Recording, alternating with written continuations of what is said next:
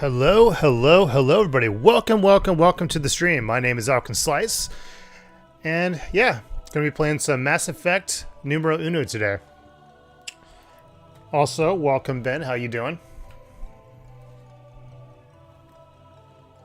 All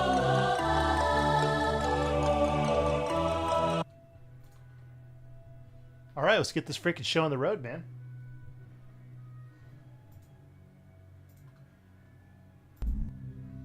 Okay, can you hear me all right? Hopefully you can hear me. So, we're jumping back to the thick of it. It's been a couple days since I played this game, so...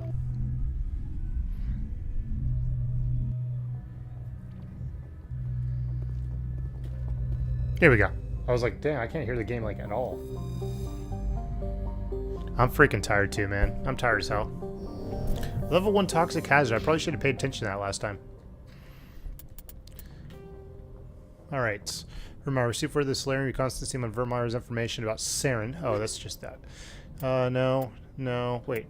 Okay. No. No.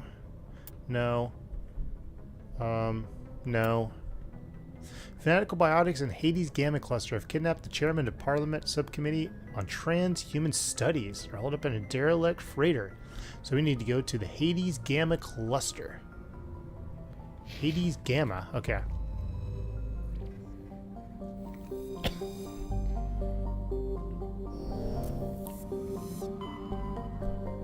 Hercules.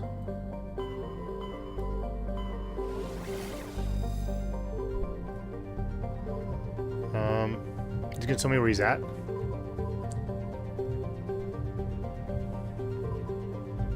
I will just go to one of these ones real quick. Oh. Oh wait, I thought that was the cutscene. I was like, oh, I found it, yes.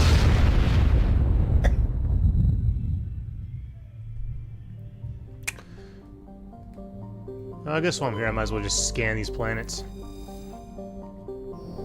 I'm all about the free shit. Dude, what is this one? Nonya. Survey. Give me the surveys. Alright, sweet.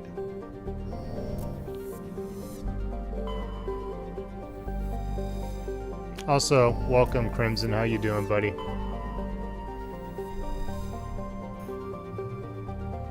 Said I missed you yesterday, man. I was so caught up in my game, I just... My friend was supposed to be reading the chat, but he did an okay job. He did a good job, but yeah, there's like a lot of points where like I just didn't see my chat. Let's see. Where the fuck am I going for this? Exit. Okay, so it's underneath journal. Because I'm a journaler now. There we go. Fanatical Biotics and the Hades Gamma Cluster. Wait, Fanatical Biotics. The kidnapped chairman of Parliament Subcommittee on Transhuman Studies are holed up in a derelict freighter in the Farinata system. Okay. Farinata system. Oh, God damn it.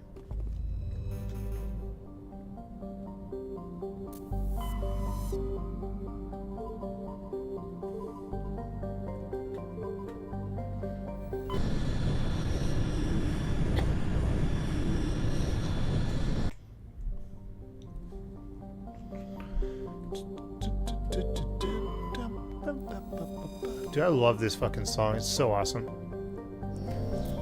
Like, this is like music you can like study to. Like, that's how good this song is. Alright.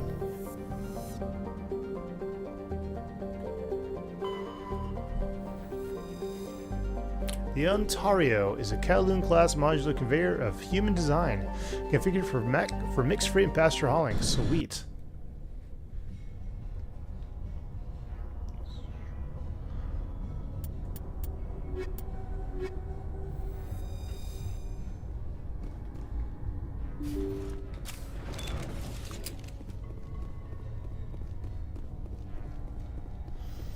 Just heads up, I might fuck this up. It's been...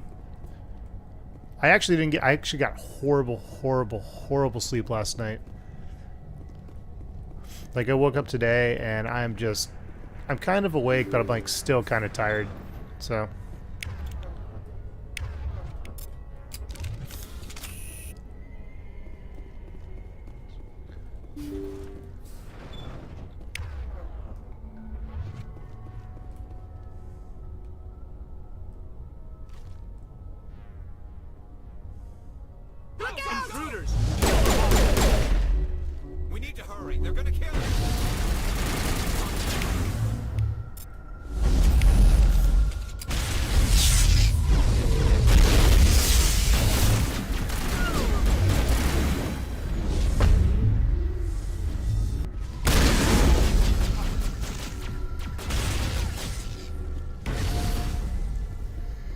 This thing's like a freaking maze. What the hell? No, I'll get that. Thank you. Gosh, dude. This freaking shotgun just murks everything. Holy crap.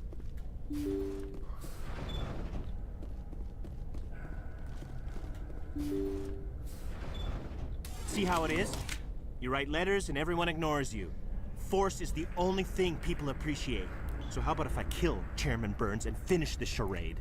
Please, I was trying to help you people. Let's not do anything we're all going to regret. Why not? What have we got to lose? Since the chairman here decided that we didn't get reparations, we've got nothing left to live for. But I've changed my mind. Seeing you all, it's clear that you all deserve... You had your chance. Some L2s are nearly crippled from side effects of the implants, but you voted against reparations. Think about this. Burns is the one man who can help you. Yes, if you release me, I can take another look at the reparations request. What? We're supposed to trust you? Sure, you promise us freedom and say everything will be fine, but as soon as we surrender, you'll double-cross us. I'm not promising to let you go. All I'm saying is that Burns will take another look. Right, Burns? Absolutely. I had no idea that the L2 biotics were this desperate. If I'd known, the reparations will come. For whatever it's worth, I promise that.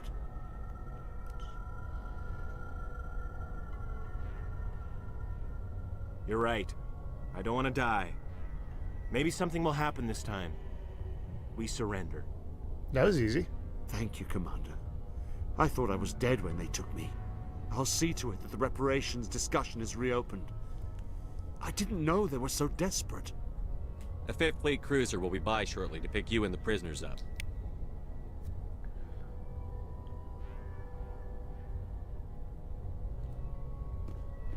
Thank you, Commander. I thought I was dead when they took me. Yeah, you know what? I kind of wish you were dead, man. That would have made this a lot more interesting, because I would have had to shoot my way out of here. Alright. I'm not going to lie, though. I am aching to do some main missions. Let's see what we got here. Ooh, we got a katana, crossfire, equalizer. Very nice. Very, very nice. Alright.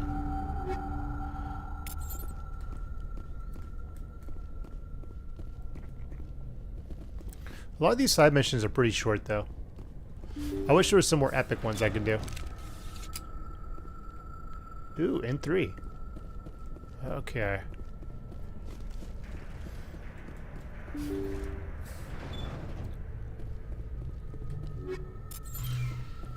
Yeah, having a sleep disorder mixed with having to wake up at like fucking 3 and 4 in the morning is just no bueno, no fun.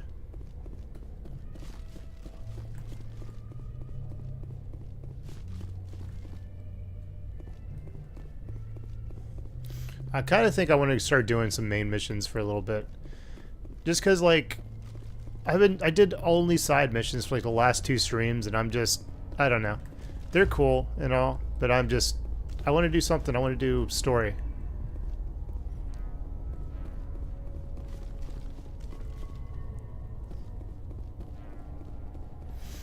Like, I think a big issue from this game, where's that fucking airlock? A big issue of this game for me, well, not really issue, but a big thing is, like, I have 2 more games after this one that I could totally play, and I do know there's a lot of side shit to do, but the way this game is originally designed is that you do, like, New Game Plus. Like, you don't get to the top level of this game in your first playthrough. You go back New Game Plus, and you do all these side missions, and that's how you get your character leveled up. So having to do it all in one go, it's okay, but it's not, I don't think it's like a for everybody thing. Let's see what we got here. Journal. Plus they keep bringing me to my missions tab. It's like they definitely want me to do my missions. Man named Garrett asks you to look for his missing brother. Gareth fears his brother's ship may have fallen to blah blah blah. Okay. Horsehead Strenus. Message coming in. Patching it through.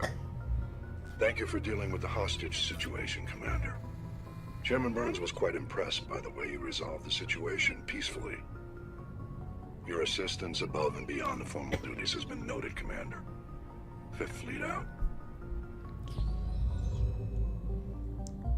So I'm guessing most of the time when that guy is like messaging me, I'm assuming what that means is I did something that's going to affect either later in this game or later in a further game.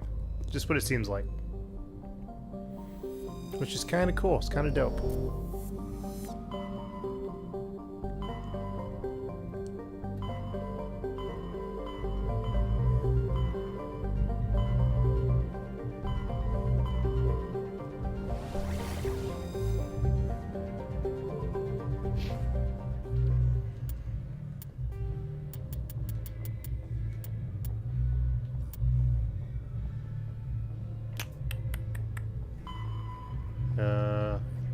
Strenis system.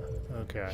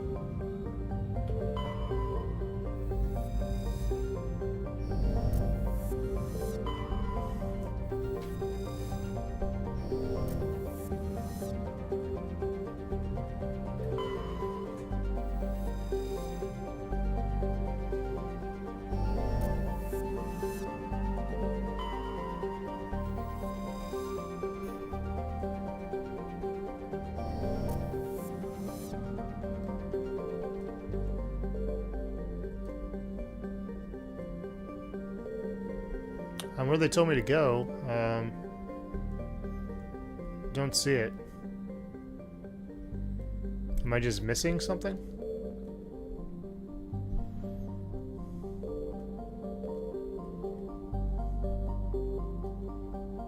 Am I just like looking past where this mission is? It said Horsehead Nebula, Strange System.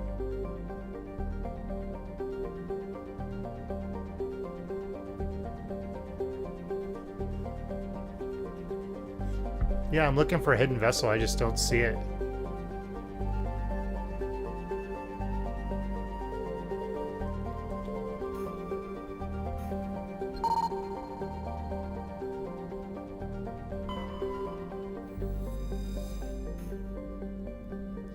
Faint trail of radioactive particles possibly exhaust from supply, blah blah blah.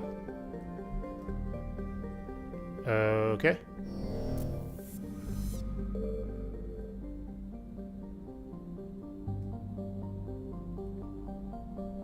Alright, so I guess that's like, I figured out that they were here, I guess.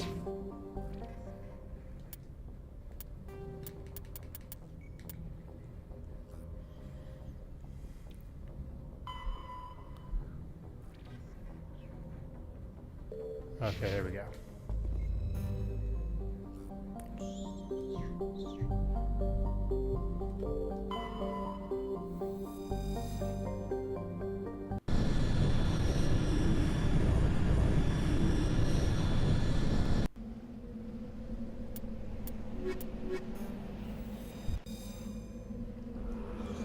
Dude, what the fuck?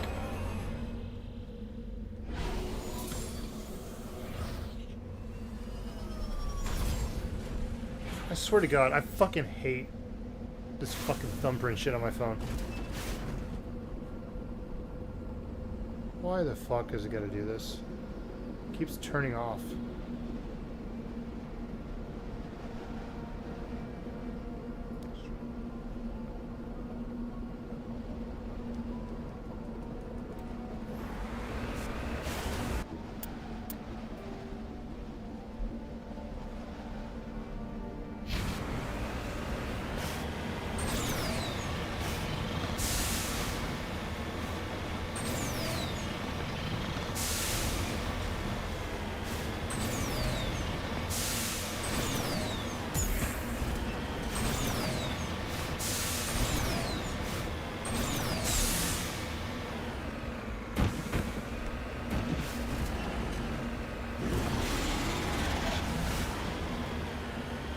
it.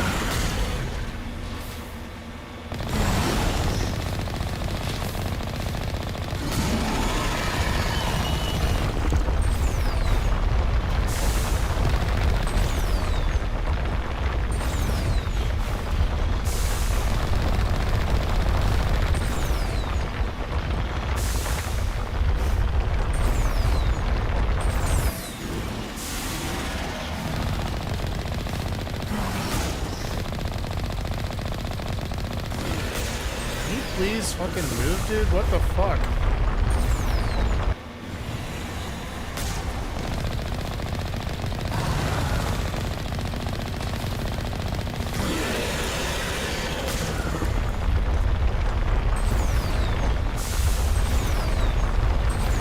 Okay, this screen's gonna get me killed.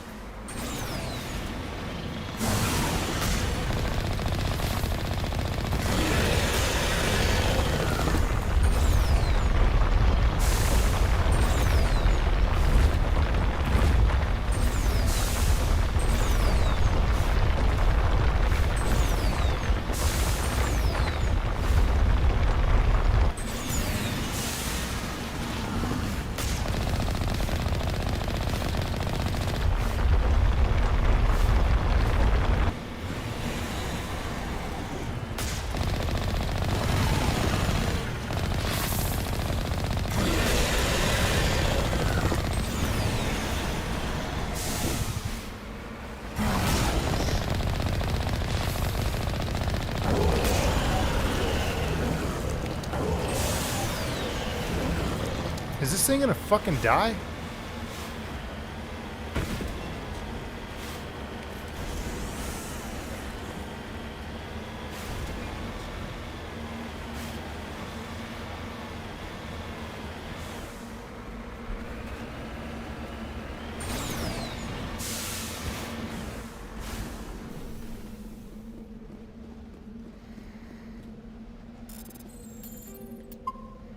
God dang, that took forever. Yeah, I'm not gonna lie. I'm getting kind of bored by doing side missions. Like, I'm getting, like, really fucking bored of side missions.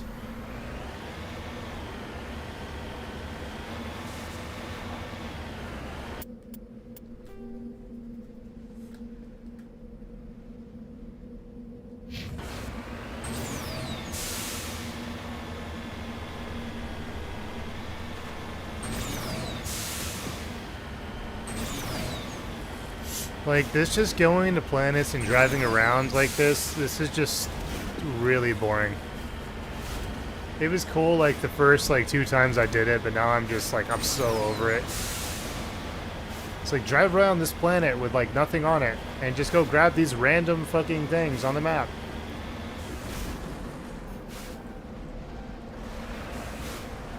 Heading out.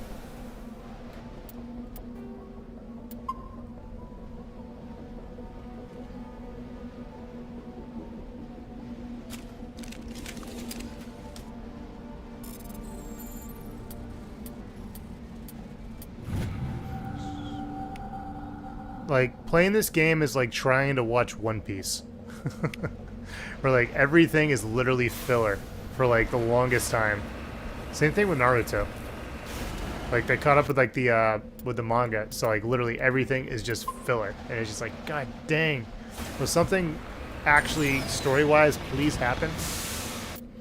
Let's see.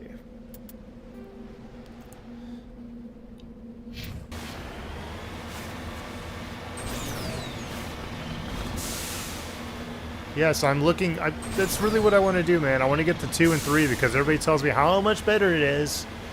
But then they're like, but you got to do all the side quests in 1. It's just like, you're sitting here telling me 1 is like nothing compared to 2 and 3. Yet you're like making me force myself to play this game so fucking much. And it's just like, I want to see this awesome story, man. I want to get to number 2. I want to get to well, I definitely get to number 2. Sounds like number 2 is going to hold my attention a lot better than this one.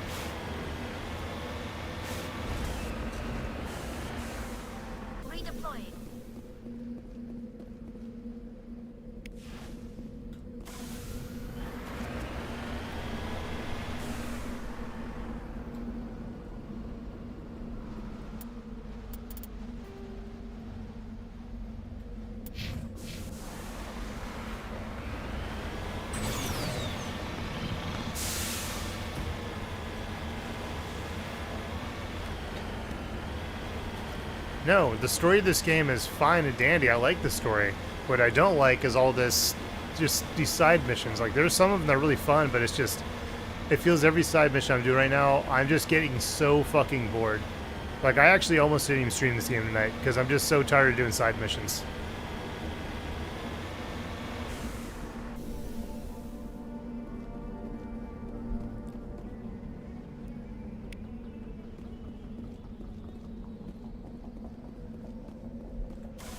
All right.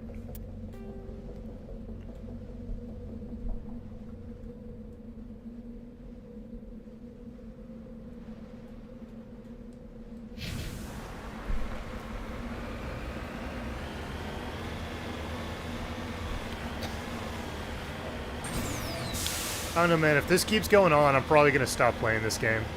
I'm not even joking. I'm not even like pulling your chain. I'm just so bored of these side missions. Just so fucking bored.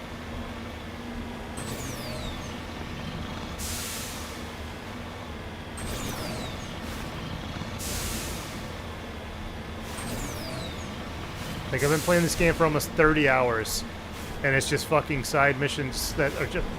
And the thing about it is, I don't mind doing side missions, but it's just, they're all the same thing. Go to this planet, drive around it, scan these fucking things, you know? It just feels like busy work. I don't like it. I'm gonna do a fucking main mission after this. I'm really just, I'm so tired of doing side missions. I just need something to happen that's interesting. Like, I just need something to stimulate my mind and brain, because this is so brain dead for me right now, just doing all these fucking side things. Alright, so I got that one. Anomaly, we'll go get this then. Fuck it.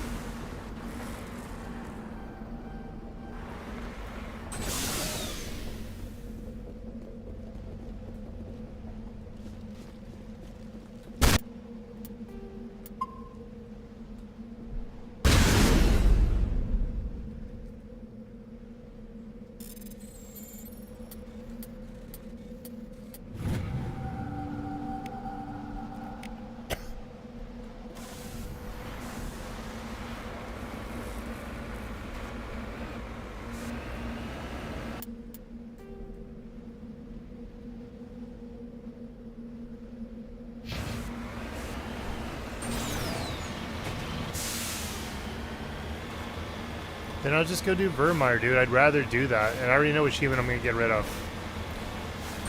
I'm going to get rid of the one that I can't possibly romance later.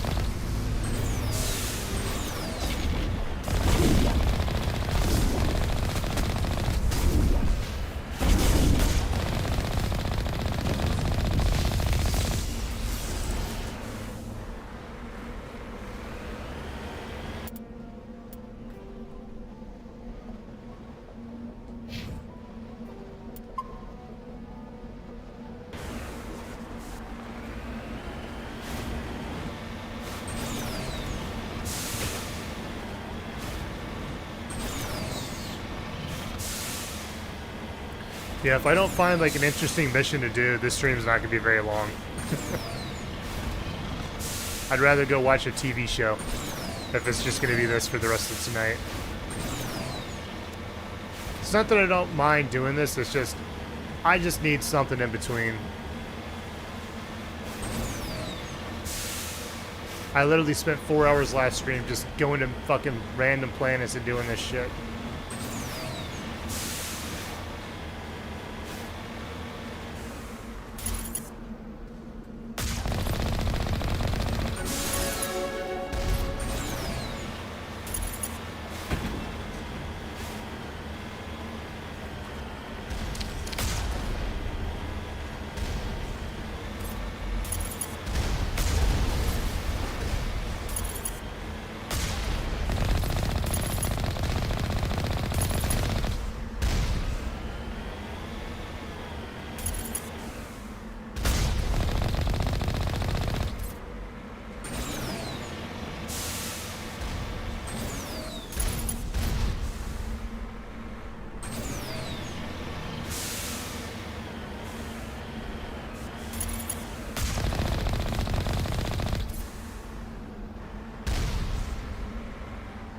All clear.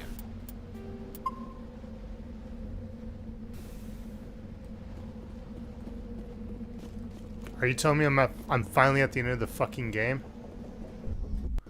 Because that's good news, because I really do want to move on to a different game.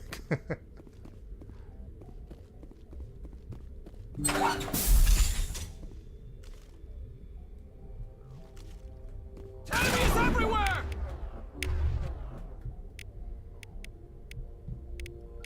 I don't know, fuck it.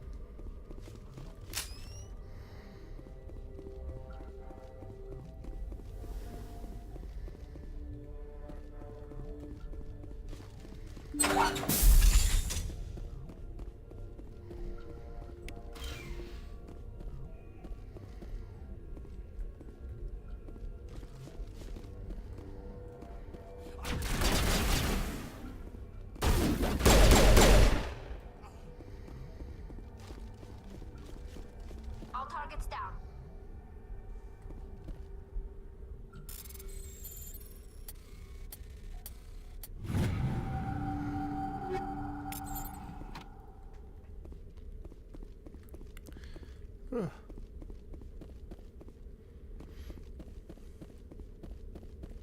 Yeah, these missions are boring. I think it's like a mixture of like I think I'm just getting mentally tired of this, like these kind of missions.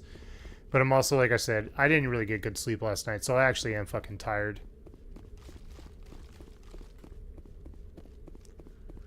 Like, my sleep last night was complete dog shit.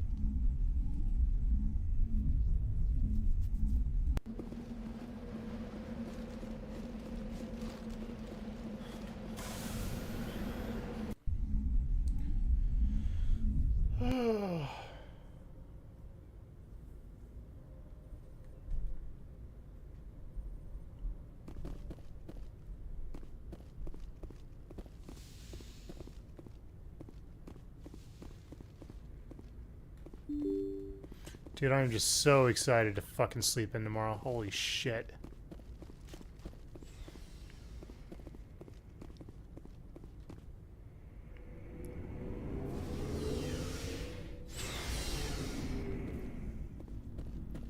Looking for supplies? Not right now, thanks. No problem.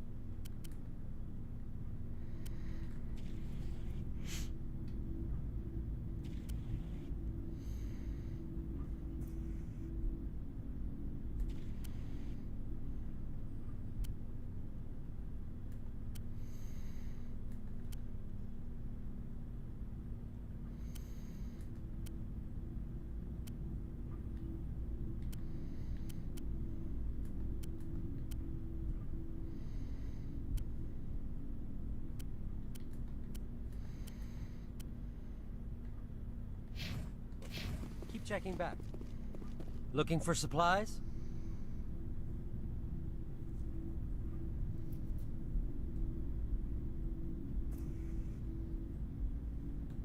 Let's see what you've got. You bet, Commander.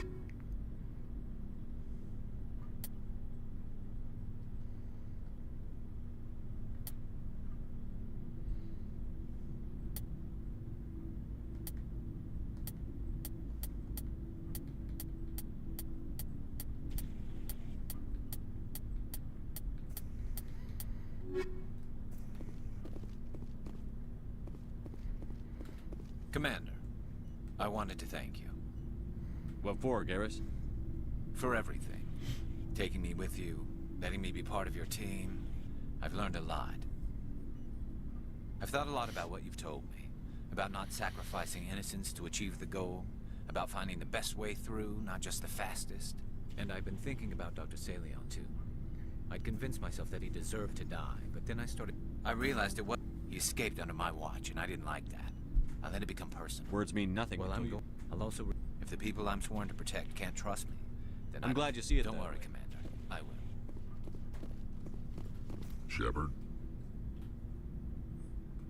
Are your people... we're sure we're too spread out. None of us are interested in staying. Lots of species have left their home. So we leave.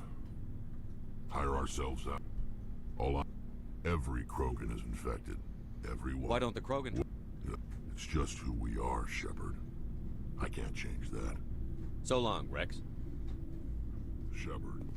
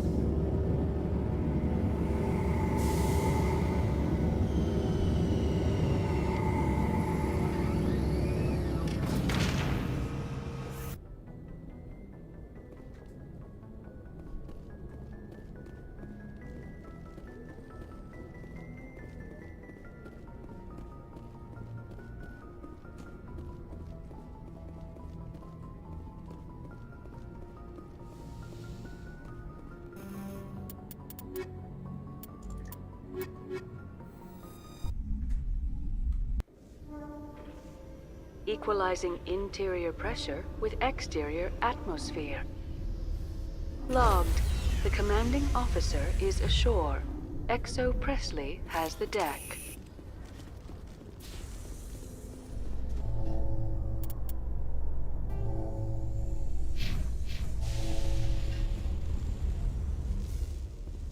Celebrations are being planned for the anniversary of the end of the Rachni Wars. Many Council worlds, particularly Asari and Solarian colonies, will hold...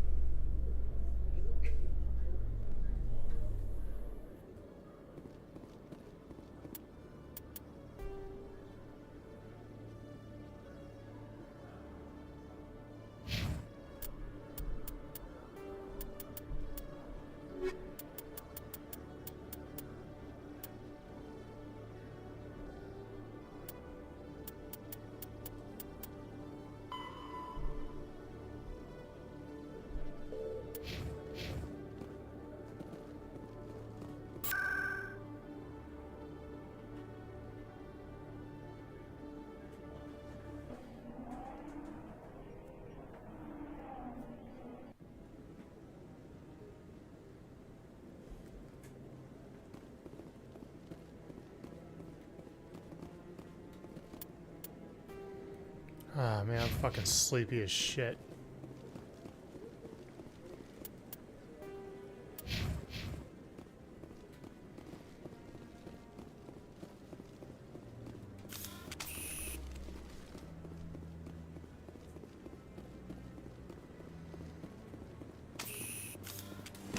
Any news? Did you find my brother yet? I found your brother's body. His ship was attacked by privateers. Willem's dead? I guess I should have expected this. When his ship dropped out of contact, I just knew. But I kept hoping he might still be alive. I'm sorry for your loss. Thank you for finding him. It's better to know one way or the other. That's what they say, right? Please excuse me. I need to go make arrangements for his funeral.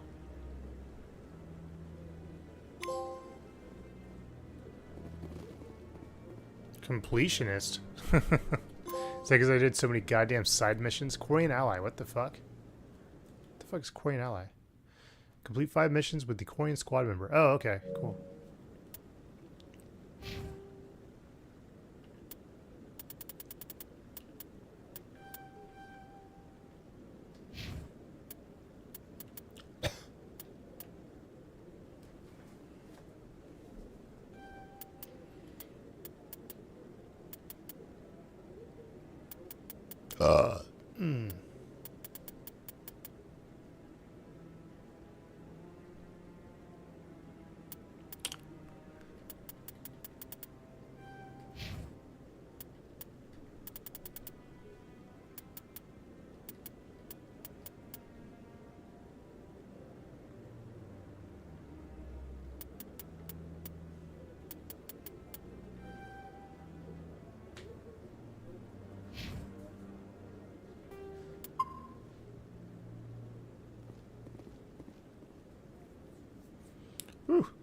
Alright. Let's go do this shit.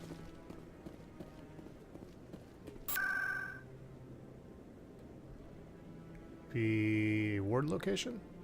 Yeah, CSEC.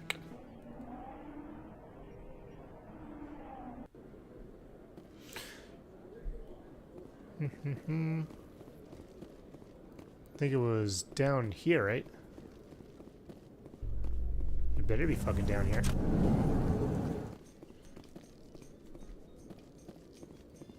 Oh, wait, never mind.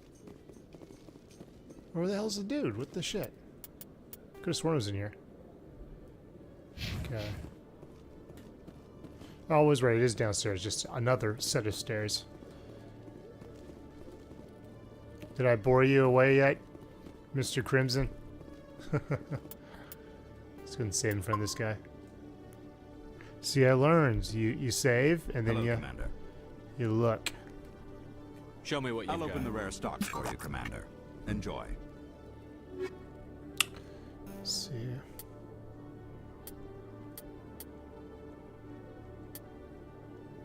Not bad.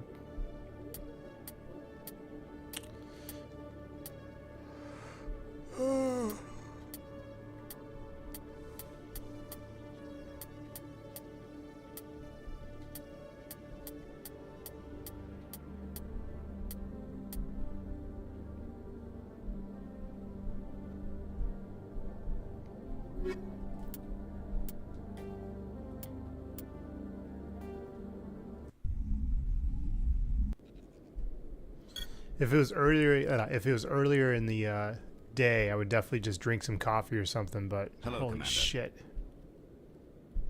Show me what you've got. I'll open the rare stocks for you, Commander.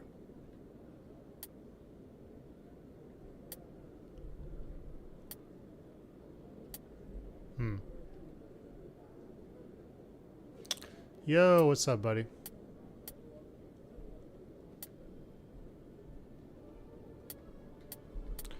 You have to excuse me. I'm very tired right now. Very, very tired.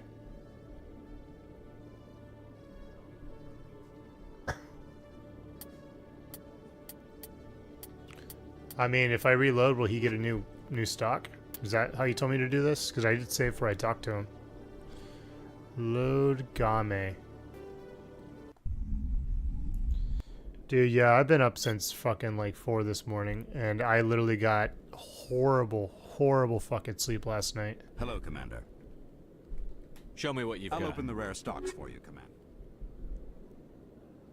Yeah, it all looks the same. I don't think it's anything different.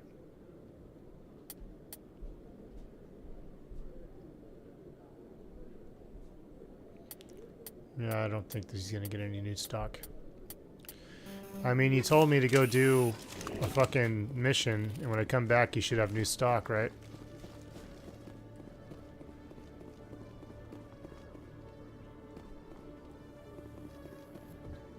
In a further development in the Eden Prime investigation, the Council has reportedly revoked the Spectre status of one of its operatives. While the unnamed operative is not... Was there another one I did before I mean, I'll give this one a try. Oh my gosh. I need to start doing some, like, no talking streams where I just play the game. Oh my gosh. Alright, well, what I'm going to do is I'm going to save over the last save. See if that gives me the opportunity to change the fucking stock. But I think I talked to him at some point before, because I haven't done a single fucking main mission. Hello, Commander. Show me what you've got. I'll open the rare stocks for you. Yeah, this is all the exact same shit. Oh, never mind. It's a little bit different. Okay.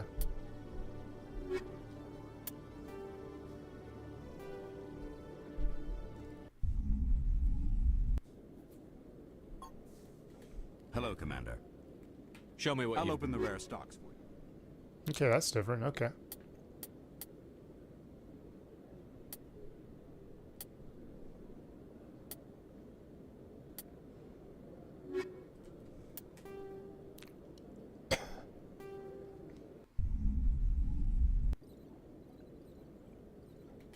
Hello, Hello, Commander. Show me what you've I'll got. open the rare stocks for you.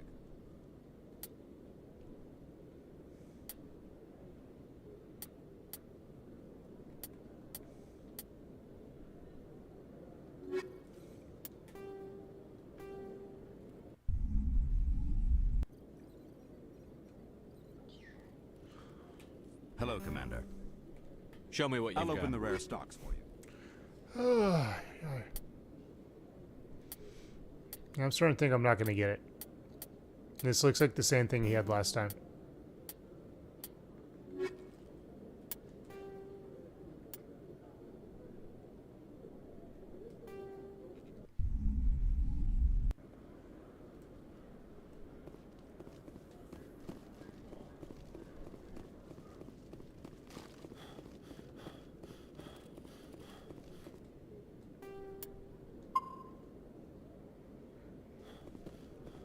Hello, Commander. Show me what I'll you've open the rare stocks for you. Yeah, this is all the exact same shit.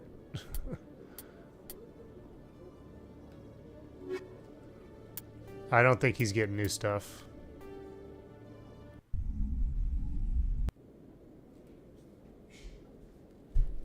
Hello, Commander. Show me what you've I'll got. open the rare stocks for you. This is all the exact same shit he had before. He's not changing his stock at all. I am literally wasting my time. Hello, Commander. Show me what you've I'll got. open the rare stocks for you. Alright, there we go. Finally something different.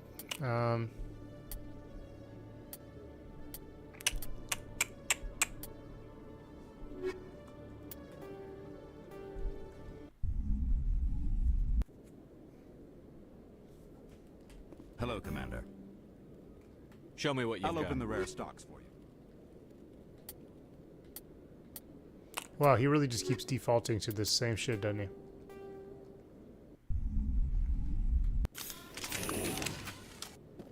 Hello, Commander. Show me what you've I'll got. open the rare stocks for you. And same shit again.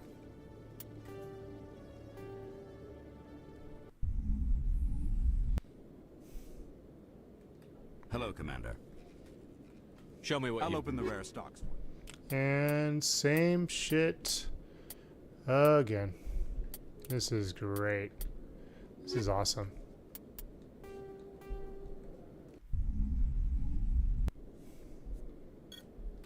Hello, Commander. Show me what I'll you've open the rare stocks for you. And look at that. Same again.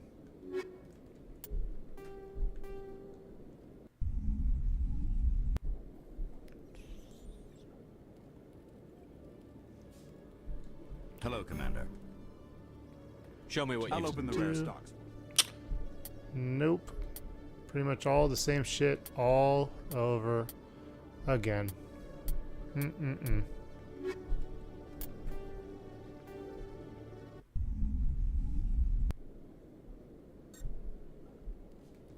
Hello, Commander. Show me what you've I'll got. open the rare stocks for you. Finally something different.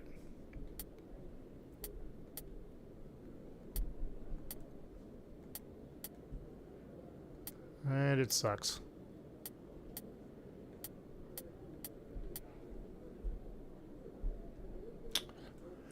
Oh my gosh.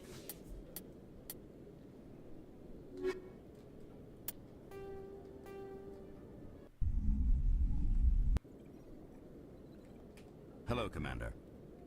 Show me what I'll you've open got. the rare stocks for you, Commander.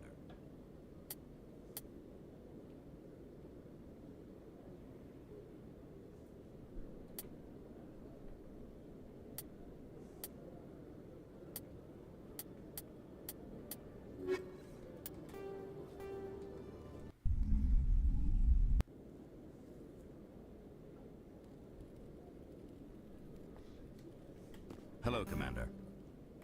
Show me what you've I'll open the rare stocks.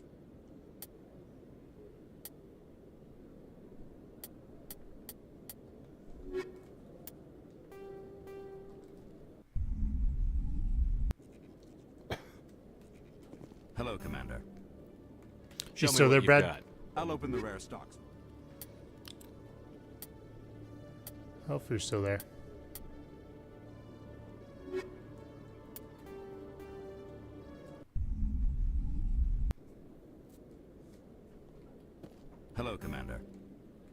I think after this, I'm just gonna stop because I'm getting bored of this.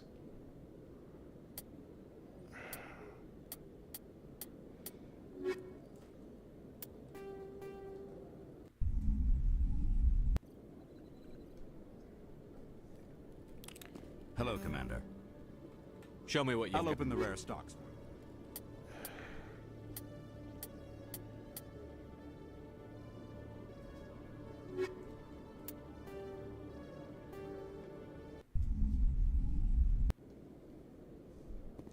Hello, Commander.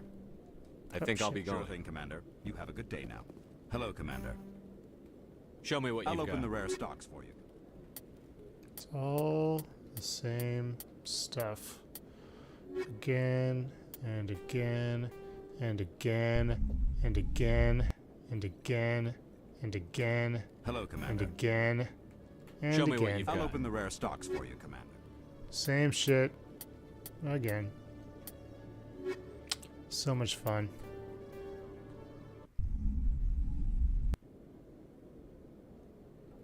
Hello, Commander. I think I'll be going. Sure thing, Commander. You have a good day now. Like, I'm getting so sleepy now and bored with this, I keep actually leaving what you because got. I'm just trying to get in here as fast as possible.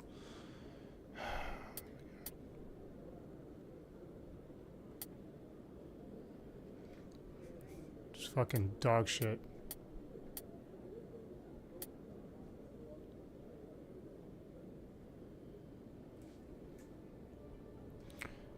Dude, it's nothing compared to what I'm wearing right now, dude. Look.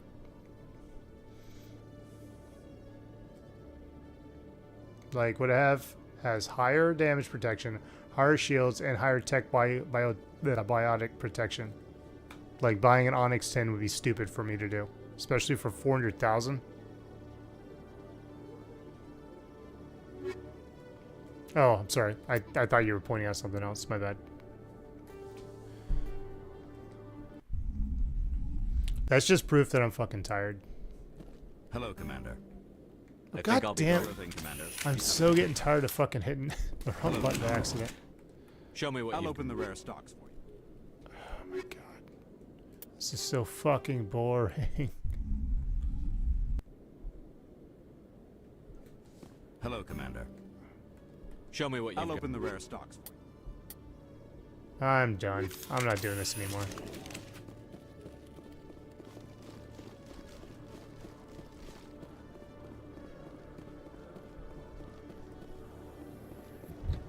In a further development in the Eden Prime investigation, the Council has reportedly revoked the Spectre status of one of its operatives. While the unnamed operative has not yet been apprehended... Great collection. Yeah, I was trying to play the Pixel Remastered, but Crimson here doesn't like Final Fantasy. Told me that if I keep playing Final Fantasy, he's gonna unsubscribe to me. It's a true quote. Stand by, shore party. Decontamination in progress. Logged. The commanding officer is aboard. XO Presley stands relieved. Yeah, like for instance, Brad, I was trying to play Final Fantasy 3, and just every time I play it, Crimson Cracker would come in my chat and just talk mad shit, be like, this is the worst Final Fantasy, it's the worst series ever. Ugh, he's like, you should play Kingdom Hearts, that one has a way better story and makes way more sense.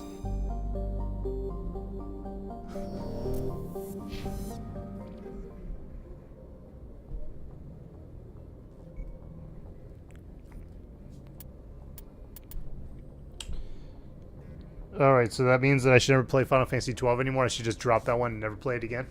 Because that's between 11 and 16. Son of a bitch. I am doing something. Race against time. Saren searching for the conduit, an ancient relic dating back to the Prothean extinction, through the visions burned into your mind, the beacon of Eden, blah, blah, blah. Pharos, Deveria, the Artemis Tau Club. Oh, come on, dude. So I've already done Pharos, Novaria, Artemis Tau. What the fuck? Oh, okay, so the next thing I need to do is Vermeer. You've received word that a Solarian reconnaissance team on Vermeer has information about Saren. The message is really clear and the council fears the team is in danger.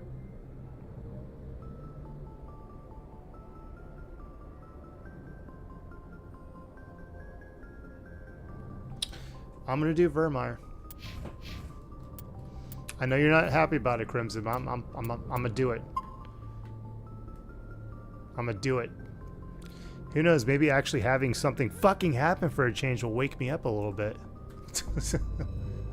Where the fuck is Vermeer? It'll probably tell me on the map. I bet it'll tell me on the map.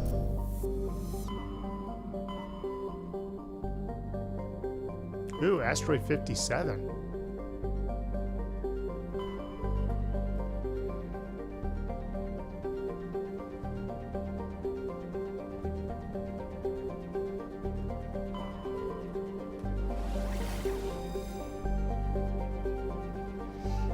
I wouldn't go as far to say sour mood. I would just say I'm mentally tired. It's probably the best way to put it.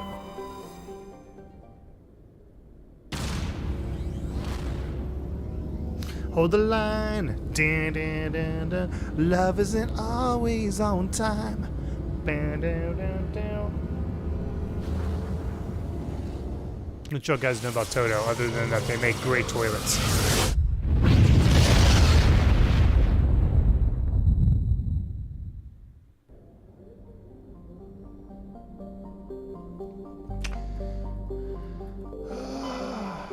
Sounds like you want me to stop streaming. Should I just stop streaming and do something like watch the show and go to sleep and then do this all tomorrow? Is that what you're proposing for me?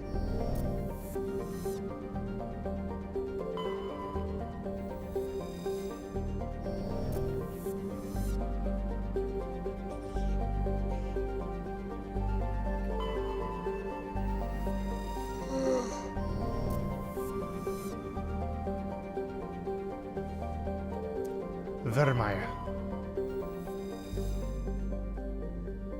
Vermeer is a lush frontier world, ideal for colonization by carbon-based species. Its vast seas and orbital position on the inner life zone have created a wide equatorial band of humid, tropical terrain. Unfortunately, the political instability of the nearby terminus systems has impeded colonization efforts. The high risk of raids by pirates and slavers makes it an unappealing homestead.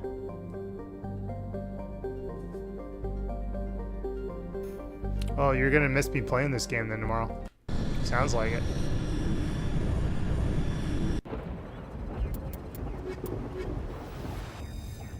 Commander, I'm reading a signal. Must be our Saren infiltration team. Check out those defense towers. Drop the Mako. We'll go in hot and take them out. I'll get you in underneath their radar, Commander.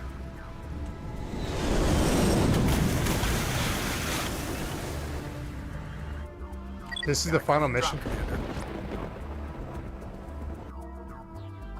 So you're saying this is the final mission of the game? Like, is that what you were saying? Or are you saying this is next to the final mission?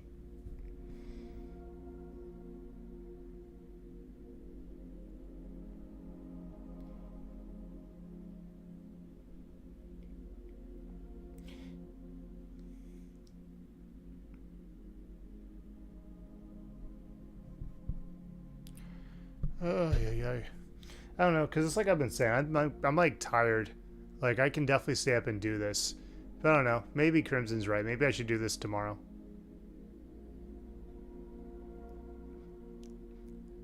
Like, don't get me wrong, I slept last night, but it's just my sleep was like such low quality.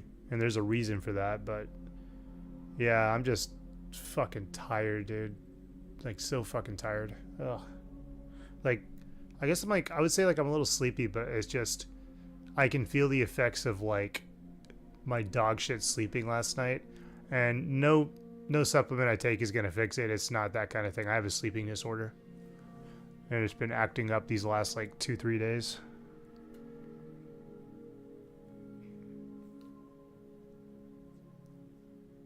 Oh God.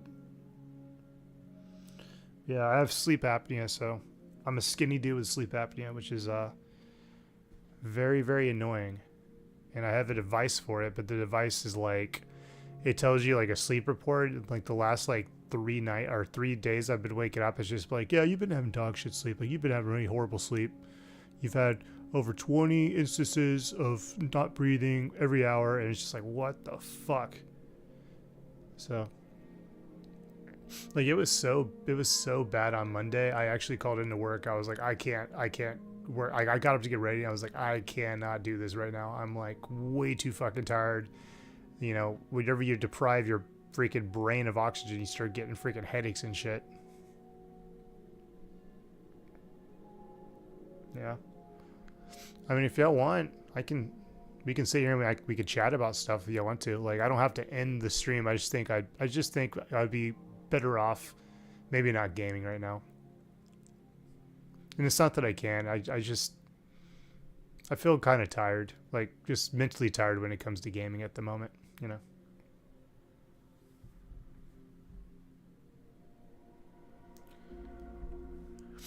I've had sleep apnea since I was in the Navy.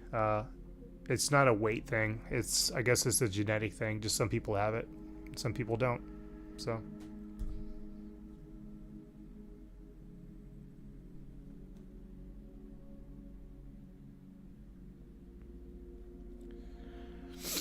If they were, they didn't say it to me. I mean, it's kind of one of those situations where they try to like give me shit. It's like, oh, so you're gonna give me shit because I have a disability? That's pretty cool, man.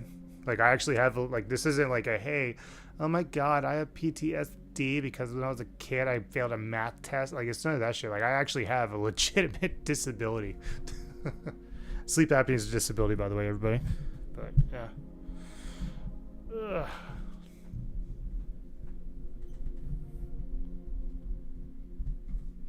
Yeah, the thing that's kind of interesting about it too is that I always find that the people that complain the most about other people calling in are the people who call in all the time. It's like, I actually have to I actually have to do what I make other people have to do? What?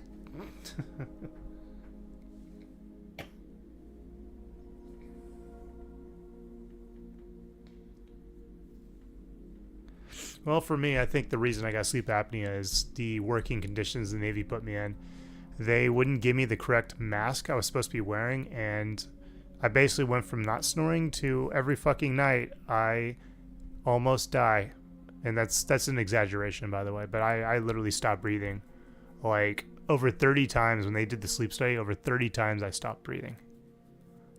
In the course of an hour, I mean. So, like, 30 times an hour I would just stop breathing.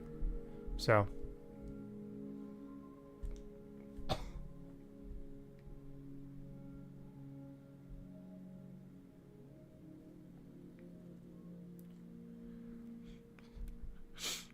I mean, I'm one of those workers I show up every fucking day. It's just kind of what I do. And it's not like I just like, oh, I got to be at work in 30 minutes. Let's call. I did it like several fucking hours before I was even supposed to be there.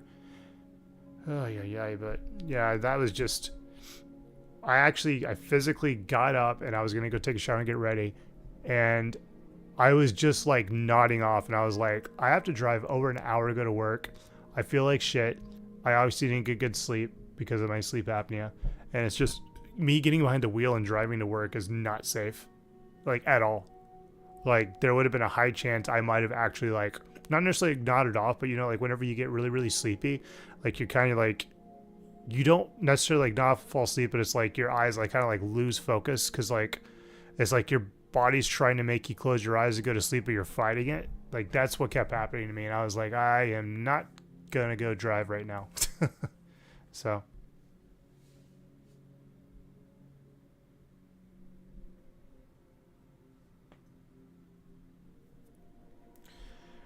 Well, for me, it's like an hour to work, and then by the time I get off, it's about, if I'm lucky, I can get back in like an hour and 10 minutes, but sometimes it's upwards of like an hour and a half, hour, 45 minutes, which that's one of the things that also kind of sucks about this situation is that I don't mind the hours I'm working.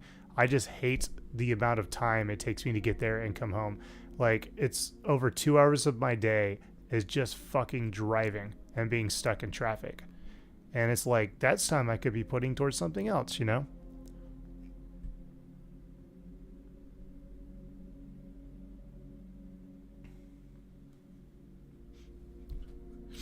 Man, I've tried to get some people to play Borderlands with me. They all fucking quit. Like, I got one of the people I used to play Final Fantasy XIV with to play Borderlands 3 with me a bit. They ended up quitting.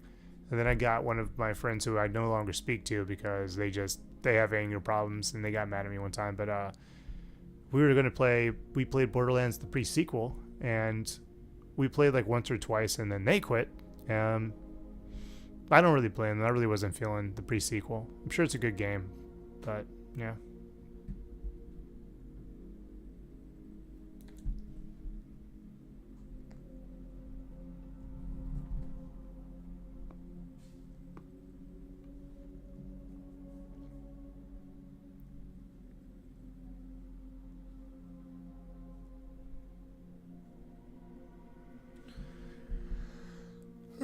Yeah, I just...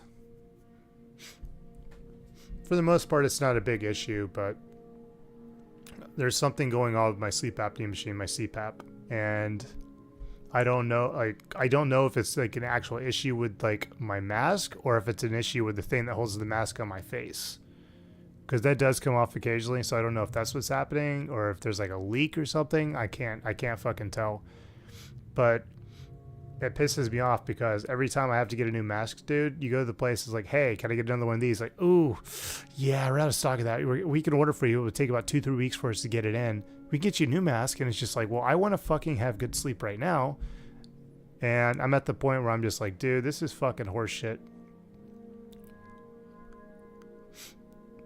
And I guess I could technically get a new mask through the VA, but that would require me to make a VA appointment, go in there, see a doctor, and then even then I'd have to still wait a long time to get my appointment, and then I'd have to wait even longer for them to mail me my fucking mask. I don't think that they would let me go to a shop and pay for my fucking mask for me.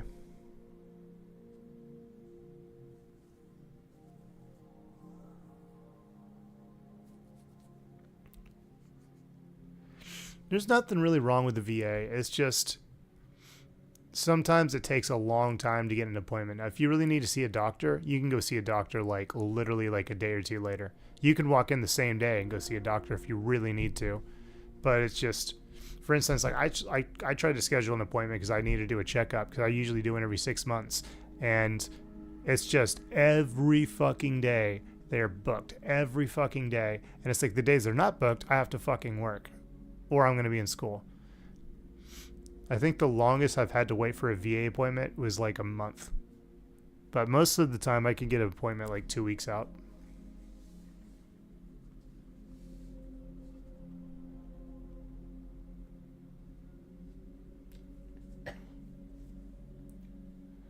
I hear VA horror stories all the time. You see, the thing with the VA is you can actually do stuff to make your experience there better. A lot of the people that have these shitty experiences, like, oh, I can't get an appointment. It's like, dude, just tell the people you want an appointment that week and just say, I don't mind having another doctor look at me. That's the best way to get it. If you really need an appointment, you want one that bad, tell them any doctor is fine. You'll get an appointment probably like within a day or two. But I also noticed that a lot of people that do bitch about the VA, like, oh my God. You have to understand, a lot of VA patients are very old as well. And I've been to, like, I used to work at the VA, by the way. You can look at my channel. There's a video where I talk about how shitty it was working for the VA. But, dude, it's just, one thing I'll tell you about old people is that they're fucking assholes. Like, straight up just fucking assholes. They complain about everything. They fucking always start arguments. And it's just like, anything goes wrong, they're literally Karens. Like, literally Karens. Like, I would go wait at the pharmacy at the VA to go pick up, like, a medication or whatever. And, you know, just even, like, the slightest inconvenience, just these fucking people would just go off on these, like, pharmacy workers. And it's like, dude, like, it's not their fucking fault. Like, they would be, like, yelling and screaming at them about their doctor experience. And it's like, dude, they're a fucking pharmacy tech. They have nothing to do with that part of your healthcare. All they have to, like, all their job is to get you your fucking medicine. Stop taking out your frustration and anger on people that have nothing to do with what you're fucking mad about. You fucking stupid piece of shit. Just because you went through war and just because you're a fucking disabled veteran doesn't mean you can fucking talk down to people and treat them like fucking shit. But anyways, what I'm getting at is there's a lot of people at the VA that give you their quote-unquote horror stories, but it's literally, they just make it a horror story because they're just shitty attitudes and shitty people. Look at that, you just got me to wake up a little bit. But yeah, the amount of times I would just see people, like just VA patients, just yelling at people that have nothing to do with their fucking healthcare. It's just ridiculous. It's like they might be like, oh, yep, just give me like 2 minutes, or like, they'll go up to like the pharmacy counter and they're expecting to get a specific medication, but their doctor didn't fill the prescription, so therefore the pharmacy cannot give it to them. So what they'll do is they'll scream at the pharmacy about it, and the pharmacy is like, yo dude, shut the fuck up. I said I'll call your doctor and ask him if he wants to give you this. Like, why are you yelling at me? And it's like to the point where like I would have just got up and just walked away and be like, hey, I'll talk to you whenever the fuck you stop, like you start fucking calming down. But like, oh my god, like they have like a glass screen at the pharmacy. I think they have it there specifically because people probably have fucking tried to grab the pharmacy techs before. Yeah, some people, like, the amount of anger and frustration that they show is like ungodly.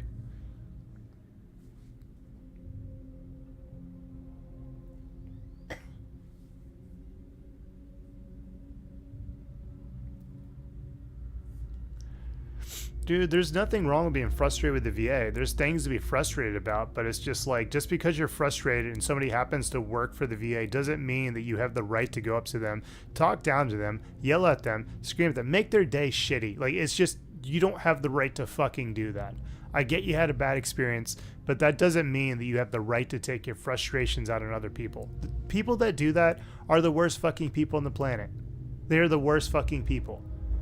Like, everybody deals with stress. Everybody deals with anxiety. Everybody gets frustrated. And there's some people that actually know how to deal with it. And there's a lot of people that just take it out on other people. Those are the kind of people that like hit their kids and shit, I bet. The kind of people that like just, oh my God. I really just hate people like that. Just because you're angry or frustrated does not give you the right to treat everybody else around you like a fucking shitbag. Like, really.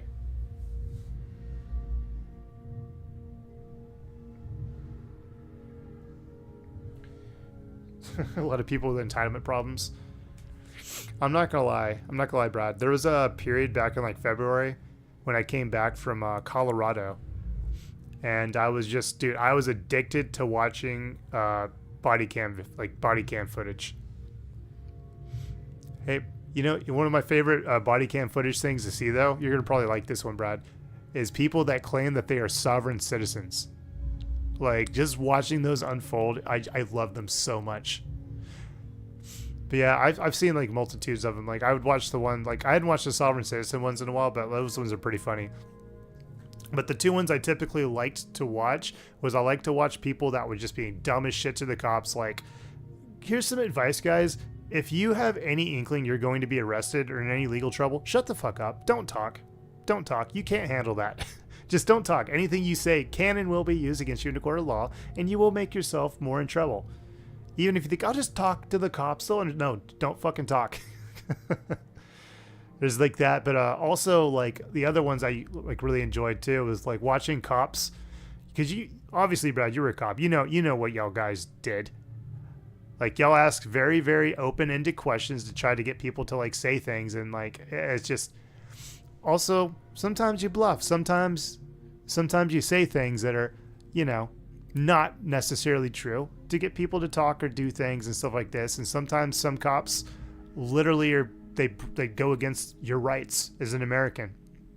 Just straight up. I just love watching the videos where cops are trying to like trick people into not using their rights, or trick people, like basically just trick people and like go against their rights, and the people completely call them out. Like, one of the big ones is like whenever a cop comes up to somebody, they're like, "Oh, do you have your ID on you?" It's like, "Am I being detained? Am I being arrested? Did I break a law?" It's like, "Well, no, I just need to identify who you are." It's like, "Well, why do you need to identify who I am?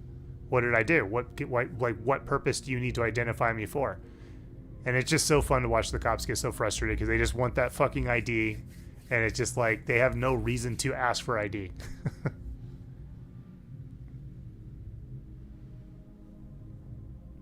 Oh my gosh. The sovereign citizens were some of the most dangerous people ever. Let me see. Oh, shit. God, what the fuck? Siri, you stupid fuck. I hate Siri, dude. Oh my god. There we go. Alright, so people get arrested, body cam. Oh yeah, I love those. A ton of people get arrested. Sovereign citizens are the worst, so obnoxious. The sovereign citizens are some of the most dangerous people ever. Dumb people always believe they know more than an officer arresting them. Part of their arrogance. The dude that tried to shoot me in the face was a former Marine. Some sentences are basically equal at this point. I was always the guy that never lied. Even though we could, I used the actual evidence. Well, it's not even like you're necessarily lying. It's just like some cops will literally just omit what they want. Like, they'll just omit things, but also they'll use the fact that they're a cop or a quote unquote like an authority to get people to do what they want. So like, you know, they'll come up to you and they'll kind of like, they'll like rattle you a little bit, like make you think you're in trouble, even though you didn't do anything. You're not in trouble. And then, yeah. I remember I saw one where like this guy called the cops because he was like at a pool and like some dude came to the pool and pulled a gun on a bunch of people. So he called the cops and like this lady cop comes up to him and God, what all happened? Like, I think when she walked up, like he had his hands in his pocket, she said, take your hands out of your pocket. And like, he's like, okay, he took his hands out of his pocket. He's like explaining like, yeah, I called y'all guys. There's a guy over there with a fucking gun. And then she kept like being like, take your hands away from your pocket. He's like, I'm not, my hands aren't in my pocket. He's like, just put your hands, you know what? She like handcuffs him, puts him on the ground, and she's like trying to arrest this guy that called the cops on this dude with a gun because she tried to like fucking just lie to him and get him to give her his ID and all this other shit. I thought that was kind of funny because he's like, well, what did I do? Like, what, am I under arrest or something?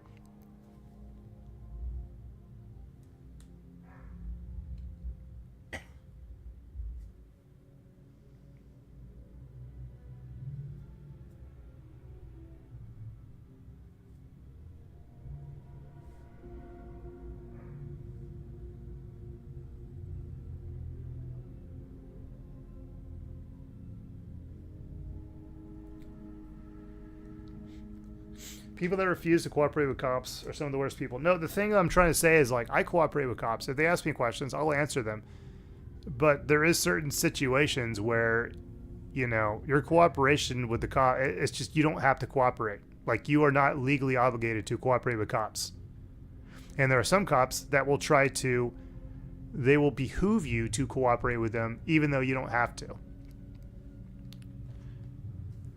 And it's just, dude, I don't want to give a cop my ID unless there's like, if I'm driving a car, fine, I'll show you I have the fucking license to do this. But it's just like, if I'm walking down the street and all of a sudden a cop comes and be like, let me see your ID. You have your ID on you? What are you doing here? Blah, blah, blah. Asking all these questions like, what the fuck did I do? I didn't do anything. I'm just walking down the street. At that point, it's not I'm cooperating with the cops. It's that a cop is fucking harassing me. And cops do harass people a lot. Don't get me wrong, dude. I cooperate with the cops, but that's more like the best way I could put it. Like, the videos that I like to watch are like when cops are legitimately harassing innocent people and the innocent people know their rights and they fucking call them out on their fucking bullshit. Yeah, it's exactly what Brad says. Depends on the situation and your involvement. Like, if you have information that's going to help the cops, give it to them. But if you have a cop stopping you for some stupid fucking reason and just demanding ID, you don't have to give it to them unless, you know, obviously you're breaking a law. Like, if they have probable cause to believe you're breaking the law, then yes, you do have to identify yourself. But that would require them to tell you what you're doing. Am I correct, Brad? By the way, I do cooperate with cops, but that's one of the things I used to like to watch was like whenever cops body cam footage would show them like asking people for identification, and just it's like one of those situations where they're just trying to look for something, but they have nothing, but they're looking for something, and they keep pushing and pushing and pushing, hoping they'll find something. But they're literally just, they're not going to find anything because these people know they don't have to show ID. They know they don't have to talk to the cops. Brad probably thinks I'm a piece of shit now. Yeah, probable cause, reasonable suspicion.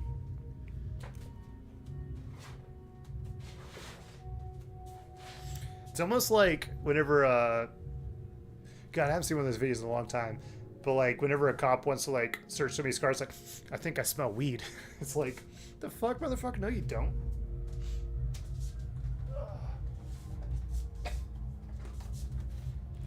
Man.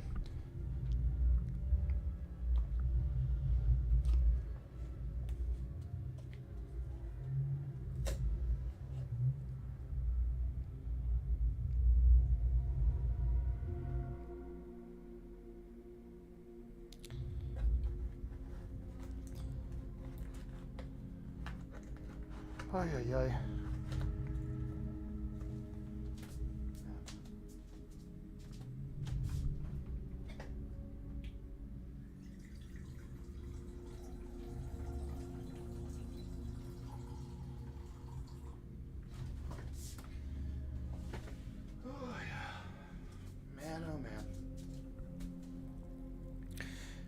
Yeah, it can depend in here in Texas. For the most part, I would say all of my interactions with cops in Texas have been very pleasant, very nice.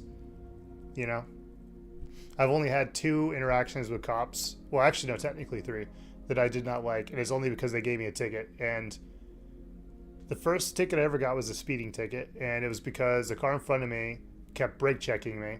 So I went around them, and a cop pulled me over. He had a high and tight, which when I saw the high and tight, this is like back when I was like 21. But when I saw his high and tight, I was like, I'm gonna fucking ticket. Yeah, he gave me a speeding ticket for passing a car.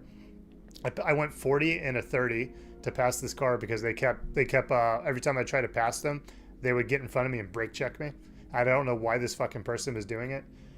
The second one that happened was when I was leaving Texas, and that one was completely legitimate. Like my registration had run out, my registration had expired, and I was like just driving down the highway trying to go to Colorado, and the state trooper pulled me over and gave me a ticket, which was stupid because, well, not stupid, like I know that, but it's like I'm leaving the state, and like I got to Colorado, he's like, yeah, you just get inspected there. I went to a place in Colorado, it's like, yeah, we don't do we don't. I couldn't get a state inspection, so I had to come back to Texas and get a state inspection.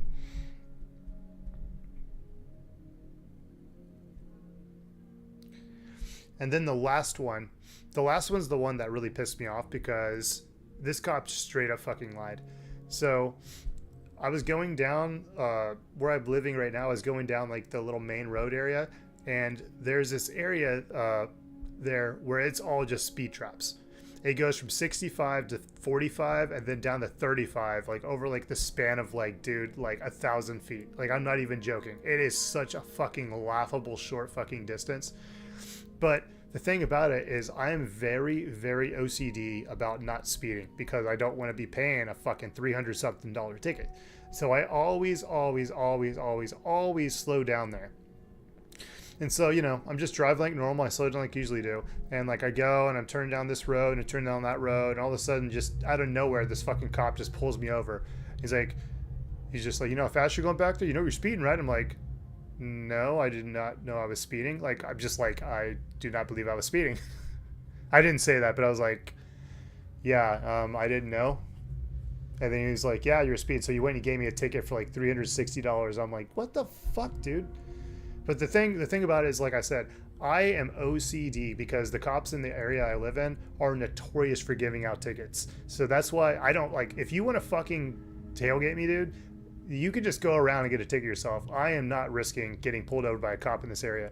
But anyways, yeah, I call bullshit on that one. But at that point, what am I going to do? Go to the fucking courthouse and fucking argue that and fucking take it to court and shit and spend more than what the ticket's actually fucking worth? Well, dude, this is the thing too, is like, I've been pulled over before and it's just, I've never gotten a ticket. And like, I'm not a speeder. I don't speed. Like the most I'll speed is like 5 miles over the speed limit. Like that's how much I'll push it. Because I really, really, really don't want to get a ticket. But, yeah, usually most of my interactions with cops when I got pulled over, it would always just be like, I would get pulled over and they'd be like, hey, did you know you have a brake light out? Or did you know that one of your headlights is out? And I'm like, oh crap, I didn't know that. Thank you so much. Like, yeah, I just want to let you know. Just make sure you get that fixed, you know. All right, have a good day, sir. And it's like, oh shit, nice.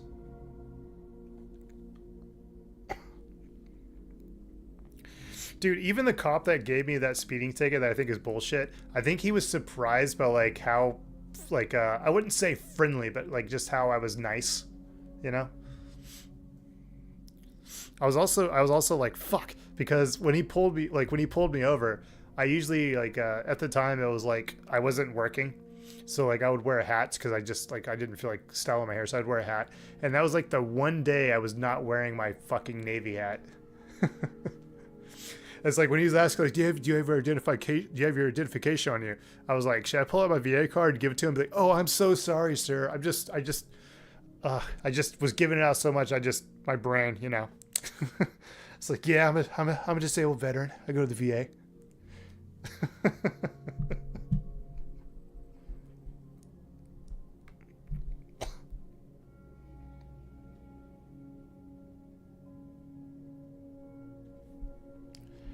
You know what's an excuse? The fucking ticket you give them. Oh, you probably didn't give him a ticket, actually. but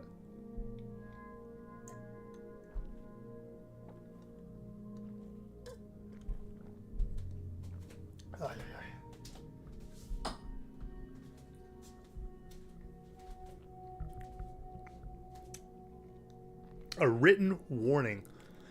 What the hell is a written warning? Like it's like a written warning, like you write it down and say, I pulled this person over, I didn't give him a ticket, but it's like you're documenting that you have spoken to this person, and that way if a cop does pull them over, they can see like, oh, he's gotten a warning in the past. Well, I get that. Is that just what they're for?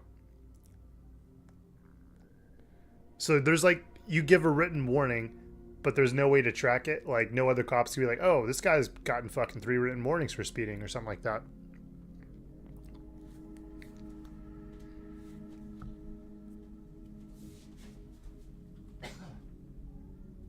Here, give me a second. Let me do this.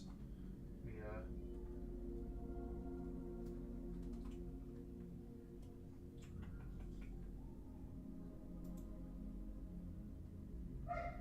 we go.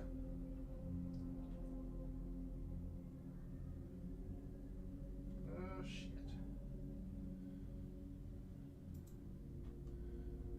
I think it was this one.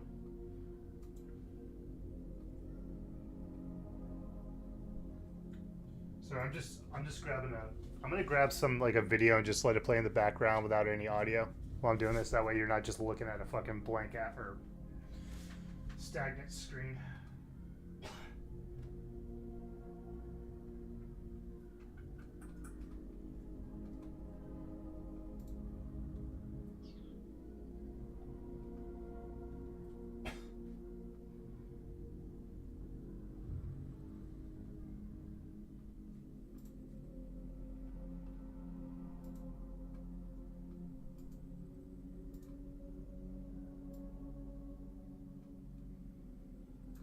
Okay, there we go. Should be good. Okay, give me a second. OBS. Boom. Son of a...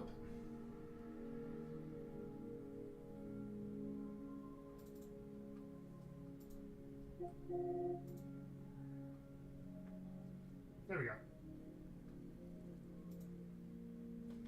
Okay, cool. Sweet. All right, what did I miss? Connecticut written warnings are only an issue for equipment violations. Those require DMV inspections, which is worse than a ticket. For the most part, we were told to give verbal warnings if we didn't want to write a ticket.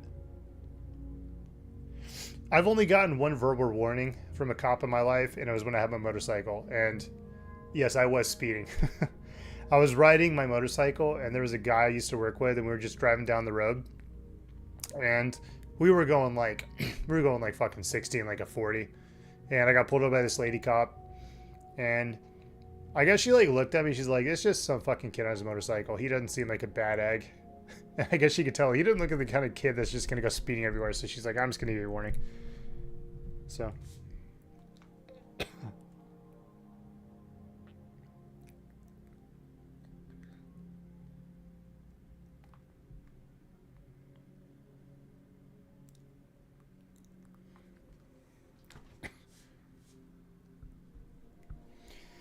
Ay, ay, ay.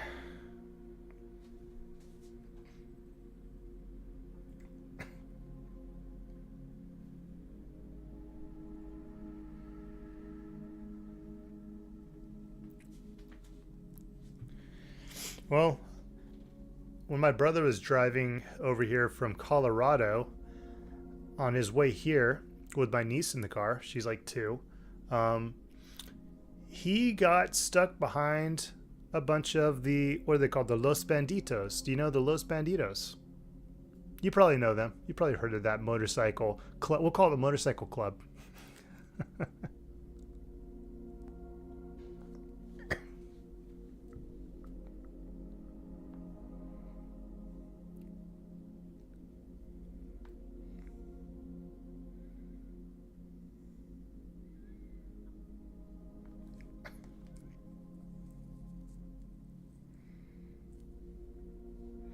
Yeah, so they were like, there was like a bunch of Los Banditos, and they were all driving down because they're it was some kind of like funeral service or something like that. Like somebody had like died, and they were like all like either riding to or from the service or something like that. But it was like something that had to do with like a funeral, and yeah, so they were kind of going kind of slow, but you know you don't want to pass them, so he just got stuck behind the Los Banditos for a good little while there. So.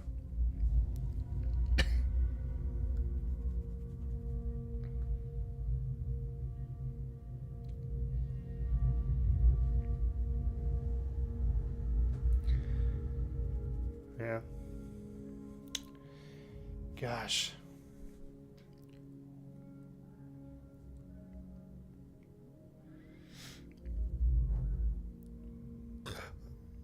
So,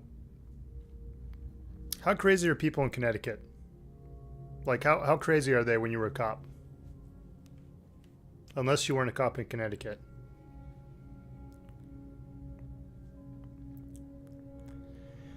One of my Navy friends, his friend back home, it's interesting. He actually became a cop in Pennsylvania. And this guy had a fucking a DUI. He was a fucking drug addict. And now he's a cop. You know, he's like pulling people over and freaking fighting the good fight.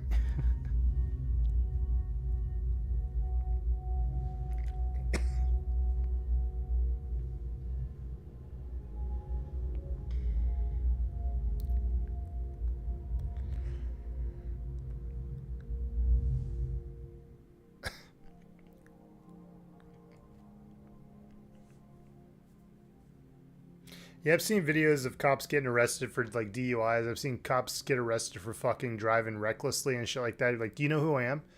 Like, it's like, oh, it's okay. I'm a cop. It's like, yeah, it doesn't mean you could drive fucking 80 and a 30, man. It's like, whatever.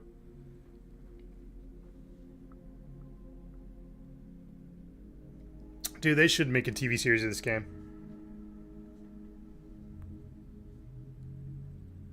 It's a great fucking game. Got into a fight with a in the middle. Got into a fight in the middle of the road for a dude on PCP. No, that's what they'll do, man. They're pretty crazy.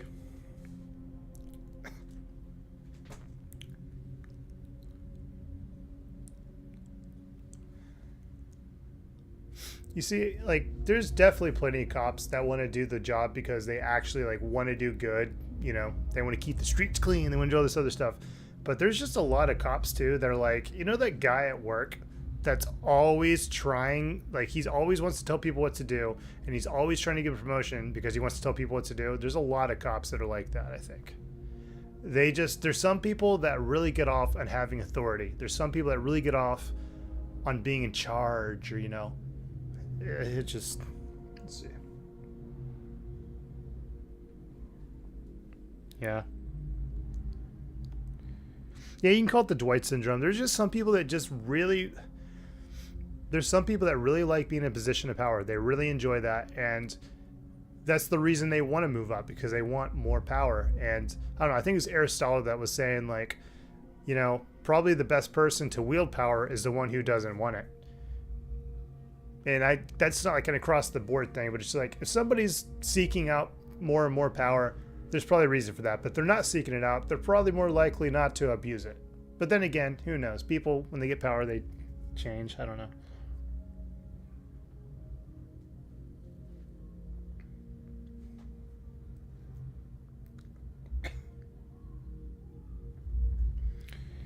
No, I'm not saying it's near the majority at all. I'm just saying that there's definitely plenty of cops that do get off on, they get a little bit of a power trip about things.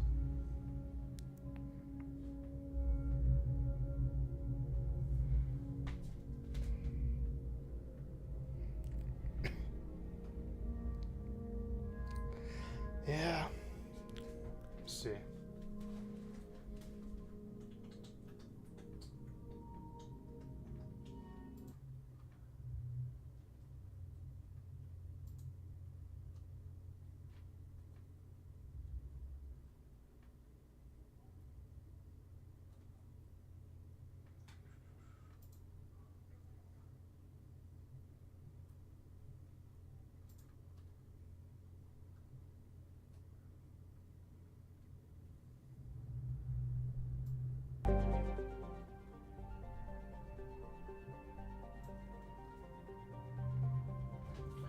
Hopefully this audio is good. Can y'all hear me okay? Or is the music too loud? I personally worked with psychopaths that never should have passed the psych exam. Yep, I think we're all hyper aware of bad cops in today's environment with social media and phones everywhere. Meanwhile, my depression and emetad from too many dead kids forced me out. Yeah, I could definitely see that giving you PTSD. You know, the sad thing about PTSD and people that really have it is that I think a lot of people, like, don't be wrong, there's a lot of people that were like, that's bullshit PTSD. PTSD could be something really, really small and something really, really big. Sadly, there's a lot of people that take their, like, really, really low level PTSD and they just literally just run with it. You know, it's just, I don't know. Somebody who didn't get their correct Frappuccino at Starbucks having a PTSD attack over that, I don't know. I don't find that as, what's the word I'm looking for? I'm probably going to have more sympathy for somebody who went through like a really horrifying situation, like, oh, a person who went through war and saw horrible things, or like in your case where you saw people probably be unalived. Like that stuff, that's like legitimate. And there's so many people out there that just try to like rope in their, like, I'm not trying to take away from people's PTSD, but they try to treat it like it's the same level, like all PTSD is the same, and it's like it's not at all. And just the fact that anybody would like fucking believe that, it's just, you don't understand PTSD. And the thing about PTSD is like it can be set up by like the most mundane thing that has nothing to do with anything. Like for instance, like back when I started making videos on YouTube, I started having like fucking, not necessarily like flashbacks, but I started having like PTSD of my time in the military because when I got into the Navy, there was like one of my bosses, like my first boss there, he used to like really abuse his power and like fuck with me and like make me stay late at work.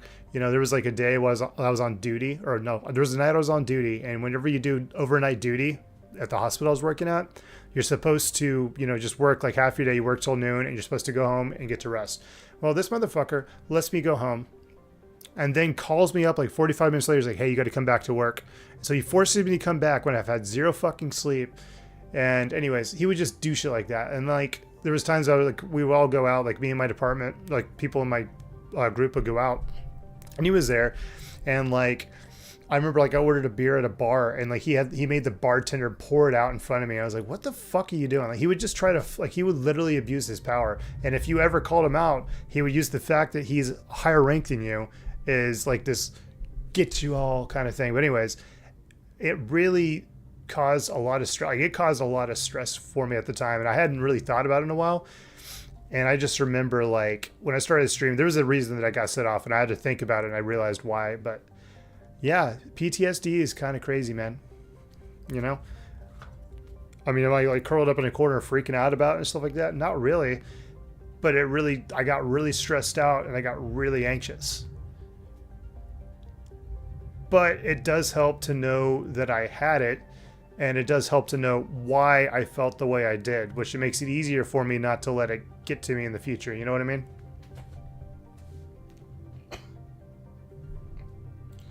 I will never not see the 11-month-old kid, blah, blah, blah. For sure. It's different levels. Some police stations force cops to meet the quota, so they start giving out chicken-ass tickets. Yeah, dude, that's literally what's going on with, like, I was mentioning earlier in the stream, I got a speeding ticket. And the area that I'm in is notorious for giving out just tickets for, like, bullshit reasons. And it's literally because it's a small town, and they're obviously trying to meet some kind of quota. Like, it's very obvious they're trying to meet a quota because, dude, like, literally everywhere you go, there's a cop parked behind something trying to catch somebody doing something. Let's see. I will never not hear the 9-year-old who was blah, blah, blah. Yeah.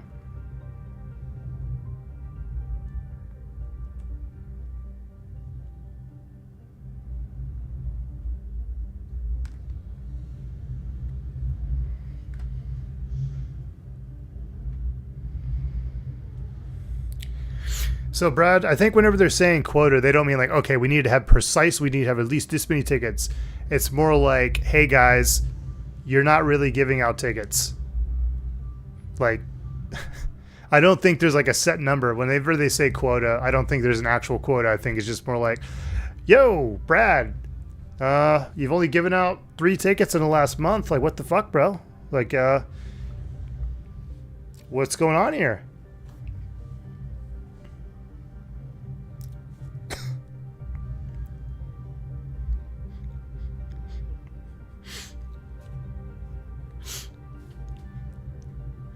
But no, the idea of a quota, like an actual, like, we have to get this much, like, that's very illegal. It seems like it's very against people's rights and also against, like you said, the cops' rights. But I think whenever you talk about quota, it's just encouraging cops to give out more tickets.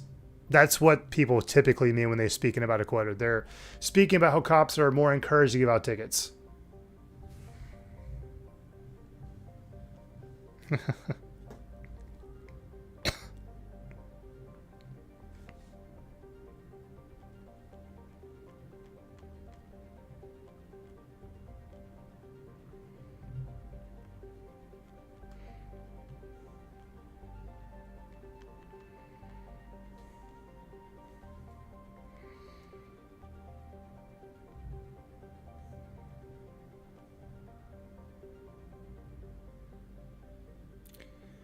Well, I wasn't a cop like you. I'm not really speaking like it's like a systematically or like, what's the word I'm looking for? Crap, I can't think of the word, but more just like individual supervisors or freaking people in charge might be encouraging people to do things. I don't know. You know how it is. People want to meet. They want to have good numbers. They want to look good on paper.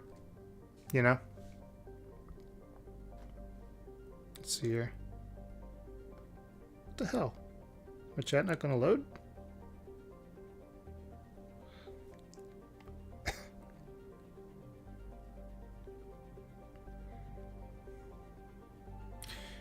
I've only joined one union in my life, and they didn't do shit for me.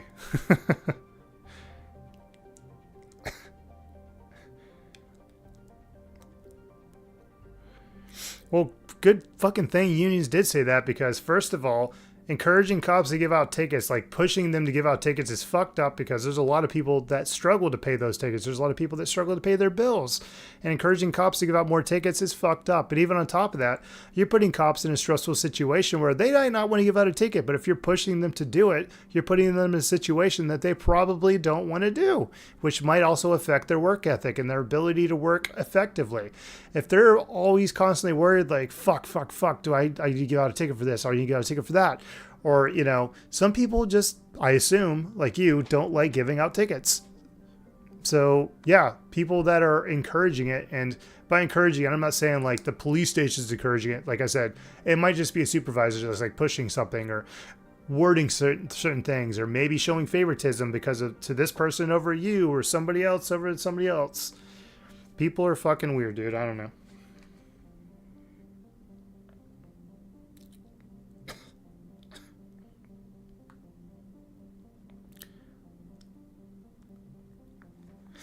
I signed up for the union at the VA, and yeah, when it came down to it, I didn't even fucking bother.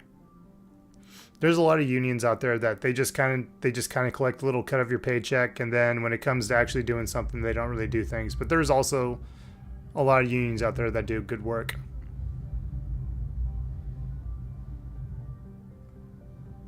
Yeah, trust from the community is a big one as well. Very big one.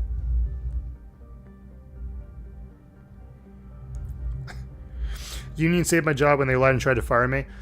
Dude, like, I should have went to the union whenever the fucking VA lied about me. They were, so I worked as a dental lab assistant. Or not dental lab assistant. I worked as a dental lab technician. Sorry, my brain. Anyways, I was a dental laboratory technician, which means I made, like, you know, gold crowns and retainers and mouth guards and all this other shit. But anyways, at the VA, one of my jobs they gave me was I was supposed to, they have what's called CAD/CAM, Computer Assisted Design, Computer Assisted Manufacturing. And my job for them was to take all of the impressions, like where they take like a mold of your mouth and they pour it up in stone. I was supposed to take those and scan them into the computer. Well, one of the cases that I scanned in went missing. And they're like, what did you do with it? I was like, I put it over here. I get, like, I always put my cases over here. I don't know what happened. And then, like, later that day, my lead, not my supervisor, my lead comes up to me. He's like, hey, I found this in the trash. And then they tried to, like, they, like, wrote me up for it. And it's like, yeah, he threw it in the trash, blah, blah, blah. I'm like, what the fuck? No, I fucking didn't. It's like, why would I throw it in the trash? It was so fucking stupid because it's just, like, the thing is, like, there's an impression, like, it can be report up. It's like, why would I throw a case away? There's no reason for this to happen. I should have went to the union whenever that happened and be like, this is bullshit. I think I'm being singled out. Because even then, when I was working at the VA, they used to make fun of me because I was in my 20s. Everybody there was like in their 40s and 50s and 60s and shit. And they would always make fucking jokes about how I'm just a fucking kid and all this other shit. They'd always talk down to me. They'd always make jokes about, like, at my expense because I was 29 at the time. I was almost 30. But yeah, they literally treated me like utter shit. And they would just always treat me like some fucking, like, snot-nosed brat. It was just so fucking stupid. And I would just go to work, put in my headphones, work all day, didn't really talk to any people because it's just like, I don't know, these people are like fucking 50. I have nothing in common with them. So I just did my job and fucking left, you know?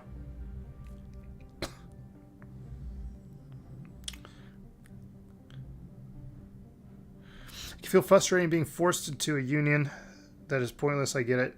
But most of them are there for a reason. Well, the thing for me is, like, I don't know. I joined it because what it was is that when you joined it, they gave you like $100.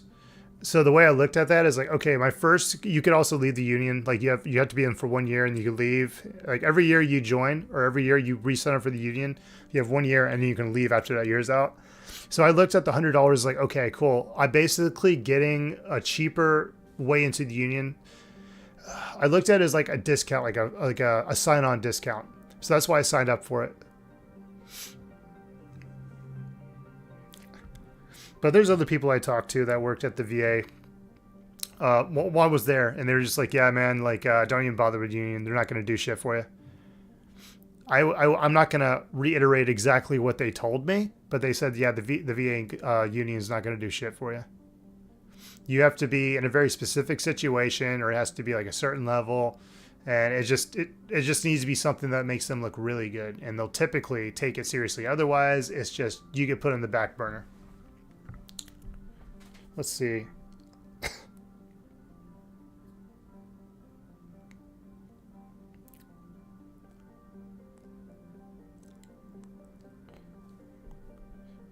Someone who's had 28 teeth pulled. I know exactly what you're talking about.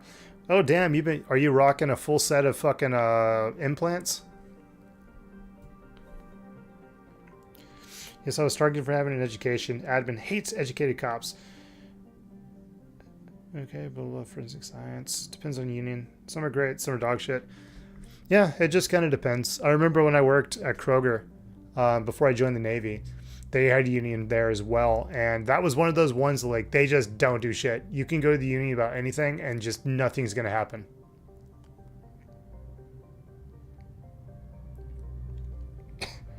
Yeah, the VA one was the only one I ever joined. And I didn't really utilize them because, like, I don't know. Maybe I should have just fucking went to them.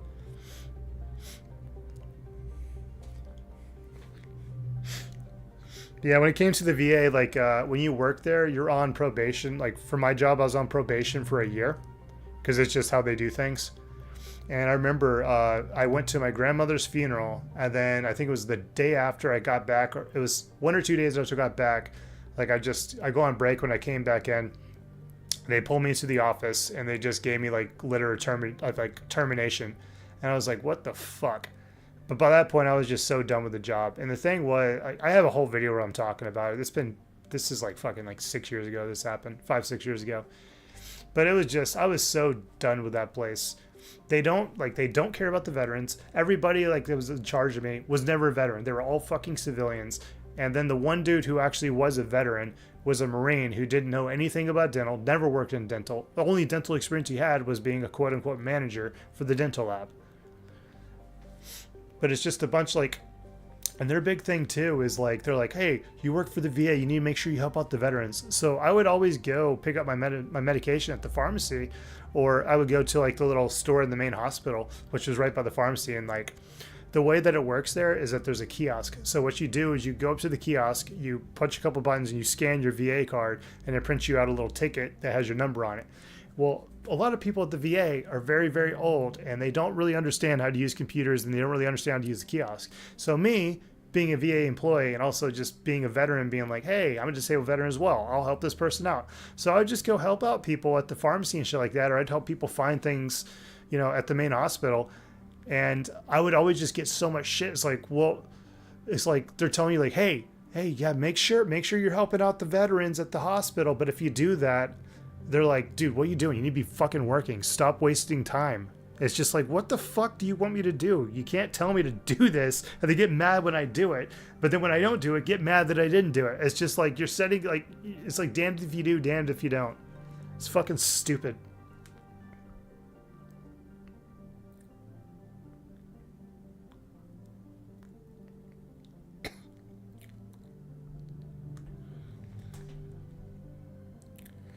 Ay.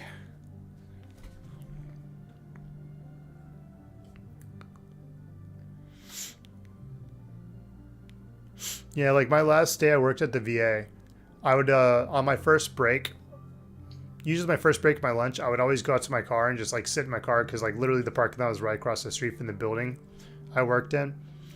And I remember my last day there, I was leaving my car, leaving the parking garage, and I was like, right across the street from my building, there's like a bus stop because, you know, they have like buses that run around the whole VA, like the whole VA hospital and like all the buildings around it.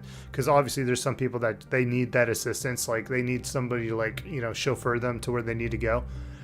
And I would always be stopped by just people because, you know, obviously I'm wearing like a VA ID badge and stuff like that. And be like, oh, you know, is this... like, when does this come? You know when the bus comes? And I think it like came like every 10 minutes. So I was like, oh yeah, sir. Like, okay, so it's like 9:22 right now. So yeah, it should be here in like the next like 5-10 minutes. You know, just like that kind of thing. And I remember I got in trouble for fucking stopping and talking. And it's like, it wasn't like necessarily like I just like stopped. So like he knew I was a veteran because I had a little thing on there that says Navy veteran on there. So like, obviously they want to talk to you. I'm trying to be polite. And I got in trouble for that. For just literally spending a minute and a half talking to this dude that I answered a question for, who just sees a young man that fucking used to be in the Navy and he wants to fucking have a little bit like, oh yeah, I used to be a Marine, blah, blah, blah. It was just so fucking stupid.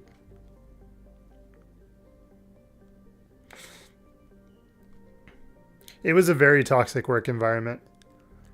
It was extremely toxic. And I don't mean that like as I'm a millennial, blah, blah. Like, I just mean like, dude, I literally would just go there. I would work. Everything would seem fine. And then like, it only happened like 2 or 3 times, but they would just come and be like, hey, there's all these fucking problems with your work. And it's like, okay, they'd be like, oh, this. It's like, why am I hearing about this now? Like, what? It's just, it was so toxic. It just felt like they would just get mad about something. They just, I don't know. Ay. This is one of those things I'd have to sit down because I wouldn't necessarily say I repressed the memories, but I haven't really thought about it in like 5-6 years. But yeah, the gist of it was just very fucked up. Like, okay, when I got there, I was supposed to do what's called pouring up, which is like they send you the impressions, you pour up the impressions, and they're made of stone and I have to like trim them down, do all this stuff.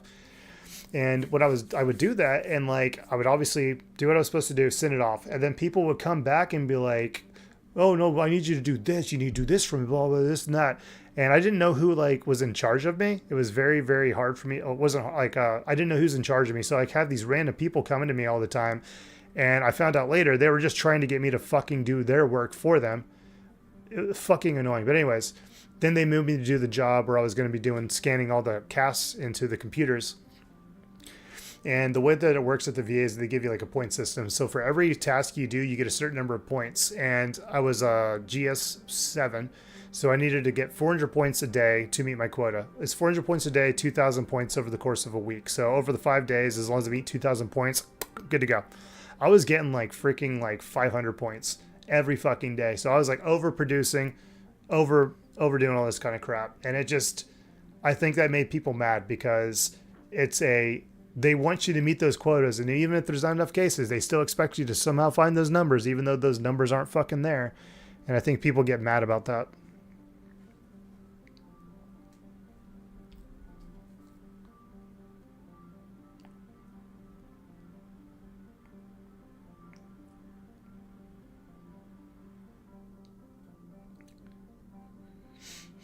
Yeah, that's fucked up. That sounds like the government right there trying to deny you your benefits. I mean, dude, even for me, like, so I am a disabled veteran. I do get disability, but I broke my hand when I was in the military, like when I was in the Navy, and I went to go put in a claim for it. And so I went to the doctor. They checked out. I was like, oh yeah, your hand's definitely fucked up. Blah blah blah. This and that. Anyways, I get the. So what the VA does, and like if you get out of the military, you have 1 year to apply for your benefits, and they'll back pay you for that 1 year you've been out of the military. If you wait after that year, you won't get back paid. It'll just be from the day you file. But anyways, so I go get my hand checked out, and the VA comes back and says like, oh yeah, man, your hand's definitely fucked up. We're going to give you 0%, which basically is their way of saying like, yeah, your hand's fucked up. We admit that was military involved, but yeah, we're not going to give you any money. I think they did that because they didn't want to back pay me for a fucking year. It's annoying. But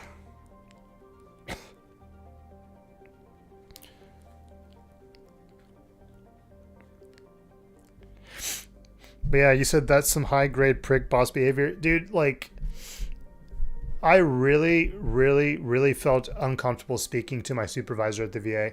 I felt so uncomfortable that like I would wait and he would like leave to go do things or whatever early in the day. Like 1 or 2 p.m. he'd be like gone because he has to go do something. He'd take like his sick leave or he'd like take his leave. And I would always wait until he wasn't there so I could go talk to another supervisor about what I need help with. Because if I talk to another supervisor while he's there, then like all of a sudden I get in trouble. But it's just, I did not feel comfortable talking to my supervisor. I did not feel that my supervisor respected me. I just felt extremely uncomfortable talking to him. But the other supervisor, who was like, I guess, my supervisor when he wasn't there, he was basically like my backup supervisor. I felt super comfortable talking to that guy. He's fucking awesome.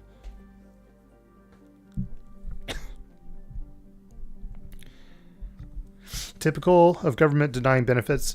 Yeah, and the thing about it too is like whenever they send you the thing saying this is like, if you think we've made a mistake, you can like reapply. But apparently if you like try to contest it or dispute their decision, they end up looking at all of your disabilities and you can actually lose all of your, like you can actually lose your disability benefits. And like, so it's just like, well, you can try again. You can dispute this, but you might lose your benefits. But I might be misremembering.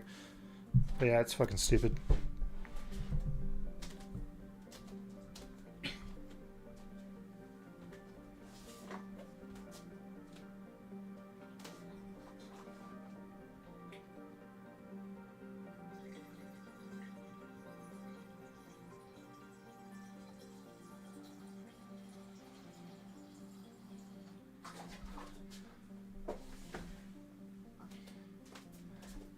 You see, guys, this is why I want to do just chatting streams occasionally. Because there's some nights where, like, even if I am, like, kind of tired, I am definitely a person that can be talkative. Sometimes it's hard for me to, like, if I'm tired, sometimes I find doing commentary while gaming difficult. But there's also a lot of things I enjoy talking about, you know? When I had to apply for unemployment for a year during COVID, it was an anxiety nightmare every week. They'd send me a fucking sorry to inform you letter to my mailbox. Dude, whenever COVID started, I got put on furlough from my job. So I got put on furlough from my job and I tried to apply for unemployment. Well, the job I had that put me on furlough immediately was like, yep, he's on furlough, good to go, unemployment, boom. But the problem was that I also needed the VA to sign off on my unemployment stuff because that was also part of the period that they were asking me for. And the VA just for some fucking reason would not sign off on it. And dude, I went for like fucking like 3-4 months. I think it was like 3.5 months where I just was getting no unemployment. I was getting no income at all. No income at all. And it was just like when I would go to the unemployment site, it was just like stuck in this fucking like endless loop where like I would try to talk to the person and they would pass me off to somebody else who would pass me off to somebody else who would send me to the first person who would send me to another person. It just kept going in these circles. And there was actually like the point where I really broke down was I had called the unemployment office because like I said, I was like stuck in this fucking like weird loop where like they just wouldn't approve it, but they wouldn't disapprove it. It was like stuck in a limbo.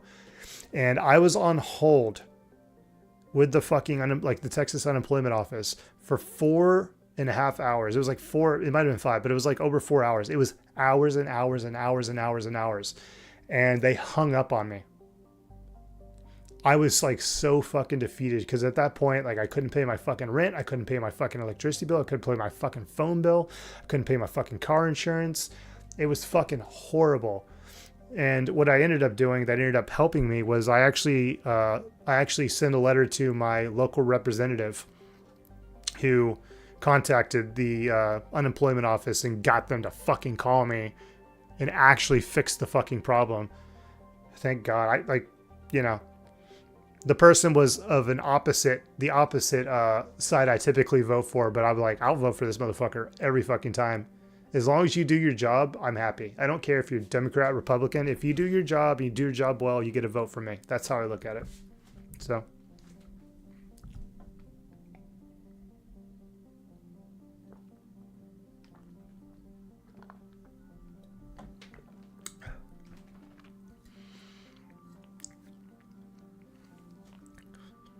Well, yeah, you could schedule a callback, Cerulean, but what happened with me was like literally I got caught in this weird limbo. Or like I think what it was is like they didn't get approval from the VA that I actually worked there or something like that. And all they had to do was just contact the VA. It was like stuck in a limbo. And once I got in contact with my local representative and they contacted contacted the Texas unemployment office. Then the Texas unemployment office actually called me. I didn't have to schedule anything. He just called me like, hey, blah, blah, blah. Is this, my name? I almost said my name by accident. Is this so-and-so? And I'm like, yes, it is. It's like, okay, we heard that you're having problems getting your unemployment benefits. I'm like, yeah, blah, blah, blah. All right, cool. Let me just confirm some information. I gave them the information. And then like within a week, I got my money. And they back paid me all the money that I should have had. So.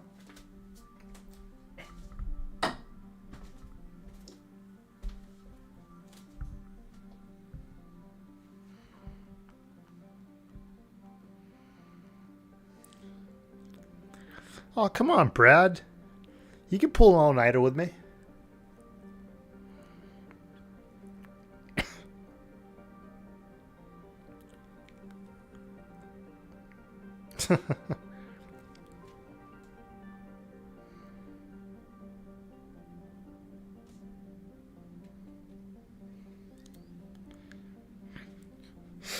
What I hate was like when I was looking for a job and I would get like these random calls and it's like, well, fuck. Is it a robocall or is it a potential job opportunity? It's like you're rolling the dice when you pick it up.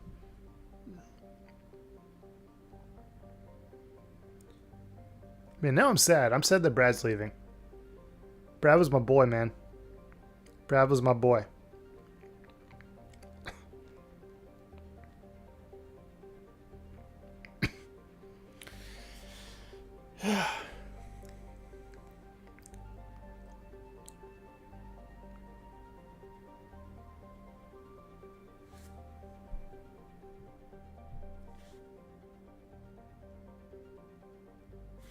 Actually, you don't even need my fucking PS5 anymore. I can just turn that shit off. I'm not even using it right now.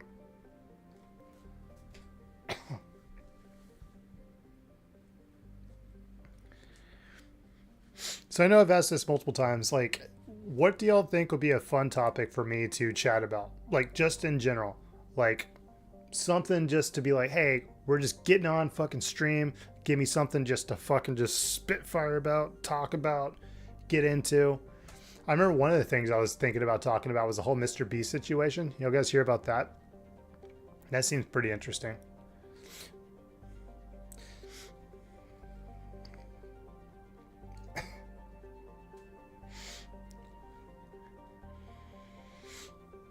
Yeah, I hate fucking spam calls, dude. They suck.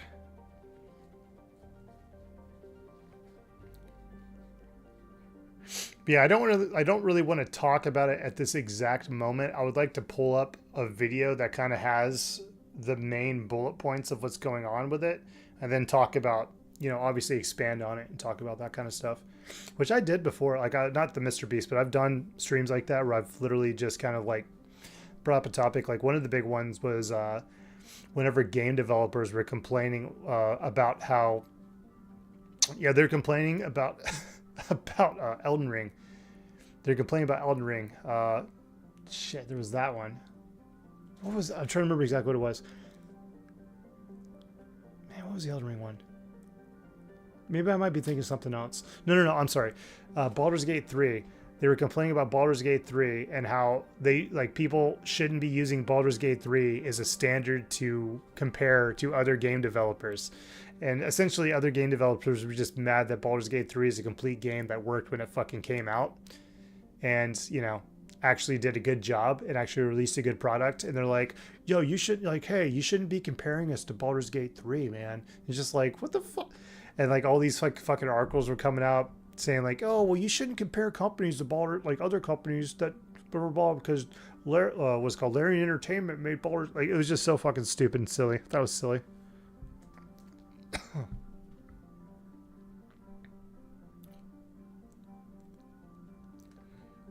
Yeah, I can't remember if I talked about the whole. I probably did. I made like fucking like 8 or 9 of those. I think one of them was about Elden Ring, and I think it was about the holding hands situation, but I do know for a fact one of the ones I did talk about, one of the videos I made, the just chatting streams, was talking about how Larian Entertainment was under fire for making a game that was too damn good.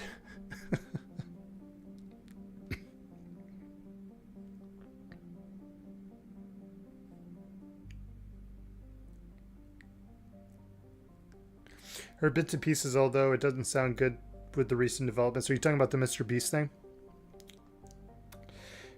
It's a bit overblown, like people really didn't know his videos you CGI were partly faked. Give me a break. I'm indifferent to Mr. Beast. He gets needless hatred.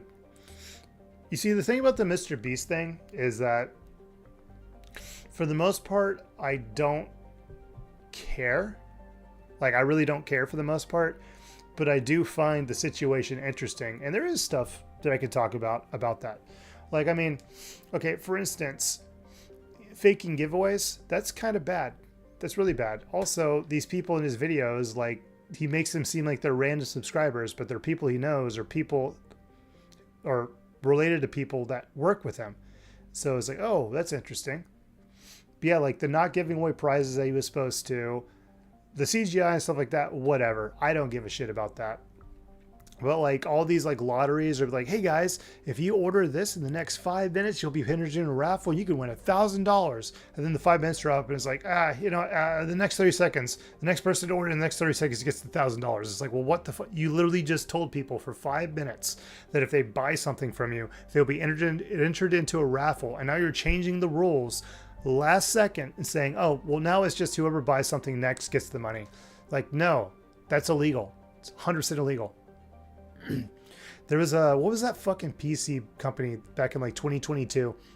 They were doing I remember the guy was like wearing like the fucking Star-Lord, where the fuck what's the dude from fucking Guardians of the Galaxy? He was like wearing that jacket. But anyways, it's like something that started with an A, but they made PCs and they had like a little what's the word, ambassador program or something like that, where like you just put the link in your thing and like you have like an ambassador link, and if somebody orders through that link, you get a little bit of money or whatever. And anyways, they were building a PC on stream to give away to one of their ambassadors in the ambassador program, and somebody won that literally met all the criteria that they set out. And on the stream, the guy was like all like zero links or zero ambassador purchases or whatever. Like he's basically saying like nobody clicked on their link and bought anything from us. Yeah, we're gonna go like nah, this person's not worth giving it to. They're not big enough, and also they're not making us money. So next person, yeah. And then they got in big trouble in the whole realm of like public perception, and also like what is it, public opinion, sorry. They got fucking shit on in that little realm. But also, hey, they put out a lottery saying, hey, this is what you do to enter, and then literally on stream they changed the rules, which is illegal. You can't do that. You'll probably know what I'm talking about. It started with an A. It's like, oh God, what is it called? Son of a bitch.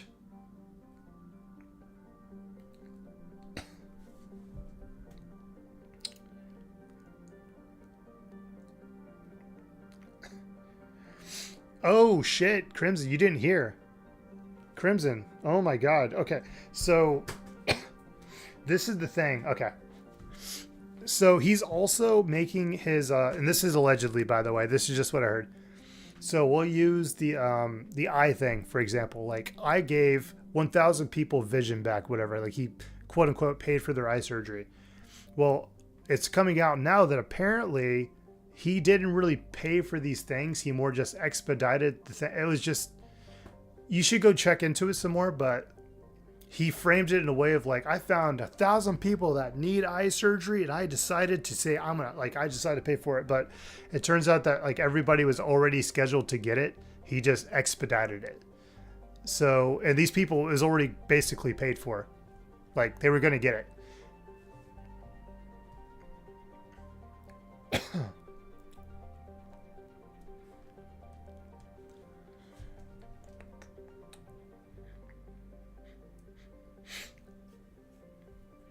Yeah, I'd have to look into it some more, but that was like one of the most recent things that came out. It came out like 2 days ago. That specifically the eye thing, like where he was like helping people with their vision, like pretty much a majority of those people were already scheduled to get the surgery. So like he really didn't do anything. Like the most he did was maybe just expedite it, which is still a nice thing, still good. But the way it was framed is like, these people could not afford this surgery, blah, blah, blah, this and that. He's essentially fucking lying. You know? Essentially fucking lying. Like, oh, these people couldn't do it. I stepped in and fucking did it for them. Like, you know, I don't think that's illegal, but it's kind of a little bit, kind of a little shitty.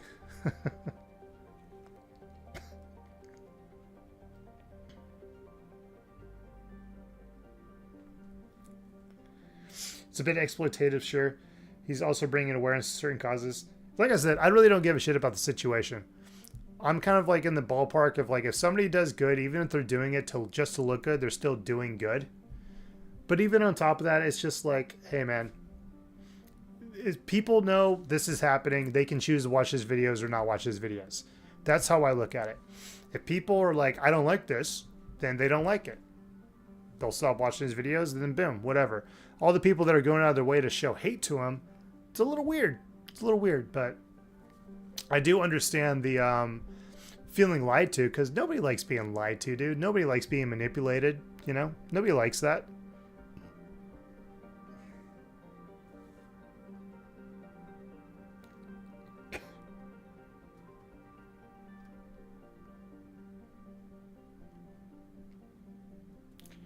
Yeah, that was one of the things I was thinking about doing, was like I'll call it the expose video, reacting to that on stream and talking about it.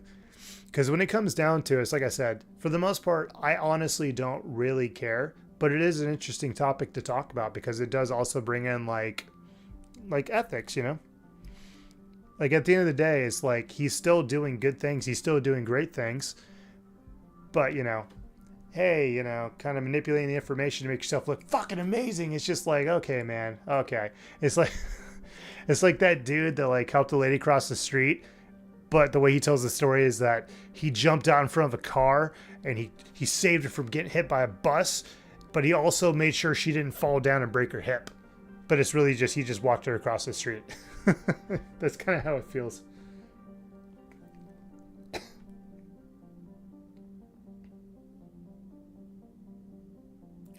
It's not much different from the silly game shows of the 90s we used to watch for entertainment anyway.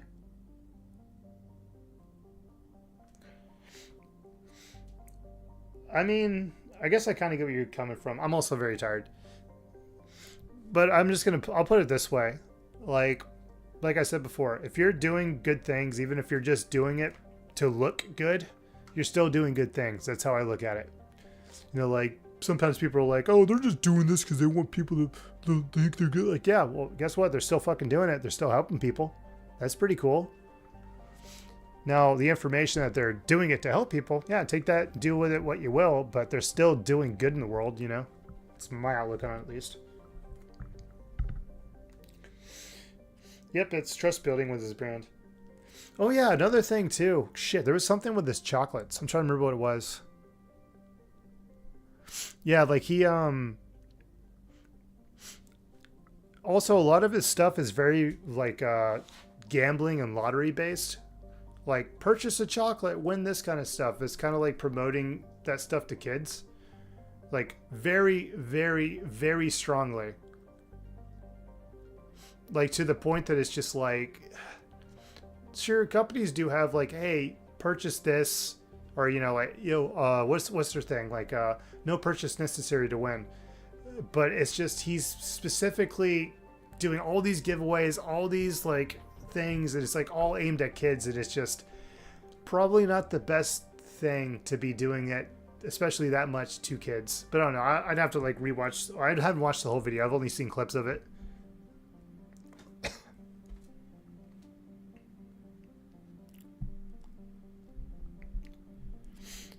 Those kind of promotions have existed for decades and decades. No, you're missing the point. The point of the situation is that he does that, but they don't actually follow through with it. It turns out that a lot of his quote unquote giveaways and stuff like that, people aren't getting what they were supposed to get. People had won the giveaways and never got their things. Also, like I mentioned before, he's changing the rules at the last second multiple fucking times. But yeah, so he's basically promoting this giveaway. People are winning and they're not getting what they're supposed to get. So he's doing something to promote people to buy more of his product without actually following through with what he said. That is illegal. Like, he's actually probably going to be in legal trouble. Now, he has a shit ton of money and a lot of lawyers, most likely, that he's probably going to be able to drag it on or get out on a technicality. But yeah, it seems very unethical. And even then, like, you can argue, like, a lot of people might argue, like, well, it's probably his team. He probably doesn't even know about the, like, or, like, his team probably did. Like, well, the moment that Mr. Beast found out, you know what he should have did? He should have made it right. And it seems that he did know that his company was not, honoring their giveaways, and not honoring what people have won, and not honoring whenever people have gotten, like, we're supposed to get stuff. You know what I mean?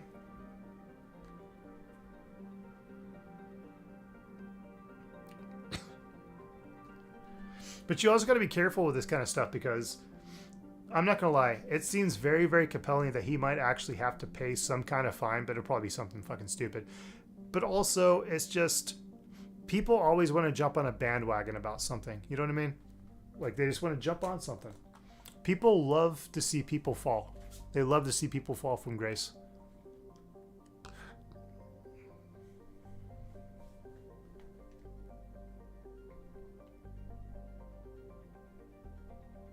Yeah, that's a good point. Probably just going to settle out of court.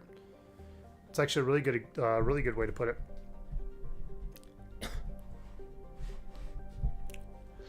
Yeah. Damn. But yeah, that was one of the things I wanted to talk about. Not like talk about like right now, but it's one of those things I thought would like be an interesting topic to bring up, and because everybody has like different outlooks on it. Like, obviously you're very strong, like, fuck, this is fucking stupid. I'm just kind of like, I don't care, but this is interesting. I kind of want to see how this plays out. And there's some people like, fuck Mr. Beast, yeah, bring him down. Some people just like to watch people burn.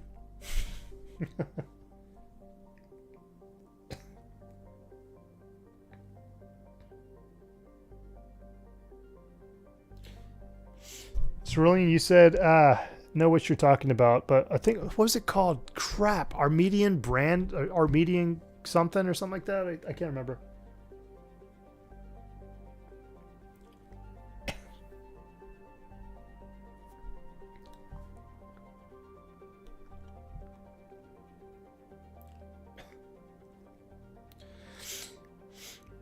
I'm not gonna lie though, I do think that karma should play a role in certain things. Like, if you've been lying to your audience, you've been lying to people, you haven't been honoring what you said you do, like, I believe you should reap what you sow.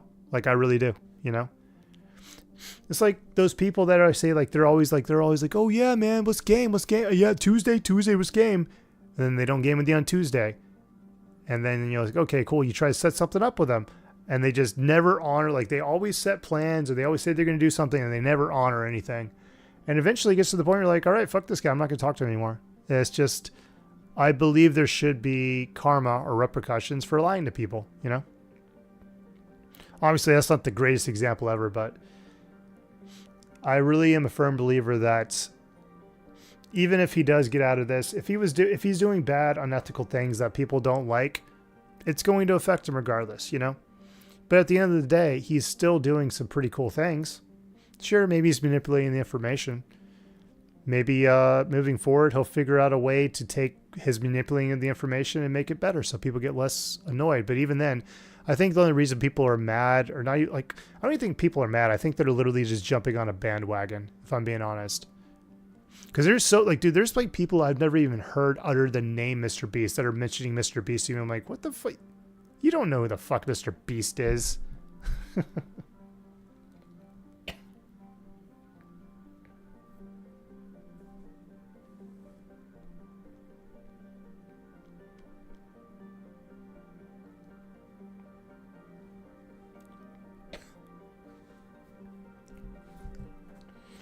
I'm a wait and see person either way.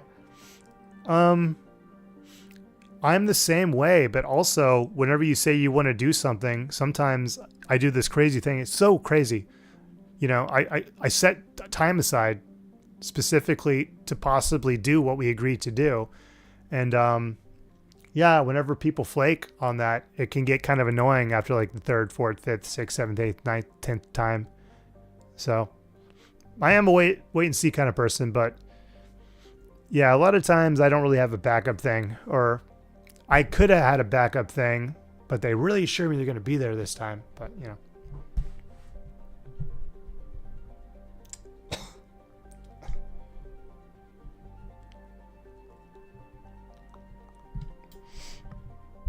I've had his videos recommended to me a handful of times, but I rarely watch. His videos, they take way too much energy out of me to watch. I can watch one occasionally, but like it's just, you know, like you watch YouTube videos and they just feel like very fabricated, like just fake, like fake excited, fake like hey guys, so today we're gonna, and it just comes off as like very fake. Like just the attitude is like very fake. Like that's what I can't.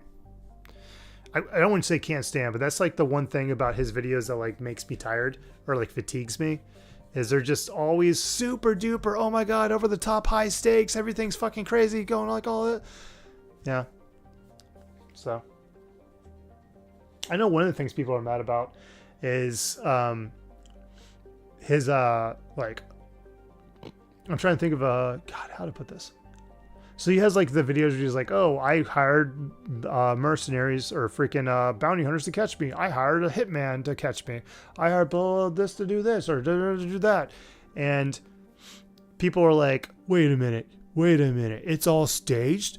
That was an actor? And it's like, yeah, dude, the video is there for entertainment. Like, you really think that every fucking time he's done this, he's always gotten away at the very last? Come on, man.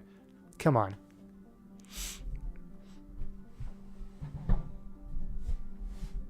It is interesting that it's coming to light, though, but, you know.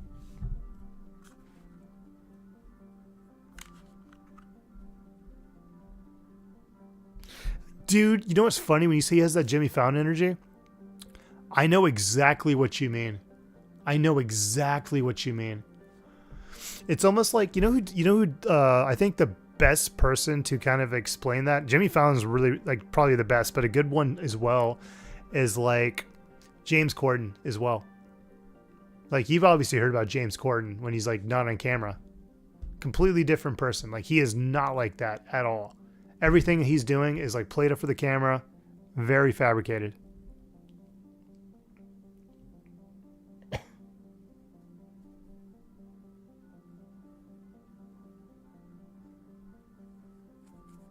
Yeah.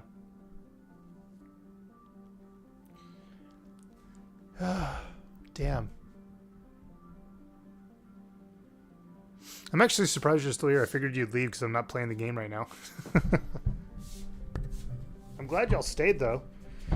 I really didn't want to leave y'all with just 1 hour of me playing a game and be like, I'm gonna go to sleep. Like, literally, like, whenever I do get off stream and I say like, hey, I'm willing to hang out and talk with y'all guys, I really do mean it.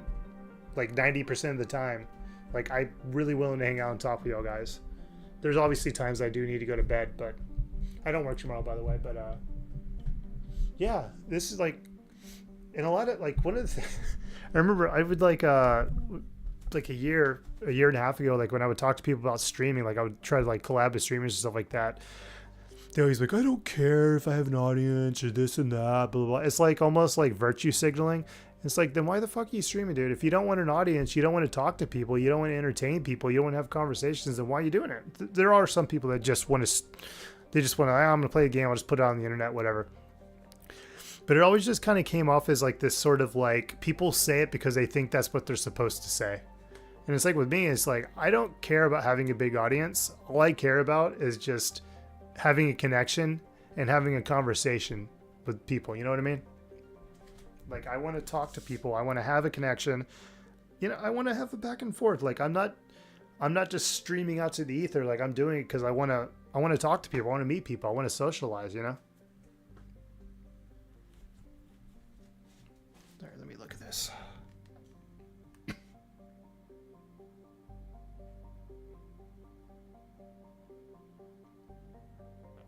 Oh, you're leaving too? No, don't leave me, Mr. Crimson.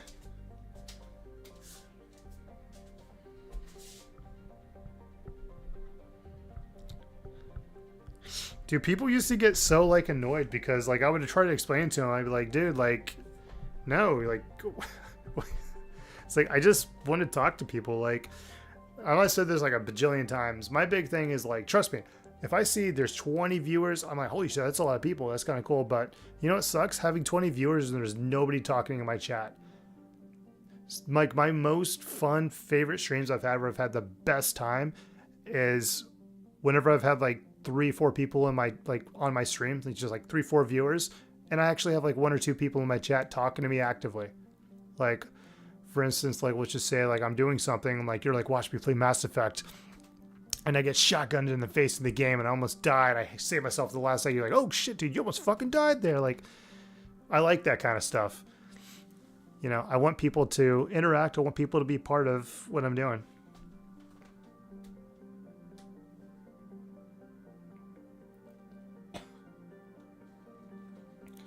We live in a lonely world these days. Dude, fucking tell me about it, man. I just got divorced recently and I'm trying to like fucking go out and like meet people and it's just, dude, this, I don't know what's changed in like the last like 6-7 years, but like, dude, the dating scene is fucking horrible. Oh my God.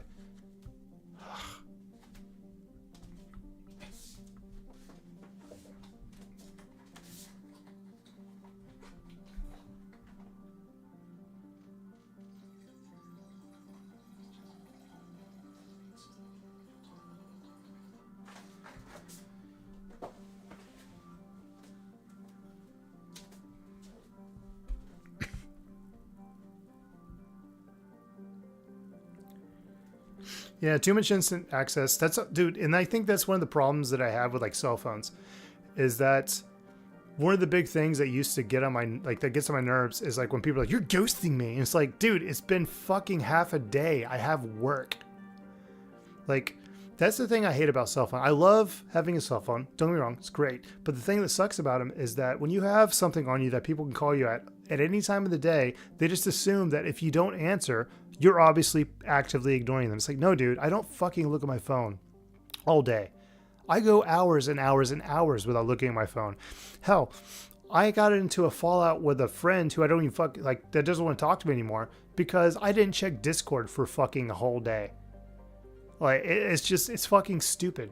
The instant gratification, this expectation that, oh, since people have cell phones, therefore I should be able to reach you at all times, at any time. Like, no, it's not how it works, dude. Maybe you look at your phone all goddamn day. Not everybody else does.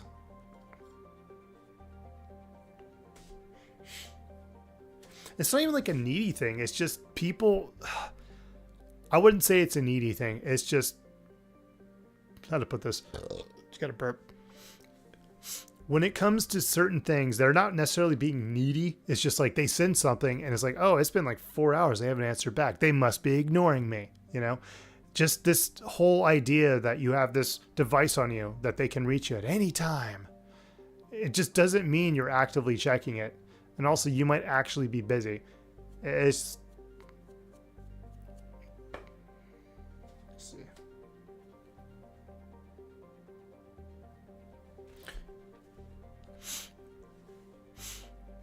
I wouldn't say they're demanding things. I would say it's more just they send a message, they look, they really don't respond. Like, you must be ignoring me. Because I'm not the best at answering messages. I'm not going to lie. Even my family is just like, come on, man.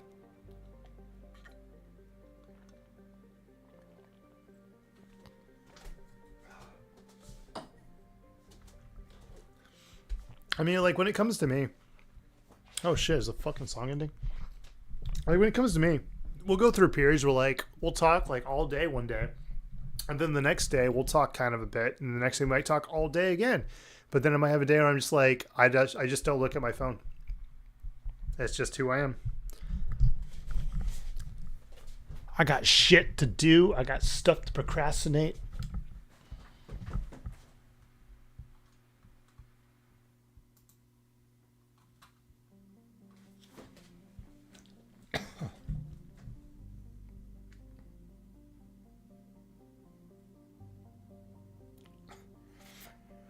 Yeah. And don't get me wrong, I've kind of been in that boat too, where like I've messaged somebody and like there was a girl I was talking to like a little over a year ago. And the thing that got on my nerves about it wasn't like, okay, I sent a message, they just didn't get to it. Like they would just leave me on red. And I would just be like, what the fuck? Used to fucking annoy me. But like my thing is like, I'm not leaving people on red. I'm just not reading your message. Like I'm literally not even opening it. But yeah.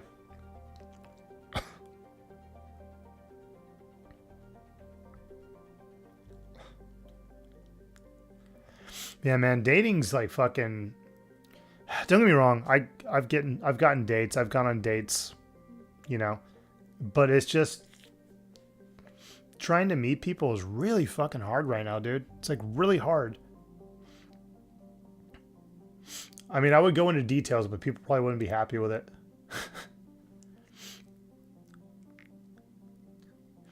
I'll put it this way. I feel like for every one girl I'm talking to, she's talking to like 5 or 6 other guys. So it's like she has her pick of the litter situation. But a lot of the times they go with like,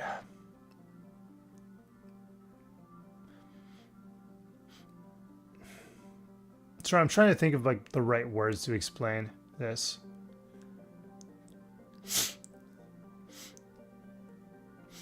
Yeah, so like I was saying, like every girl I'm talking to, it feels like they're talking like 5 or 6 different guys, which probably pretty true. Guys are pretty, they're pretty thirsty.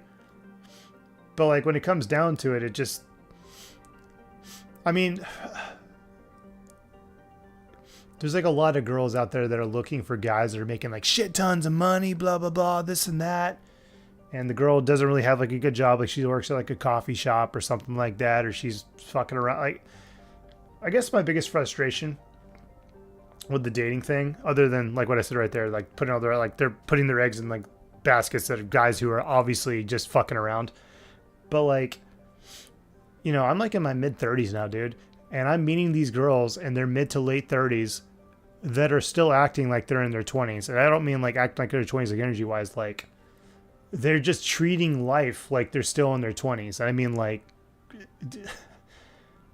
I don't know. When it comes down to it, man, like, I'm a guy.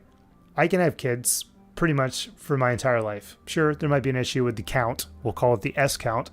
But, like, when it comes to women, dude, there is a time limit on that stuff. You know? There really is. There's a time limit on it. And it's just... I don't know. It's just... I feel like I'm talking to like 22-year-olds when I'm talking to like 35-year-olds. It's difficult to completely explain 100%. But yeah, it just feels like a lot of these people that I've met and got on dates with, like they haven't really thought about the future. They haven't thought about things, you know?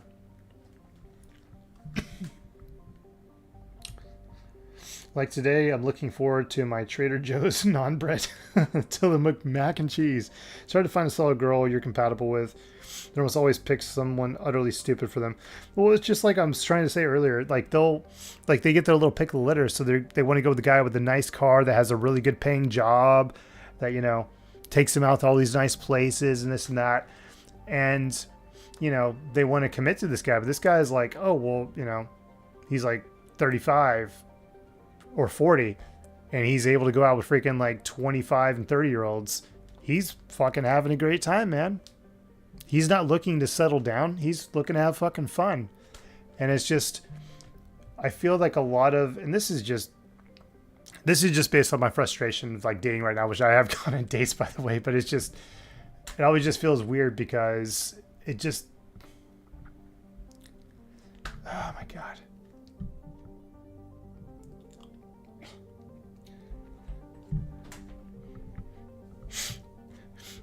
It just kind of feels that like I'm meeting all these girls that are like at this point where like they should be settling down. And I don't mean that like, oh, you should be settling down. Like the point, like I'm ready to settle down. I want to settle down. I want to start a family. I want to start a life for myself. But a lot of the girls I'm meeting the same age as me, they're acting like I did when I was like in my 20s. It's just, I don't know.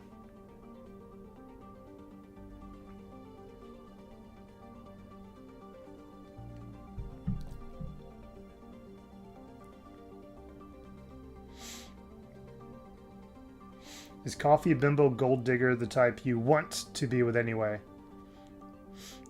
No, I don't. I want to be with a person that actually wants to be with me, but it's fucking hard to find one. Like I'm saying, most people I'm like talking to and meeting, they remind me of me in my fucking early 20s. There's obviously more to bring to bring up here than I can right now. It's Ay.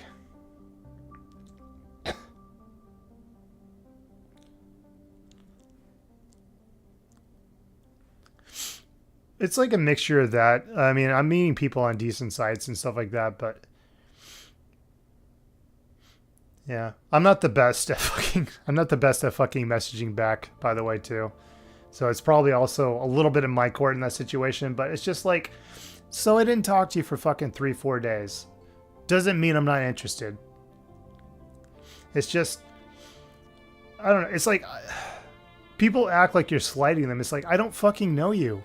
Like this portion we're doing, like what we're doing right now, we're getting to know each other. I am learning who you are. And the more I learn, the more I'll figure out if I actually do want to keep talking to you or not. Like just because I don't talk to you for like 2-3 days doesn't mean I'm not interested. Doesn't mean that I'm fucking slighting you. Like, people act like they're being ignored, and it's just like, dude, you're not being ignored. I really just don't check my phone. I really fucking don't. But if we start talking more and I start liking you a lot, then I'll be checking my phone a lot, and we'll be talking a lot every fucking day. But it's just, I don't know. It's just like you were saying earlier, like this instant gratification that they want. They want you to message them all the time, and it's just, that's just too goddamn much work for a person I don't even fucking know if I like yet. You know what I mean?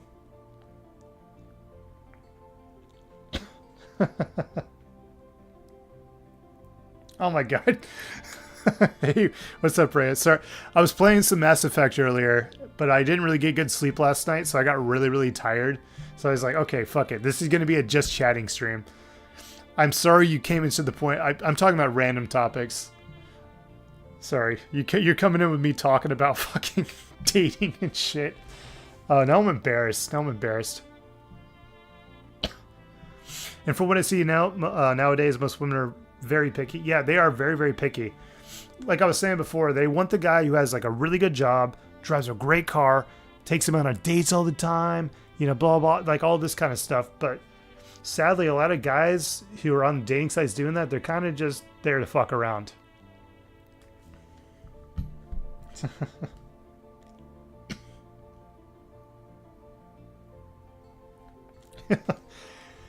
Yeah, I came in and I saw you shoot. Oh, I'm sorry. I came into your stream and watched you hit many random buttons to figure out what they do.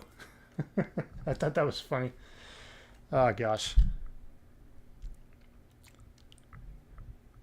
But yeah, I've been wanting to experiment. Well, I don't mean experiment. I've been wanting to start doing chatting streams more, because there's just times where I do want to kind of game, but like I do want to talk to the audience, because like when you're gaming, you're kind of splitting your attention between playing the game and talking to the audience. And there's also, I think there's a lot of interesting topics out there that I really like to talk about, you know. Damned if you do, damned if you don't.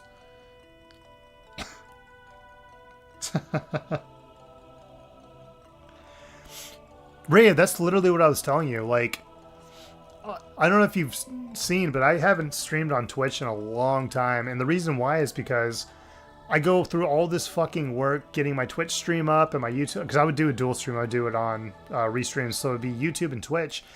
And when I do that, I have to like set up all my YouTube stuff on YouTube itself, which takes me like fucking like 10 minutes to like get all that stuff, put all my links out and all this shit.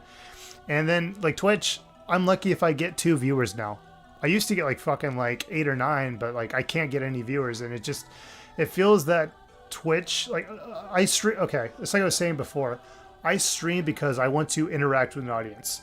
I want to talk to the audience. I want to have people on here. I want them to react to what I'm doing. I want to have fun. I want to talk about certain topics. I want to have a conversation.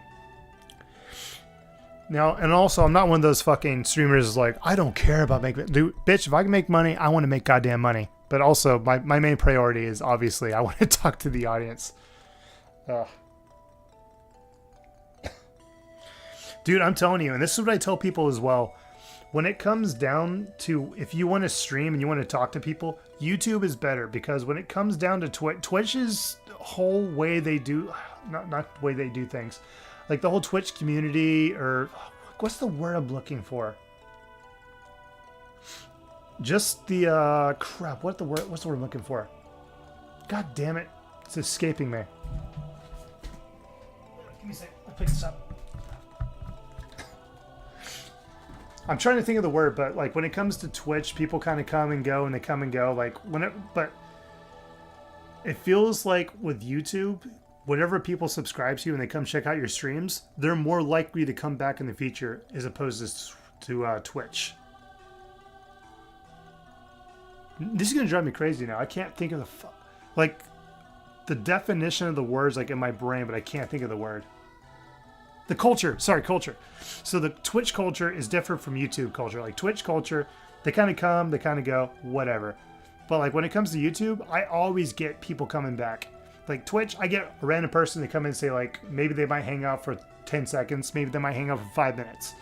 Never see that motherfucker again. YouTube, on the other hand, I'll have somebody come in for 10 seconds, and then like a week or a month later, they'll come back in my stream again and hang out for fucking an hour. It's just the cultures are very, very different. And I think if you want to stream and build a community, I think it's better to do it on YouTube to start with. Maybe if you build a big enough community, you can move to Twitch. And if you like Twitch, you know, do that kind of thing. But I just think the cultures are... I think I like the YouTube culture more.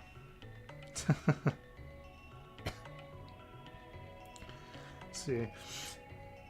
Especially today, Twitch doesn't promote much. It might... only if people start hype trains for you. The more hype trains you get, the higher it is to get promoted. It's stupid, but YouTube has algorithms that can promote you. But even then, it's like, think of it like this. YouTube also has more than Twitch does. Like when it comes to Twitch, it's all streams. All streams, sure, they have VODs, whatever. The VODs are reposted streams. Maybe you have the clips as well.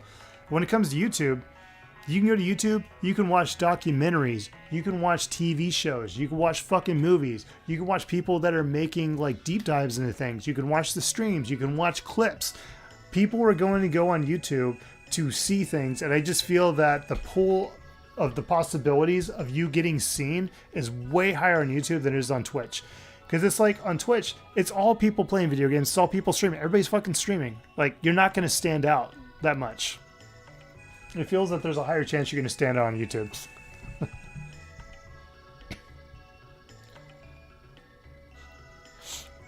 So yeah, Cerulean said retention and culture. So culture is what I was looking for, but also retention is a good word as well, because I do believe audience retention is also higher on YouTube.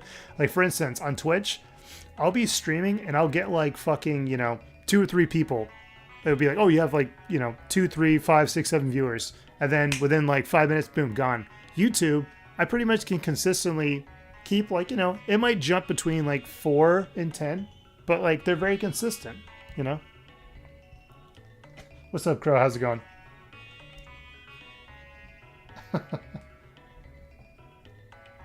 You know, Ray, you and me should set up some time that we can play a game together and stream. I think that would be kind of fun.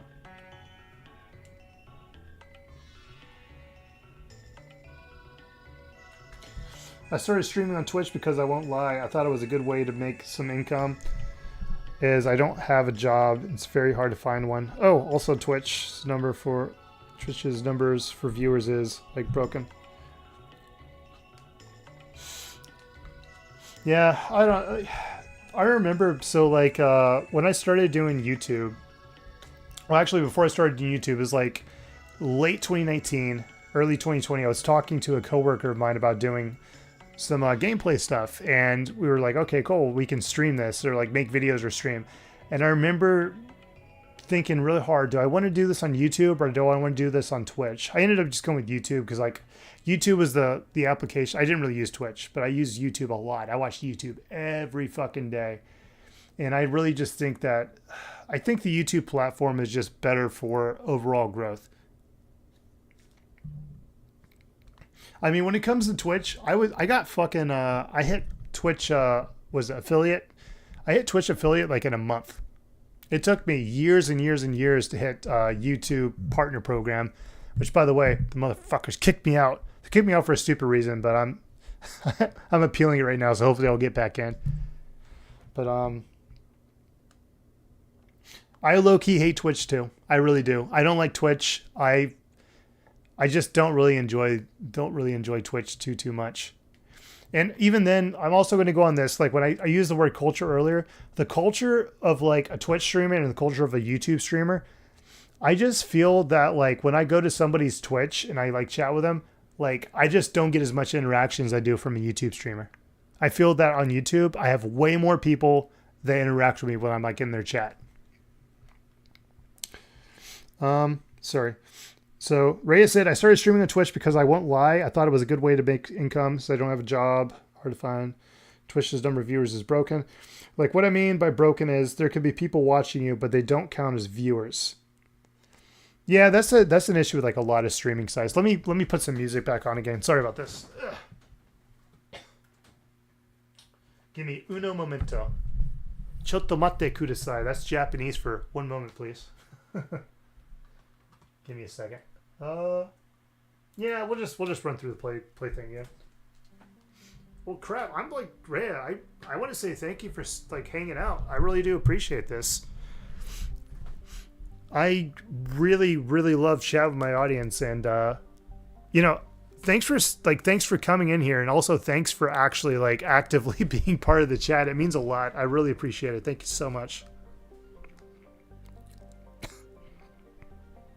Oh, which part was well pronounced?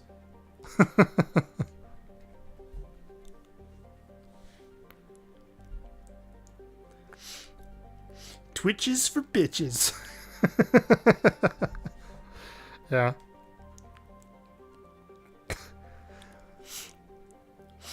Oh yeah, Ray, I don't know if I ever had like a chance to talk to you, but I used to live in Japan for like 4 years. So I don't speak fluent Japanese. I don't speak as good Japanese as I did when I lived in Japan. But there's one thing I definitely miss. I miss Japan.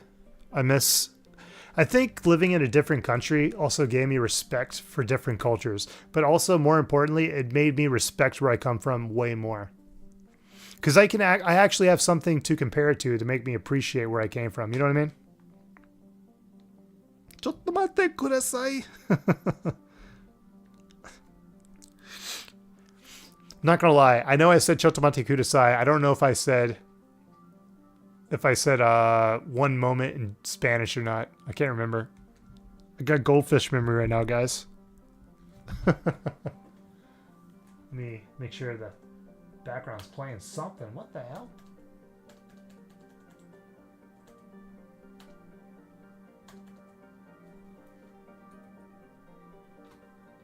Oh, okay. Yeah, it's still working. Sweet.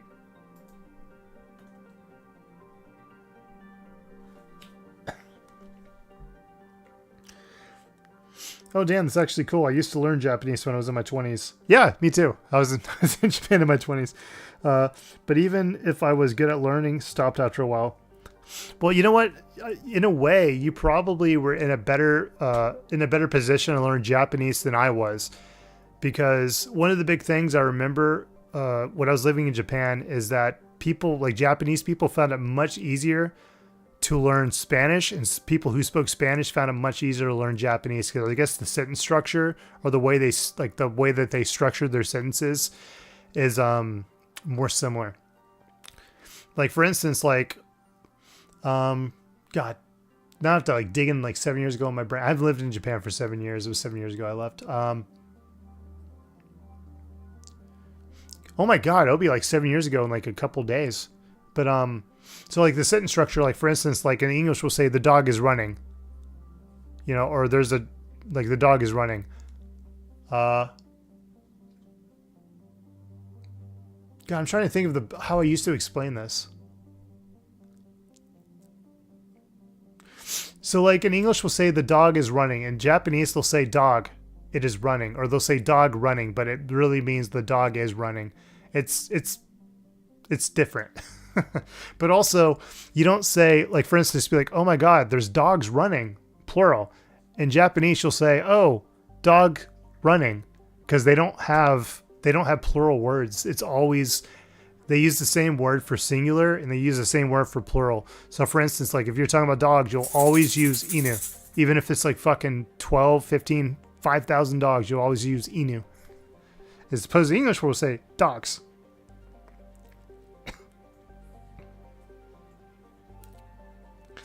Oh, I said uno momento, that's right.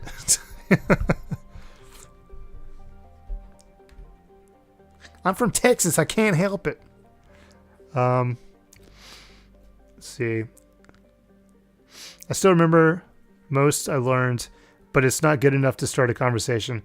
Oh, I was definitely not conversational level. It's kind of funny because whenever I try to think about speaking Japanese, I fuck it up. If I just go on instinct and I just let myself say, like I just don't think about it, just say it, like that's when I do the best Japanese speaking I do now. Well, it's because Greek has all the vowels Japanese use. A, iu, e, o. A, iu, e, o. Verb goes at the end of sentence in Japanese. Yeah. That's completely correct. Yeah. So like, for instance, like, if I were to say like, oh, it's been a while since I spoke in Japanese, what would be like, God, prep. Shit. Is it Hajime? No. See, now I'm thinking about what I want to say and I can't remember now. Oh, Hisashiburi Nihongo o hanashimashita. So, Hisashiburi means it's been a while. Nihongo o hanashimashita means spoke Japanese or speak Japanese in the past tense. So, Hisashiburi Nihongo o hanashimashita means it's been a while since I spoke in Japanese, or literally translates to been a while, Japanese, spoke. So it's just weird how they structure their sentences, but it literally translates to it's been a while since I've spoken Japanese.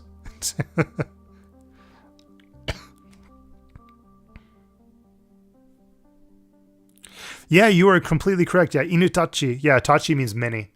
That's one of those things that like I forgot about what you said. I'm like, yeah, that's right, tachi, many. Because I remember one of the big things I used to say in Japan sometimes was I'd be like hitotachi, which means like a lot of people. Let's see. So like their alphabet. God,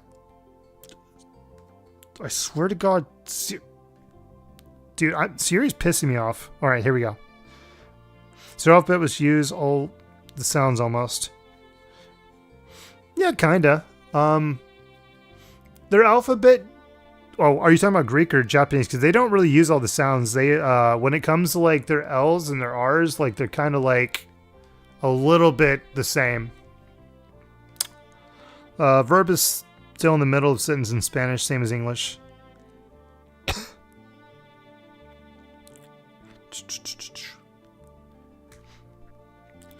I don't really speak Spanish, so I can't really speak for it. All I know is that I met a lot of people in Japan that told me that they found Spanish easier to learn than English.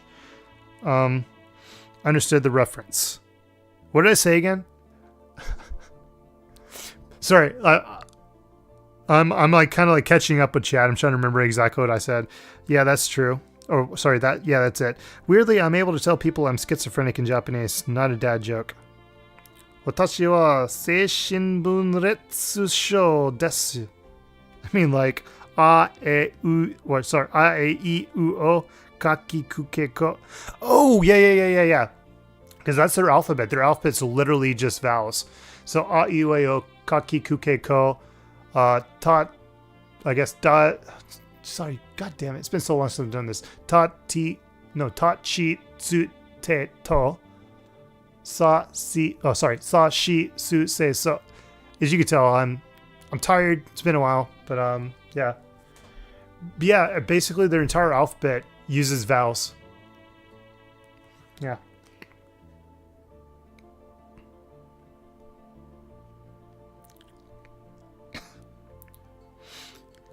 Oh, you mean like, yeah, that's what I meant. These sounds, we already used most of them, like, in Spanish.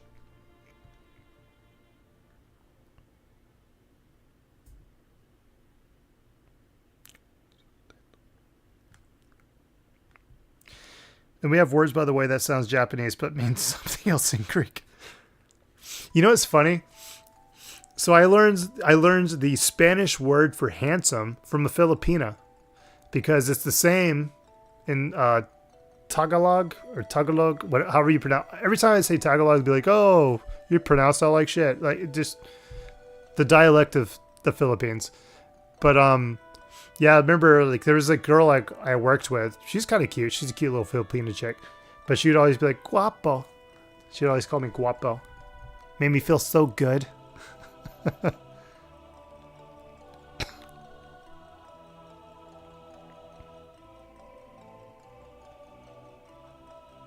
Vowel ending sounds with the exception of an N sound. Para. A bar in Greek and Japanese, it's rose. Oh, interesting. Yeah, the only word that I remember flower-wise at the moment in Japanese is hana.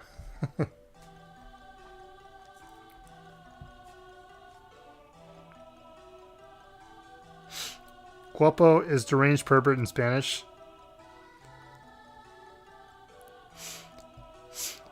I'm sorry, Crimson. You mean deranged handsome pervert in Spanish.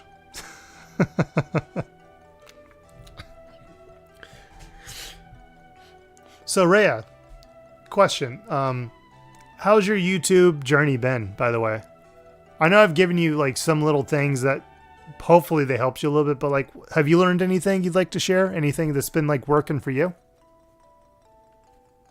I know you've been posting, like, a lot of shorts.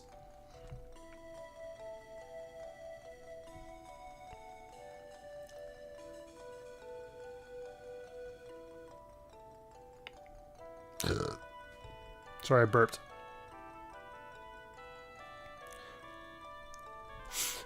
Yes, 100%. I would definitely recommend streaming on YouTube. Streaming on YouTube definitely does help out a lot. It's a good way to build an audience. Because, like, for instance, like, I started doing, making videos. I didn't start out streaming. I made videos. I think I got up to, like, 200 subscribers before I started streaming.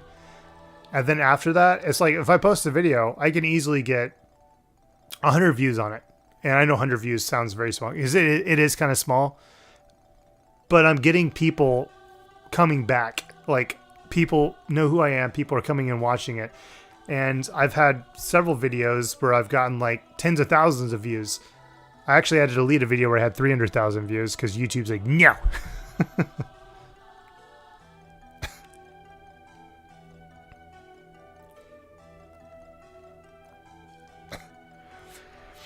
I think streaming has been working miracles. I get more followers when streaming. I tried it 2 years ago and it wasn't doing well. So I think the reason you're getting more followers when you're streaming. So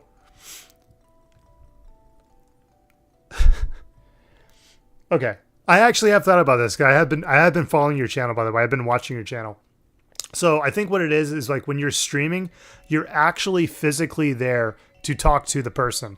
And the fact you're there, like, hey, there's that connection. They feel more connected to you because, like, they come in like, hey, what's up? Like, oh, hey, so-and-so, how's it going? And they'd be like, oh, they might be like, oh, I love this game. Like, oh, I love this game too, but man, I'm having this hard time with this part. You're starting a conversation. You're getting a connection directly with this person, which makes them more likely to stream with you. That's what I think's going on.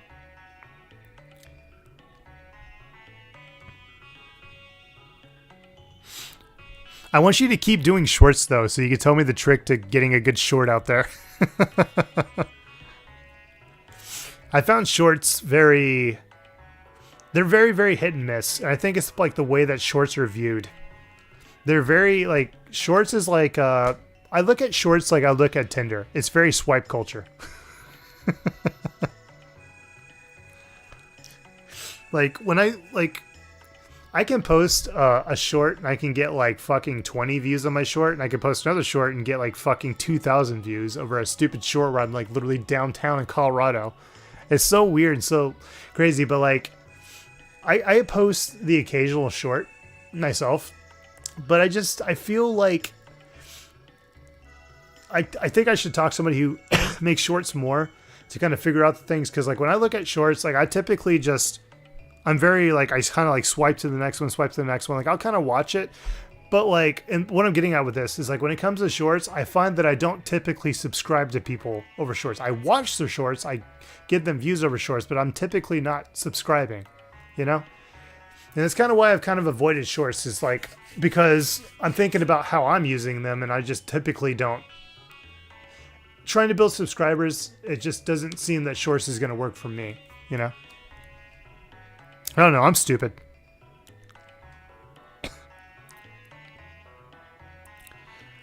Shorts are very weird. TikTok has better views for some in comparison with YouTube. I think TikTok's more popular.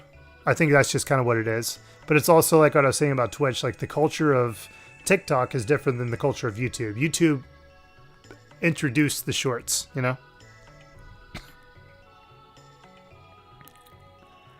YouTube also doesn't encourage watching shorts like a regular YouTube video does either. Yes, that's completely correct as well, because when you're watching somebody's YouTube short, you're not gonna swipe to the next one and get immediately one of their fucking other shorts. You're gonna get another short that YouTube's like, hey, maybe check this one out, and check this one out, check this one out.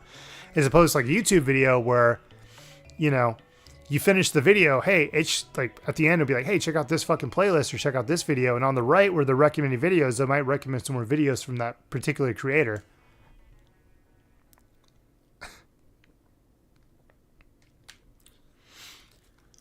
Man, I'm so glad that I got sleep deprived today. I wouldn't have been I wouldn't have did this just chatting portion of my stream if I wasn't fucking tired as hell. Let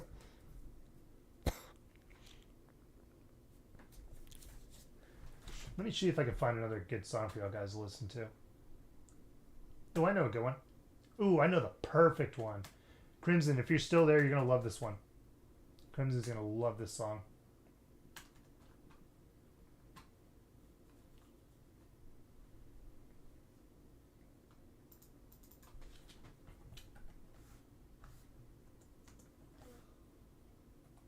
Give me 1 second.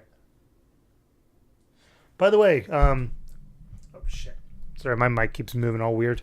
So Rhea, would you possibly be interested in gaming sometime? Or even just doing a just chatting stream? They're pretty fun. You should try one of those if you haven't already, especially on YouTube. You could probably just do a just chatting stream. You'll probably get like a lot of audience, but also like pick a topic and just be like, hey, this is what I'm going to talk about. And just, you know, maybe like pull up some articles and just start reading them and just talk about how you feel or talk about what you think about them. I guarantee you'll get a lot. You'll probably fucking surpass me in like a fucking year, like easily. You're just so fun to watch. And also watching you is funny. Cause like, for instance, like watching you play BioShock was hilarious. All right, give me a second. Shoot, where is it? Here it is. All right. Crimson, this is for you. This is for Mr. Cracker of the Crimson. Also, I'm not calling you Cracker because I don't know if you're white or not.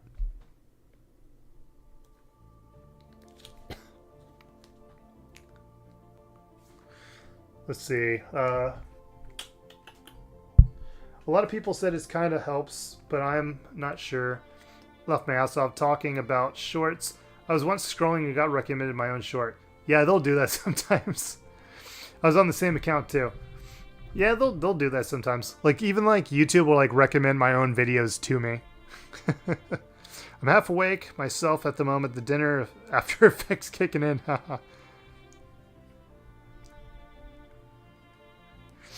Yeah, like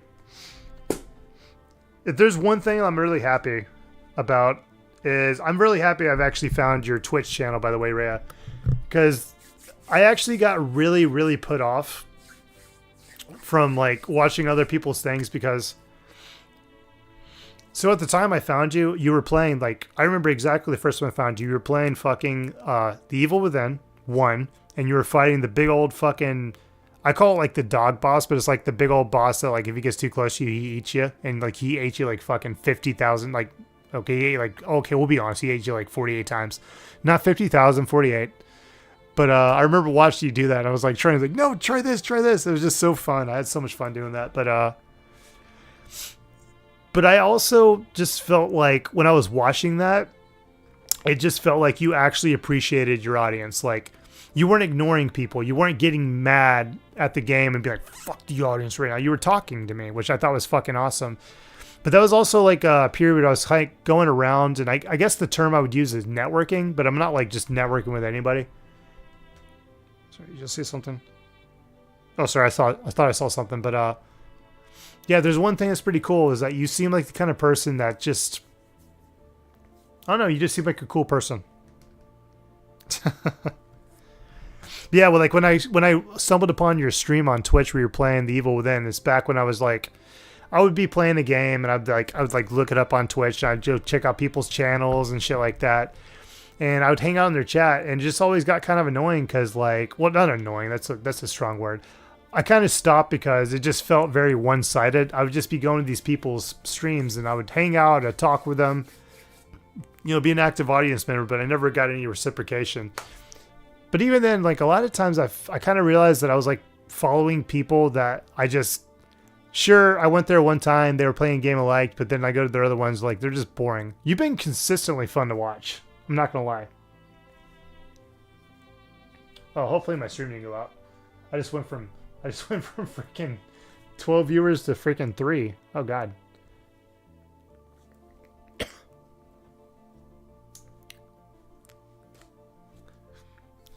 But I guess the most important thing I could put is, like, I want to network with other people that stream and make content, but more importantly, like, I'm one of those people, like, I just want to, like, make connections. I want to meet people.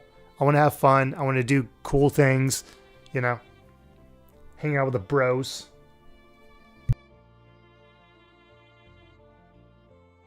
Oh, I guess Crimson left.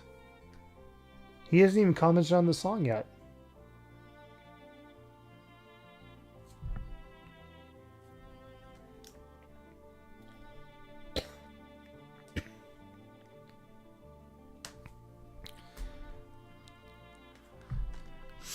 I love talking to chat. I love having people there, but chat for Twitch makes me sad. My 400 celebration was terrible, and I got really upset. I'm sorry to hear that. If I knew, I would have showed up. I must have missed it. I might have been working that day. But yeah, that's the thing about Twitch, and that's just, it's not that I don't want to stream on Twitch. I can definitely do that again with my dual streams. But it's just, I had an issue with streaming on there. Like, my stream wasn't working, so I said, fuck it. YouTube's doing better for me right now, so let's just focus on YouTube, and my stream went well, and by didn't go good I mean like it kept clipping out or it kept like lagging. But that's the thing about Twitch that I hate, is just Twitch is so easy to get to a point you can monetize your stuff, but it's just so oversaturated. There's so many people doing the same shit that you're not going to get an audience, and it just feels that building your Twitch up to 100, like, dude, getting my Twitch to 100 followers, easy as hell. Easy as hell. Nobody shows up. Getting my fucking YouTube to 100 fucking subscribers, hard as hell, but more people showed up. Like when I had 20 fucking subscribers, I could get fucking like 50, 60 views on a video. It's like double, triple what I fucking have in subscribers. Like, if you were literally tomorrow to be like, I'm done with Twitch, I'm not going to stream on Twitch anymore, I'm just going to do YouTube, I would probably shed a tear and be like, you go, girl.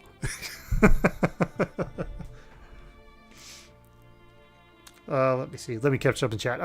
Like, what happened was I had 3 people watching. Then when I wanted to play a game with everyone that I had planned, no one was replying. Yeah, exactly. But YouTube growing up to get monetized is harder. So, Rayek, do you want me to give you some advice that might help you with YouTube? And this is something that I learned literally like 6 months ago, and I only learned, and it's something I didn't even know I was doing that was helping me get towards monetizing my channel. Which, by the way, I got demonetized over some bullshit. And I did appeal it, and they said no, but I'm going to try to contact YouTube again and get myself remonetized. Because I meet all the criteria, I just got to reapply. But the issue I'm running into right now is that they want, like, I have to wait 3 months from the date that they demonetized me to get remonetized, which is like, that's a long fucking time. You know?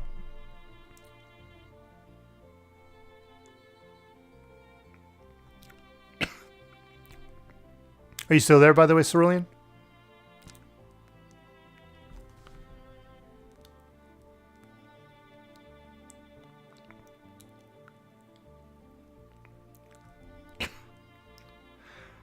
Oh yeah, I can definitely talk about it.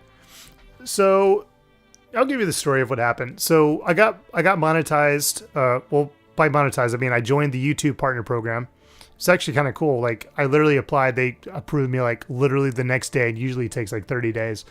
So I got approved for that. Did my thing like normal for like 2 months. And there's this show on HBO called House of the Dragon. It's a spin-off show of Game of Thrones. So I was watching House of the Dragon. I wasn't actively watching at that exact moment, but like House of the Dragon was going on, and I was thinking about it, and it made me think about Game of Thrones. I thought about like, oh my God, there's this scene of Game of Thrones that I really liked that, like, you know, I don't think many people really realize the heaviness of the scene or didn't realize the foreshadowing. And it's the scene, I don't know if you watched Game of Thrones, but it's like the scene where Jon Snow is talking to Maester Aemon, the really, really old guy at the Night's Watch. And Maester Aemon's like asking him, like, if your father had the choice between doing what is honorable or doing what is right, what would he choose? And Jon Snow is like, he would do what's right.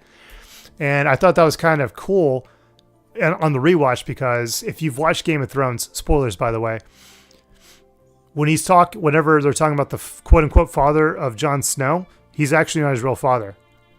And it's just, anyways, I kind of like clipped the scene, I put it up on my channel, and it blew the fuck up. I got 100,000 views in like a week. I got like fucking 9,000 watch hours. Oh, sorry, not 9,000. Sorry. I got like 4,000 watch hours in like a week and a half. And so anyways, I was like, this is crazy. And I remember like one night I was kind of like looking, I was like, this is insane. This is getting so many views and so much watch time, all this stuff. But then I was just like, shit, I don't want people to subscribe to my channel because I'm just posting a clip of something. So anyways, I took the clip and I made a video where I showed the clip. It's on my channel still. You can actually go check it out when you want to. But I took the clip, and then afterwards I expanded on why I thought that clip was cool, what I thought it foreshadowed, what I thought that meant for the character of Jon Snow, Ned Stark, how it foreshadowed the scenes, all this kind of stuff. And then I also talked about like why the scene was cool, like talked about like what you found out later. And anyways, got copyright claimed by HBO. So what ended up happening was, so I got copyright claimed by HBO, and you can dispute copyright claims. The copyright claim just means they're like, hey, we own this, we need all the revenue from this, but it's not a strike. So anyways, you can dispute that. So I put it in a dispute because what I had was fair use. That video was completely fair use. I showed the scene for context, and then I literally afterwards, it's all me talking about what that scene meant, the impact of that scene, how it foreshadowed the future, what you find out later in the series, what that meant for like fucking Ned Stark, what made Ned Stark a great character from that scene when you like rewatch, like this whole thing. But apparently whenever I did the dispute, it put a bot on my channel that looked at my channel like, no. Like, it like flagged my channel, so a bot looked at it and they said reuse content. Which reuse content is something that it's like a little flag thing they put over, a little blanket they put over to be like, hey, this is content that's on somebody else's channel or on a couple other people's else's channel. And so this bot will automatically demonetize you. And that's what happened to me. I disputed a copyright claim, which ended up making YouTube's bots look at my channel, and then they demonetized me. So that's the gist. Sorry, that was a long explanation. I apologize.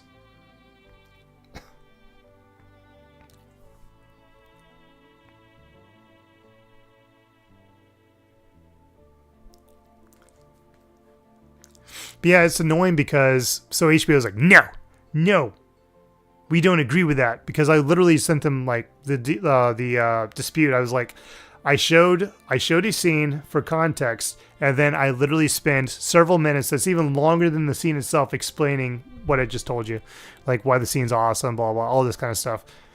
But apparently, what that did is it just put like YouTube has bots that go around looking for what they call reused content, and they can literally flag you for the dumbest shit. You can literally just clip a show. You can clip a scene, and YouTube will be like, their bots can be like, reuse content, and they just completely demonetize your channel.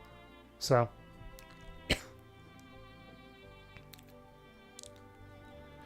anyways, I did put in the appeal. They said no, you have to apply again in October. But, oh yeah, so let me put this out there first. Whenever you do get demonetized for reused content, you are not allowed to delete anything from your channel at all. At all. So, also, YouTube doesn't tell you what video is the problem. So they just say, reuse content, take our feedback, fix it. And it's like, well, what was the reused content? What's the one that flagged your system? So I just assume, I assume it was the one that, I think what happened is like whenever I did the dispute, they brought the bot to my channel, and the fucking random clip I uploaded that was just blew up. It had like literally 300,000 views. 300,000 views. But you can't delete it, because if you delete it, they're automatically going to say no because you deleted content from your channel and like you tried to game the system. I don't even know what the fuck the reasoning is. But yeah, so since the dispute's been put in, they said no. I deleted the video that I think was the actual issue, which was the first one I uploaded, which I didn't upload that trying to get views. I just uploaded it as like, oh, this is a cool scene. I like this. Whatever. Got copyright claimed, which, yeah, it's not my scene. I literally clipped a show. I didn't dispute that. Completely understand. YouTube said, this one fucking video you posted, we're going to demonetize you over. But anyways, I'm getting ahead of myself, or getting behind myself. At this point, I've already deleted the video, and it does seem, from what I've seen on videos on YouTube, that I can contact YouTube on X, formerly known as Twitter. YouTube support, or whatever the heck they called on there, and that I might be able to get my monetization back before October. Because the thing about it that really gets on my nerves is that they didn't just say, oh, reuse content. They said, we found that a majority of your content on your channel is reused content. Which it is not. A majority of the content on my channel, meaning 99% of it, is literally me streaming games and talking to an audience. Or I make a video where I'm literally talking about a topic. It's all completely legal. It's all completely fair use. It's all completely me. It's all completely transformative. And they're saying that a majority of my channel, majority of the videos on my channel are reuse content. Bullshit. So anyways, I'm just going to wait for my analytics to update, and maybe like wait a couple days. I'm going to try to contact YouTube on Twitter and see if I can get my monetization back that way. Because guess what?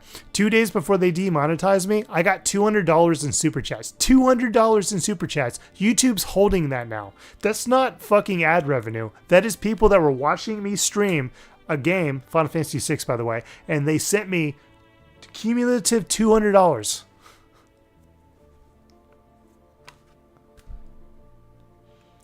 Ray is probably like, God, this guy talks way too fucking much. Oh my God. Yeah, I'm not very happy about that. I'm not happy about that at all. I should have I literally should have got $200 like 5-6 days ago. Because they give it to you like at the end of the month. That's when they send out the check. I was supposed to get 200 fucking. Well, they take 30%, so I was supposed to get like $160. But yeah, I just don't get my fucking super chats because a YouTube bot decided that, oh, we don't like the fact that you posted this fucking clip. Yeah. God, I wish my rent was $200.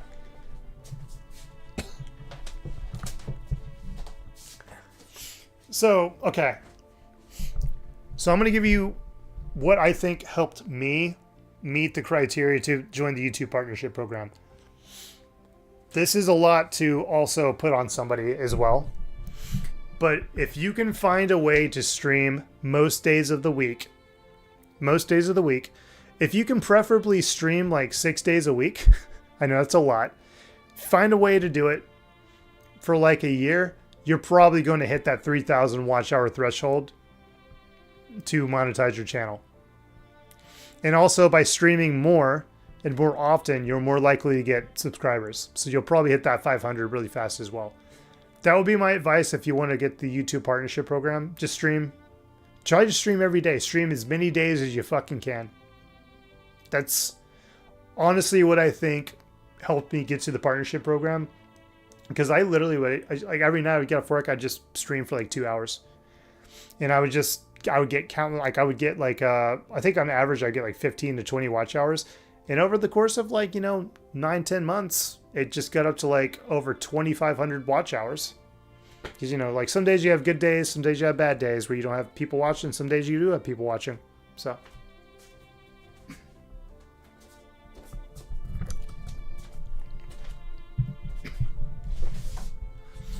Rhea, I want to be your YouTube friend. Also, what's Rezi up to? I haven't seen Rezi in a long, long time. Is he doing all right?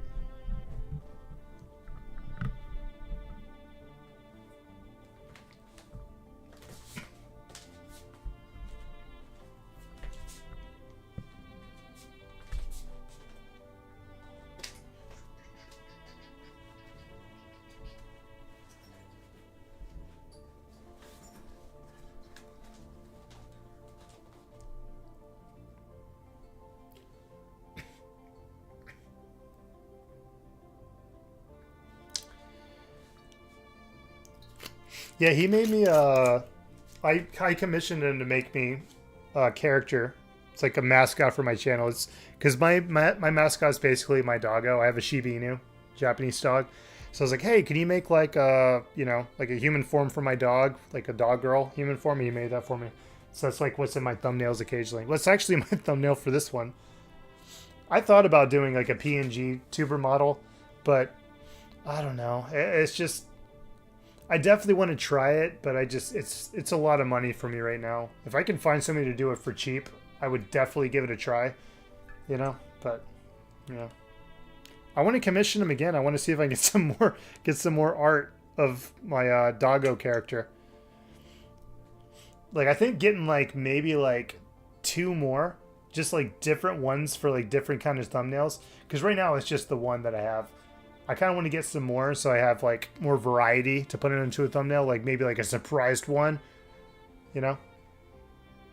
Also, don't get me wrong. One thing I'll also tell you about YouTube is also Twitch. Anything. Sex sells. Make your thumbnails look sexy. People will click on them. I know this because last night I was playing Resident Evil 3 Remake, and I had a very, very cool picture of Jill Valentine, and I got a lot of viewers.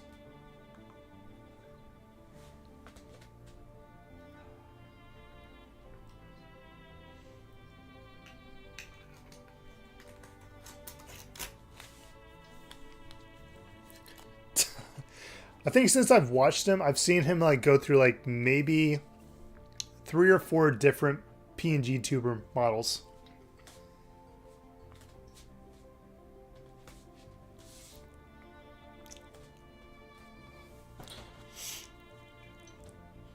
I do remember when I commissioned him though, it took him like 2.5 weeks to make it though. It's kind of long. But it turned out really, really good though.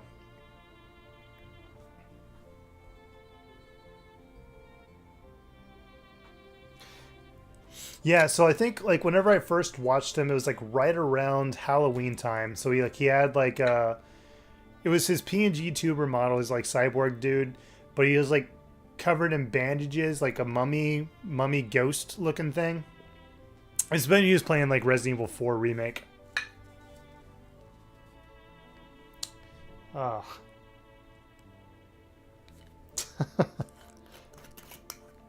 How's everybody doing? Are y'all having fun in the stream? Are you not entertained?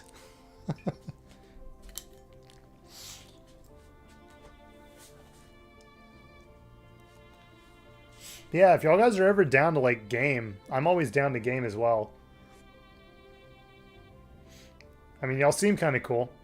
You definitely seem cooler. Don't tell Rezi, but I definitely think you're cooler than Rezi. Don't tell him I said that. Don't tell him I said that, though.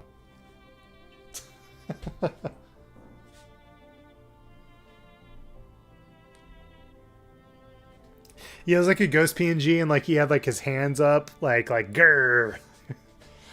Yeah.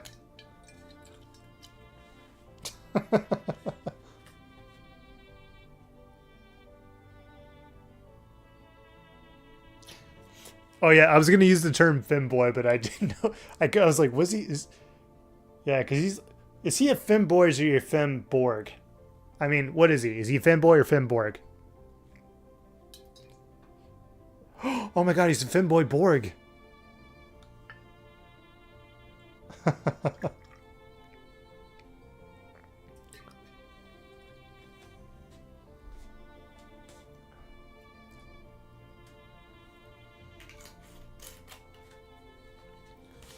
Rezi is cool too, but Rezi is lazy. It's like lazy.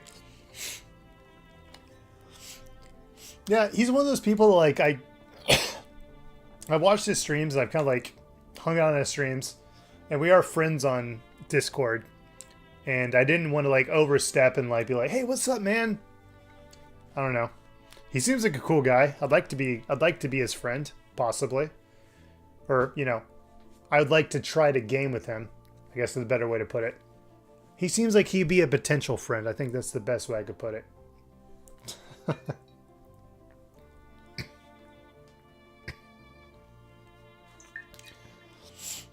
All right. So, tell me more about your experiences on YouTube, because I'm very interested in hearing this. Like, super duper interested. Because like you said... Oh, yeah, by the way, so you're saying like your 400 follower thing on Twitch. I know exactly how you feel with that, because, man, there's been times that like I'd planned out streams, even on YouTube, just planned out streams, get a game ready, try to get some people there, and like, yeah, I could be there.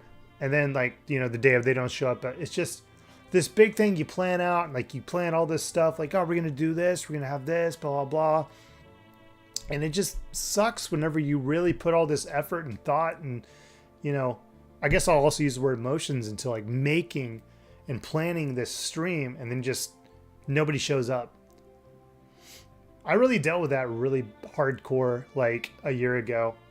Like it used to really, I wouldn't say like upset, it used to bug me. It upset me a bit, but like it really would bug me because I would put all this work and effort into just getting my streams and trying to talk to my audience and being there, and I would try to be interesting. I tried to reply to everybody in the chat. And then you have this other person who was in like servers I was in, who just, when they go live, people would just always just go to their thing, and they never talked to their chat. They never did anything. And it just, I felt like, what am I doing wrong? It just felt, it always feels shitty when like you put in all this work and then nobody shows up. I mean, like, dude, like, literally, like, if you look at my channel, I have a couple of videos I posted where it's like, what is it called? Thoughts on streaming and stuff like that. Literally, I made that video because I was streaming, and there's people who would usually show up to my streams that aren't showing up to my streams or showing up to this other dude's stream. But the issue I had with that is that this guy literally had like fucking like 10, 15 people in his streams, and like, he's like, oh, blah, blah, blah. He's like having fun. All of a sudden, he's like, man, I'm such a piece of shit. Blah blah. Like he just kept like self-deprecating on himself, and I'm just like, what the fuck? There's more to that. He would like self-deprecate himself, but it was just like, what am I doing wrong? Like why Why do people rather go to this self-deprecating guy than me? Anyways, this is like a year ago. I'm kind of like paraphrasing and pulling from my memory. But let me read the chat. I'm sorry.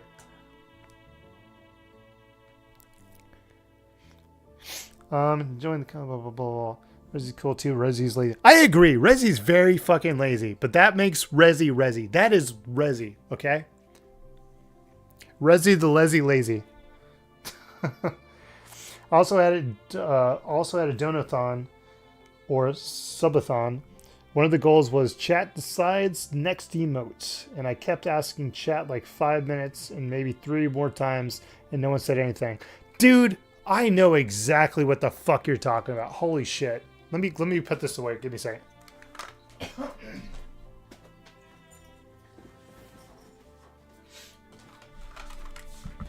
I know exactly what you mean by that. I'm very much the same way. Like, there's times I try to interact with my chat and talk to them about things, and nobody says anything. And this is what I said before you joined. Like, when I see like 20 people like on my channel, like 20 people, like 20 viewers, I'm like, oh my god, that's crazy. But if nobody's talking, I start feeling like I'm doing something wrong or not being entertaining. Like, I hate it. I hate it when people aren't talking to my chat. Like, I have the most fun if I have like 2-3 people watching me, and there's like 2-3 like, you know, 1 or 2 people chatting with me in my chat. I have way more fun than I do seeing that number 20 viewers. I have more fun talking to 2-3 people in my chat than I do seeing 20 to 30 viewers on my fucking stream.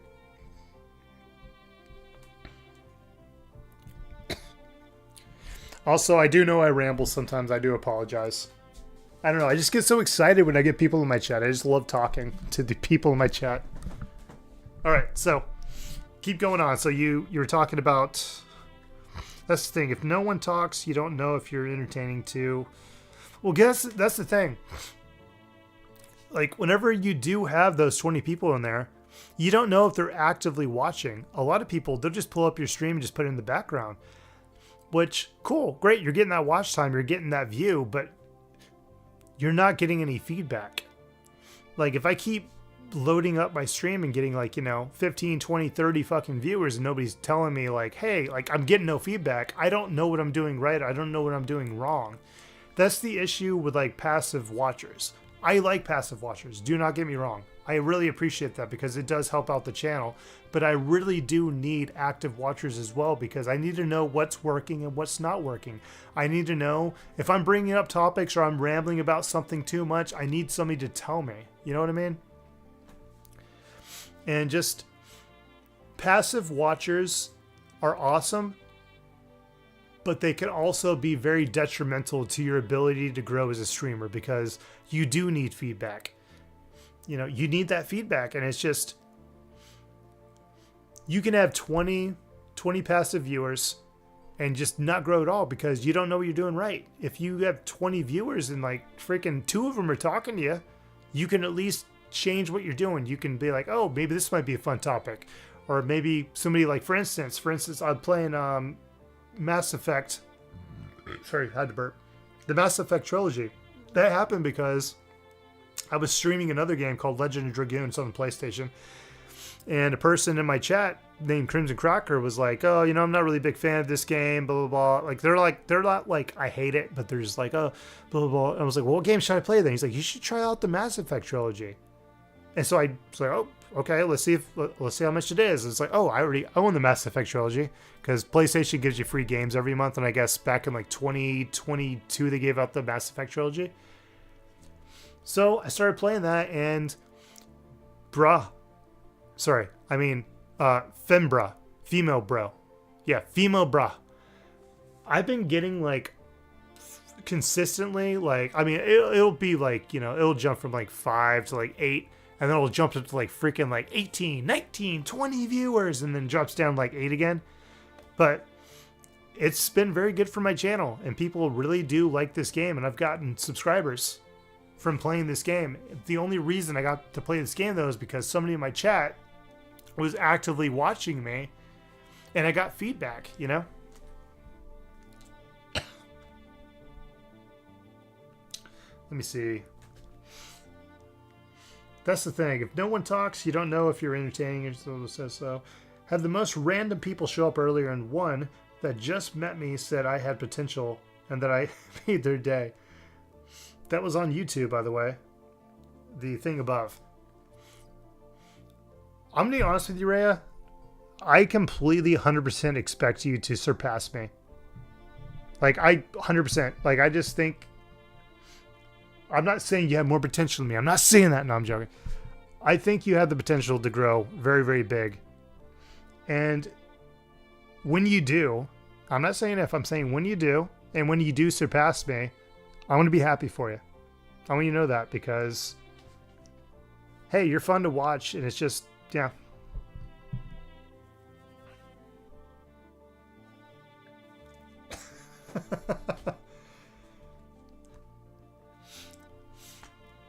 Yeah, I have a lot of games to play as well. Like a shit ton of games to play. I do kind of get...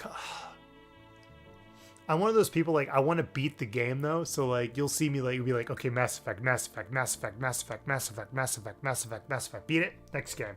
This game, this game, this game, this game.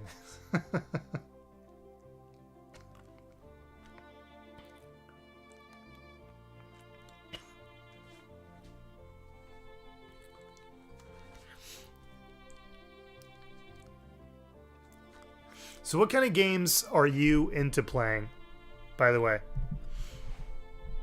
Give me some ideas. Give me some ideas of stuff that we can potentially play. Or even then, one thing I will tell you about me that a lot of people don't really understand is that I love to what's the word? I wouldn't call it backseat game, but I like to join people while they're playing games. And my friends think it's weird that I want to watch them play games. And like for me, it's just I love seeing people experience games that I love myself. I like to see their experience, and I also like to chat with them while they're playing it, you know? Let's see. I consider myself to be hard-working in content, or working in content creation was something I always wanted to do. Recording videos and playing games, though it doesn't feel natural, rather than talking to chat. Well, Ray, if you can help me out, that'd be awesome. Because one of my things is like, I'm like really impressed with like your videos, even your shorts you're making. I'm like impressed, like really impressed. Like I want to start doing more stuff like that. Like I'm impressed because they're really, really funny, and they're actually really well edited, you know. And I have so many ideas of things I want to do other than just gameplay. I just wish that I just knew how to edit better. Like I don't know how to edit. I don't. And it's just anybody who I know that knows how to edit, they're always just like, you know, you just edit it. You just edit it, and it's just like, how? Give me ideas. Give me thoughts. Like what do you do when you edit? Nobody can give me any information that can help me like start the process of editing, you know? It's almost like I'm looking for somebody just to kind of give me like, not even like, okay, do exactly this, exactly this, exactly that. Just give me ideas of like things to think about when it comes to editing, you know?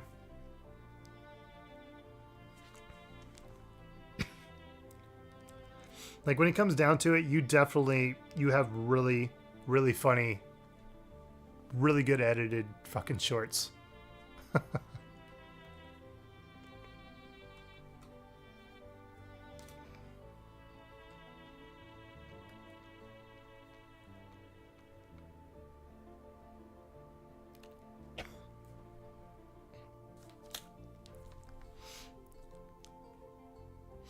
Also, since you asked about games, I like building, farming the most. Usually play these to relax. I really started loving Shin Megami Tensei 5. Everybody keeps talking about that one right now. Then I suppose I play almost everything, but no war games.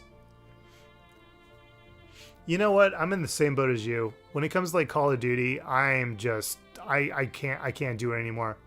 I used to do it because I enjoyed it. Then I did it for my friends. I can't play Call of Duty. I can't play Battlefield. I can't do it.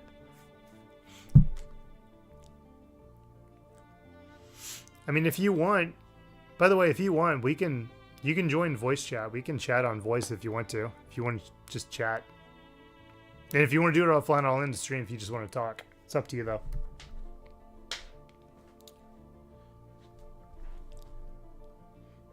But I'm having fun. This is fun. I'm really enjoying chatting with you.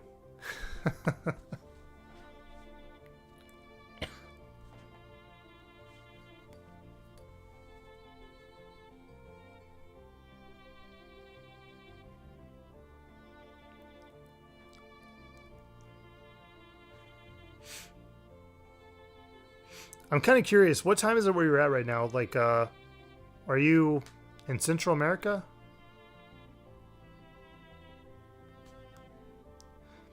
For editing, I usually find the funny part, then crop it out, throw the video I don't need away, then look at what the clip says.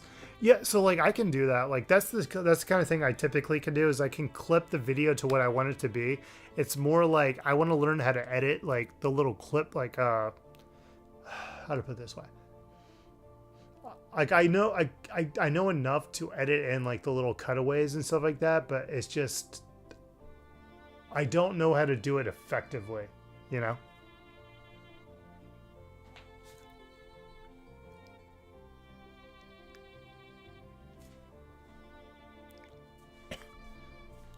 But you know what they say, like, hey, if you want to learn something, surround yourself with people that are good at it and surround yourself with people who are learning it because it can rub off on you, you know?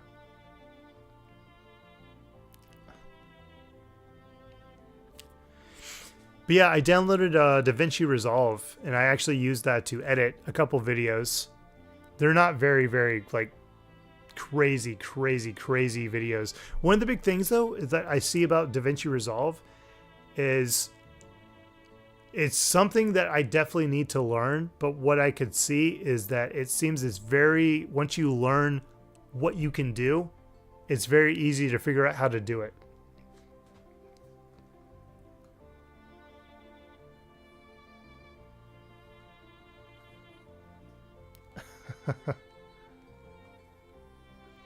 Your videos have a lot of cuts, but your shorts are really good. I like those.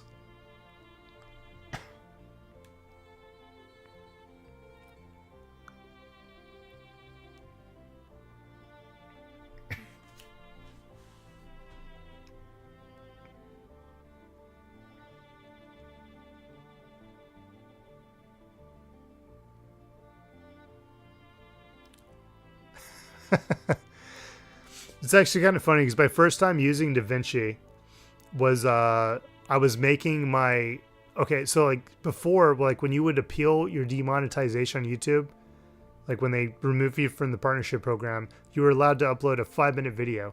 So I used DaVinci to make my 5-minute video, and I remember like doing like, how the fuck do we do this? God dang it. I want it to fade in. I want it to fade out. I want to clip this. I want to fucking cut it here. And I was like, God, how do I do this? How do I do this? But it's also just like, I was just impatient. It's like, I want to make this right now. But,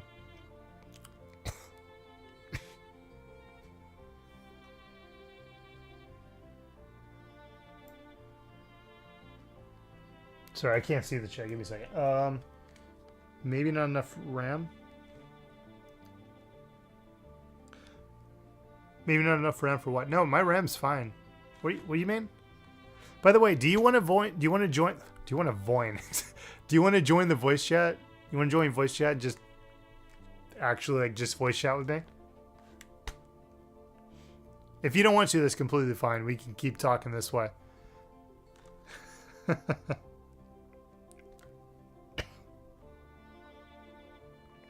You live in Greece. Okay. Interesting. That's kind of dope. That's pretty cool.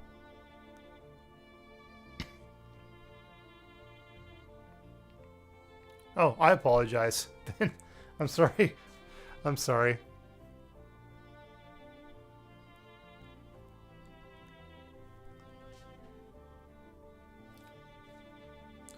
You know, I always wanted to visit Europe. It kind of sucks that... So I was like in the Navy, and it's kind of like funny. Like one of the dudes, like one of the biggest shitbags I worked with, literally got sent to fucking Naples, Italy. And he got to go all over fucking Europe. And I was stuck in fucking Japan, man. stuck in the best years of my life. It was horrible. It was horrible. I was having fresh sushi every day. Every day I'd have the freshest sushi, and I saw so many Shiba Inus, and there were so many cute Asian girls. It was horrible. Obviously, I'm joking. Except for the shitbag thing. He was definitely a fucking shitbag.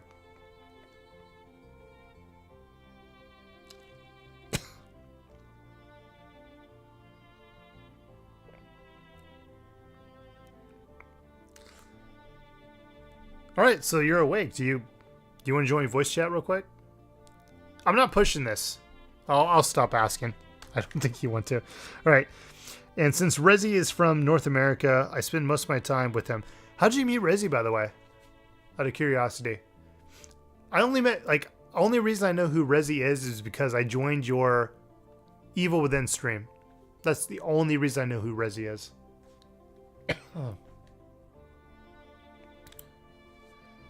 And the only reason I actually talked to Rezi is because I was like, no, you should try this. And I was talking about the Evil Within 2. And he's like, yeah. And he's talking to me. I was like, this guy's kind of cool.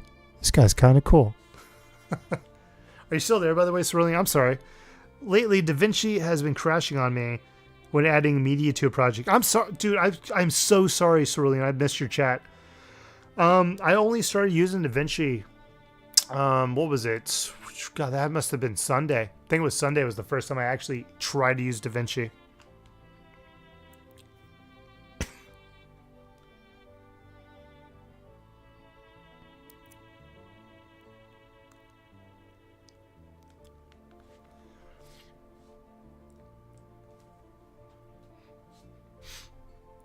Woo. Again, I'm really sorry, Cerulean. I missed that chat. Anybody who can give me any advice on how to use DaVinci, or even just be there for me to ask my stupid fucking noob questions, I really appreciate that.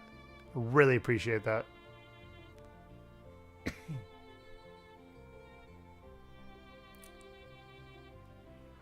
Oh, that's who she was talking to. Okay, she wasn't talking to me. She's like, maybe the RAM. I was like, I don't think I talked about my thingy crashing or anything like that. I don't know why she's talking about RAM. She's talking to you. She's talking...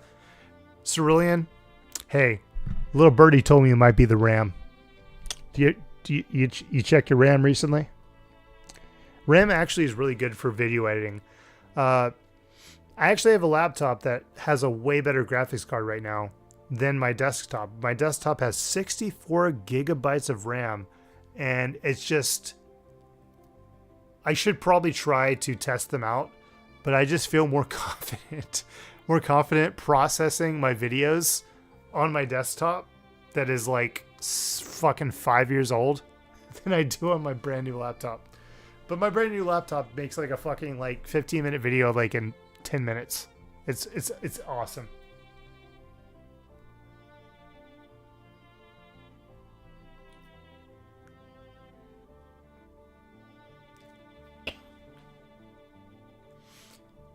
Yeah, completely. 100%. Yeah. Let me turn down the...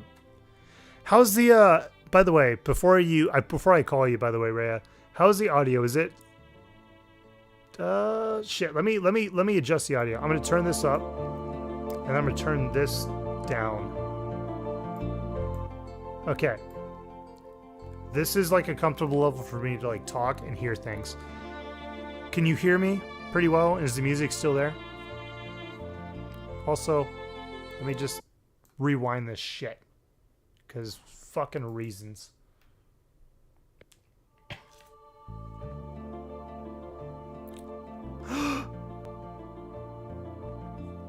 Yes, I do, Rhea. I do. Would you like to join my Discord server?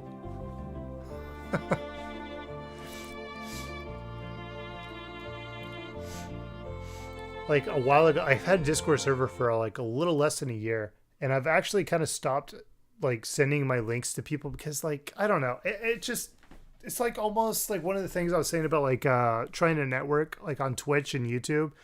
It's annoying nowadays. So many people that you show support to, they don't show support back, to the point it's just so many people will send me their Discord servers and I'll join them, but they'll never join mine.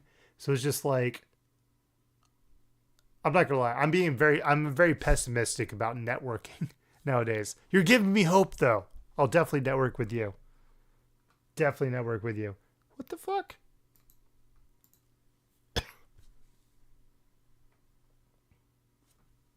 Hell fucking yeah.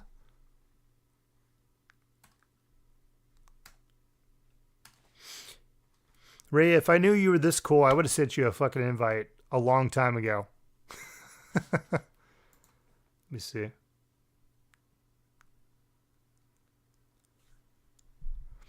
Also, you'll probably meet a lot of people that can help you with YouTube on my channel. Well, not like a shit ton, but there's definitely people that will definitely show you some support and they'll show up to your streams. Guaranteed.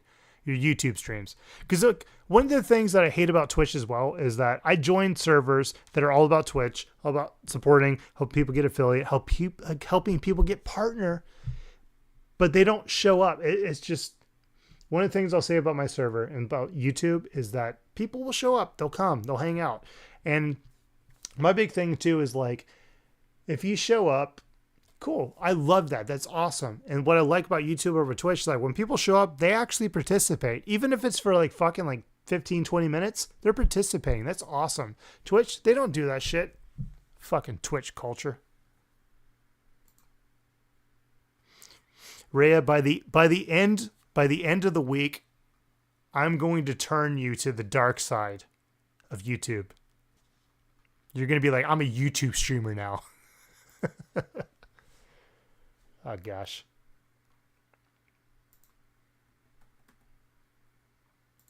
There you go.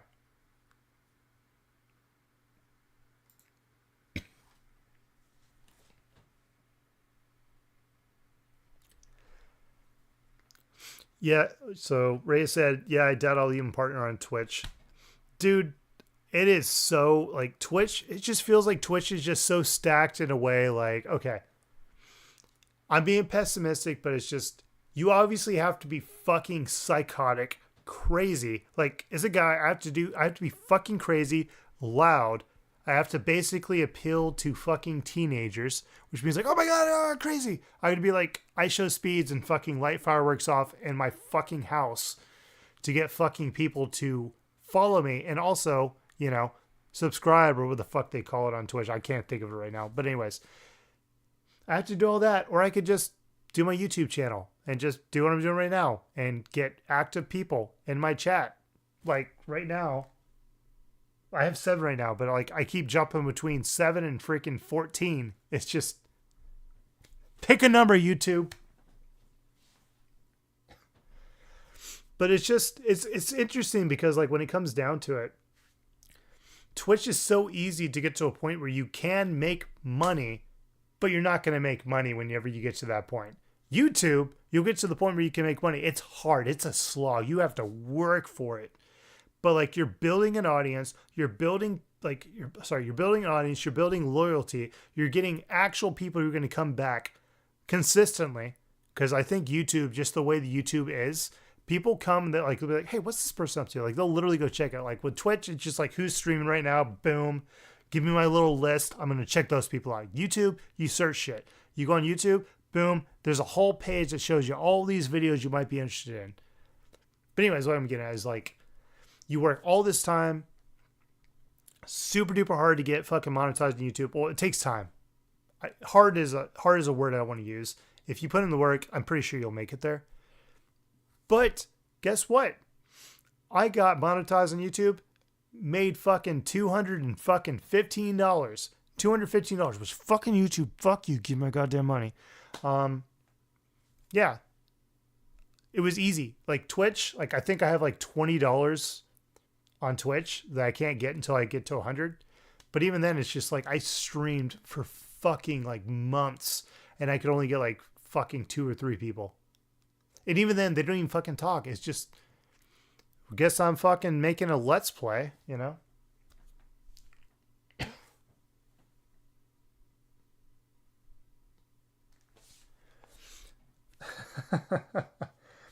Hello, you have to set your house on fire and stream it to get famous. Yes, we'll also use the set your house on fire for booby streamers, hot tub streamers.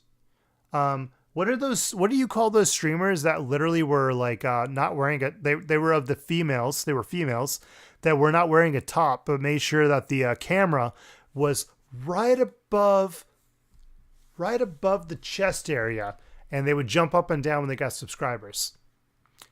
That was peak content. Very peak content.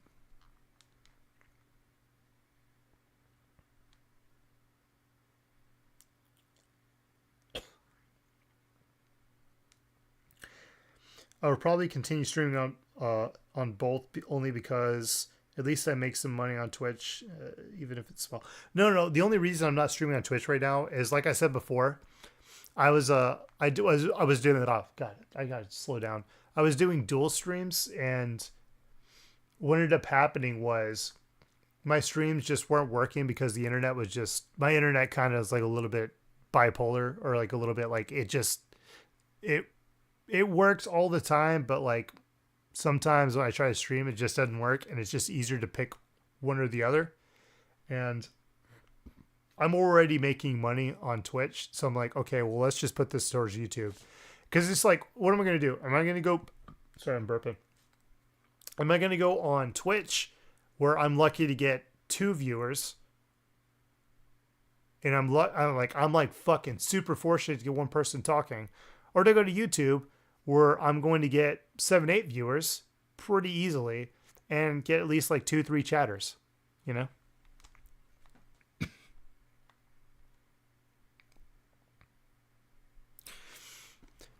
Dude, oh my God, the one where like they were streaming their ass and like they were wearing like what was like green panties or whatever, and they were like showing the game on there. And it's funny because like some dude is like, hey, like you need to, like, he was like, you're out of frame. And so like the girl like literally like moves her ass to like the left. So she's like back in frame again.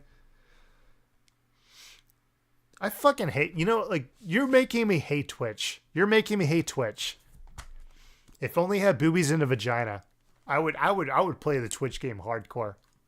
You can quote me on that one.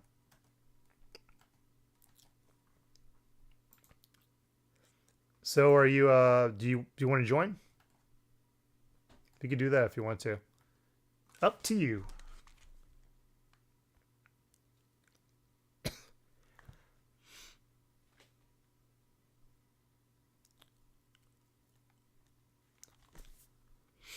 You know, it's just, I don't want to use the word hate.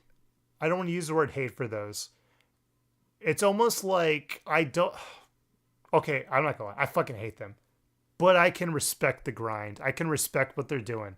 It's just like, if you could do something to... Oh, God, how to put this? That doesn't sound really weird. No, that sounds weird that I said weird. I think it's like playing a game on recruit difficulty. That's a saying that a lot of people use. If they're able to do something and make money easily, I don't fault them for doing that because it's easy. They're making a shit ton of money. But also, it's just like, come on, man. You could at least try like a little bit. Like, dude, oh my God, there's like this one fucking chick that Twitch kept fucking recommending to me. I literally told Twitch, don't recommend this to me. Stop. And it's like this girl that wears like this fucking, she always wears like a little mask over her fucking mouth and nose. And she obviously has implanted boobs. Her boobs are like fucking like double J's or some shit. Like they're like comically fucking humongous. Comically humongous. And it's just like, I like big boobs, but I don't want to see this. I don't want to see this. Like, Pornhub exists. I can if I want to see big boobs, I can look on them on there. It's just, but also it's just the amount of effort that they put into it is like, hello, so-and-so. Hi, so-and-so. Oh, thank you for the sub, so-and-so. Thank you for the comment, so-and-so. And it's just like, you could at least read what the people who are sending you goddamn money are fucking saying. What the fuck?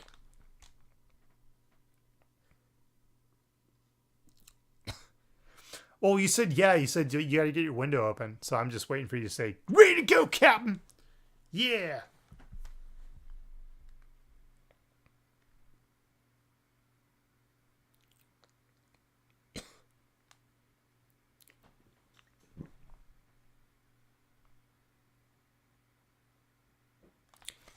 All right, give me a second.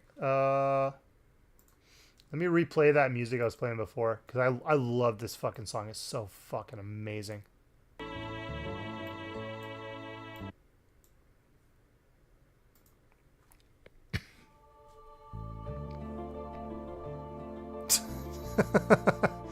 You know, Ray, you could call me too. I would have answered. I was waiting for you to call me. I'm joking. I was waiting for you to tell me to call you or like you call me. So I'll call you right now. And then you might have to give me a second to do this real quick. Can you hear me? Oh, wait. Sorry. Still connecting.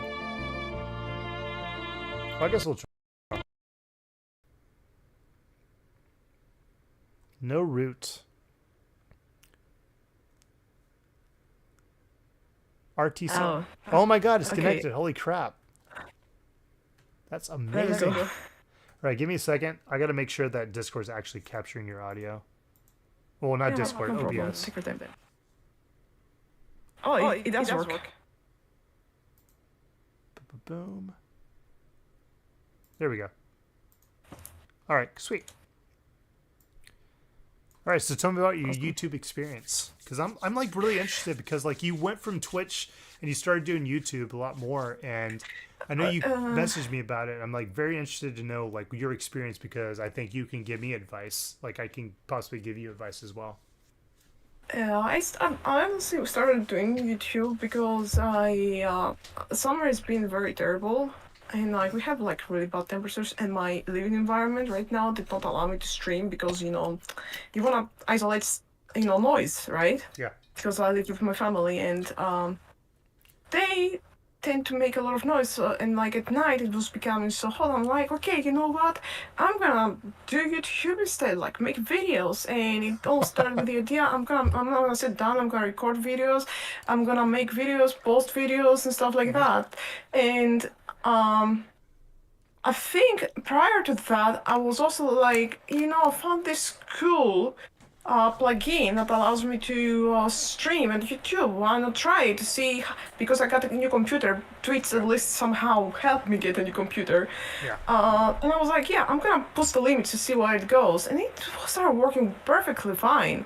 Like I made a stream and I saw people appeared. I'm just like, and I'm like, hey, since I'm streaming, do videos.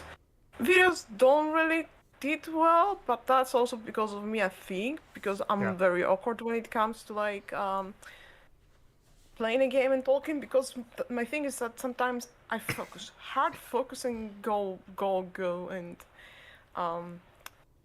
not do anything entertaining for like a while. So it's a juggle. I feel like, but I feel like I'm more entertaining for these people in the chat. Like earlier it happened that halfway through the game I stopped talking and we were talking about how tweets and how YouTube is like hard.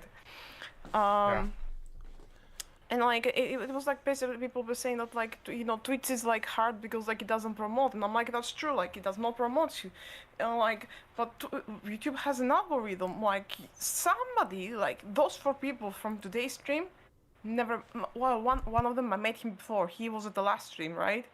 He saw that because of Bioshock. He stayed to watch me Bioshock, came the next day, and I was like, damn, I recognize this person, they were here yesterday. Holy crap, a person I've seen before has come back. Never happens on Twitch. For me it happens, but that's because they are regulars. Yeah. And I have already built like, like the thing. I know people, like I did a lot of networking to get where I am at Tweets. And it's whole lot of work, I think, whole lot of work.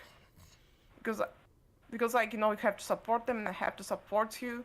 Yeah. And I guess it really depends on the person, too, because like you can go, there's people that I went to, try to support them, been there for the stream, and they never saw that with my stream.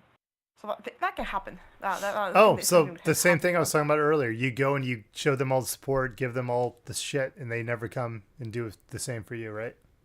Yeah, it has happened to me too. It happens to me literally almost everybody. But the difference between you and slightly Shirezi, he didn't really stream or do stuff typically.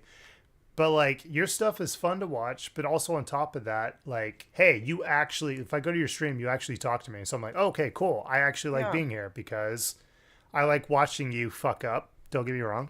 It's pretty fun. It's fun to watch the chaos.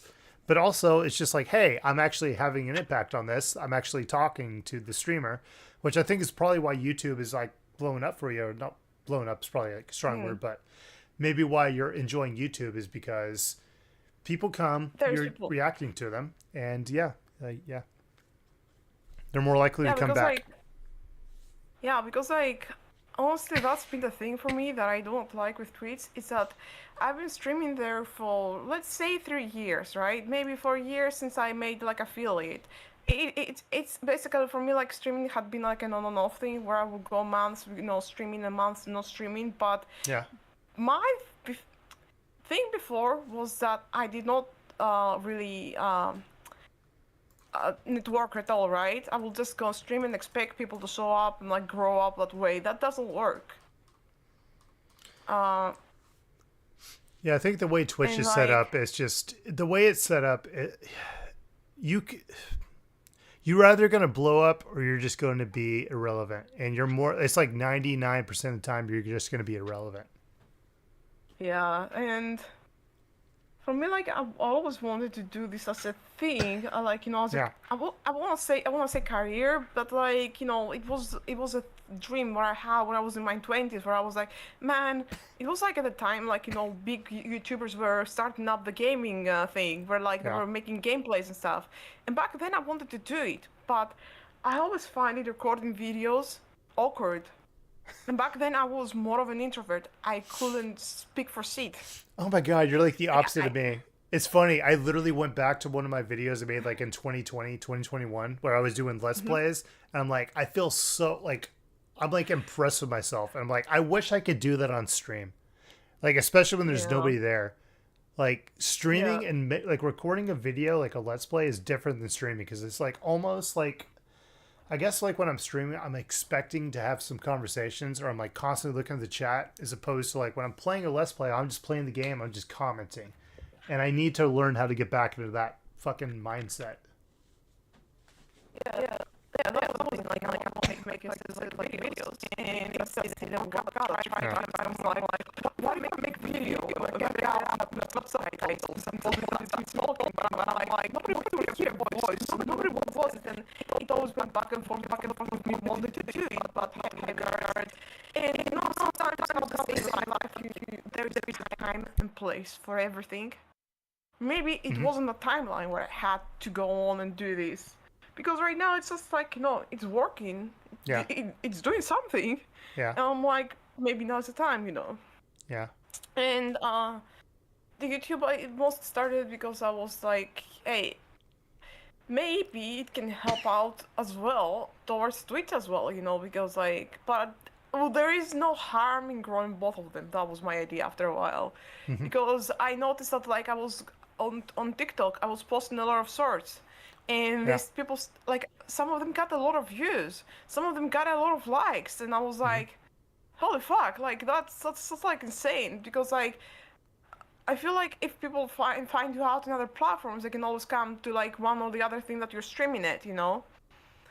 And it's just more chances, what I was trying to say, like, putting yourself out there. And, like, so far, like, growing YouTube, I feel like it felt faster than I did with Twitch, because I remember back there in the times like I wanted to get affiliate. Yeah. It took me a month, 3 months to get the average viewers. I was already like done with the followers very easily. But the average viewers, oh my god, it was a pain in the ass. Yeah, the average viewers what typically holds people back. But the thing about Twitch as well is like, the part of it's like what I was saying about like, what was the fucking word? God damn it, the culture. Culture. Yeah, the culture of it is like, when it comes to Twitch, like, I need help making affiliate. Well, what people will do is they'll just they'll open up your Twitch stream and put it in the background and not talk. Like, they'll literally just put it in the background, they'll have a tab, and they'll just let it in the background so you get your little fucking view or whatever, and you don't get any interaction. But when it comes to YouTube, the culture there is like people go there to watch videos. They do watch streams, but they also watch videos. They watch shorts, and they like when it comes to Twitch, people kind of come and obviously they do watch it very actively. But there's also some people that is just their culture is just like I'll open up in the background, show some support, whatever. YouTube, on the other hand, people will actually watch your shit, and they'll actually talk. Like for instance, take Cerulean in my chat right now. They're here. You know, it's just Twitch. This wouldn't be happening for me. Like, and this is what I noticed when I was like trying to hit affiliate as well on Twitch is that I'd have some people like chatting, whatever, but I would have like 10, 15 viewers, but nobody's talking. And it's literally because people are like, oh, we're going to help him hit affiliate. But there's like no, I'm going to use the word brand loyalty. Obviously, I'm not a brand, but there's like no brand loyalty for it. It's literally just, we're doing this to help you get to this. And once you hit that, all right, cool, you're affiliate. Don't need to do this anymore. As opposed to YouTube, where like these people are actually like invested in your channel. Yeah. And like with Twitch, it's also that like, you know, I personally, whenever I go to other people's streams, I usually like to hang out there, talk, like I will write, right, you know, like watch them, be like, oh my god, what are you doing, like, and like I might stay an hour, right, talking to them. It's like, no, don't go in that room.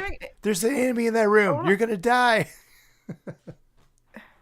Yeah, like it was like, oh my god, what the fuck are you doing? Use the other gun. Well, anyway, I usually like go to friends' streams and like I spend like an hour or two maybe there, and then I will talk to them at first, but after a while, you know, like because sometimes I have to do stuff. Like I just put the stream on mute and leave it there just to show support. Like it doesn't, like.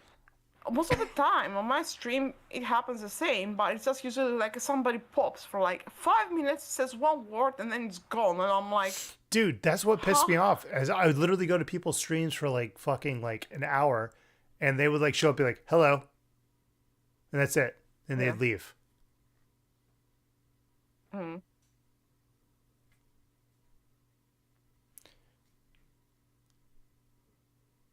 Yeah, it just happens a lot. It's just because it's just like because like definitely the discrepancy between like both sides and stuff. It's just, I guess all we can do is try our best. Like I'll definitely gonna continue streaming on YouTube.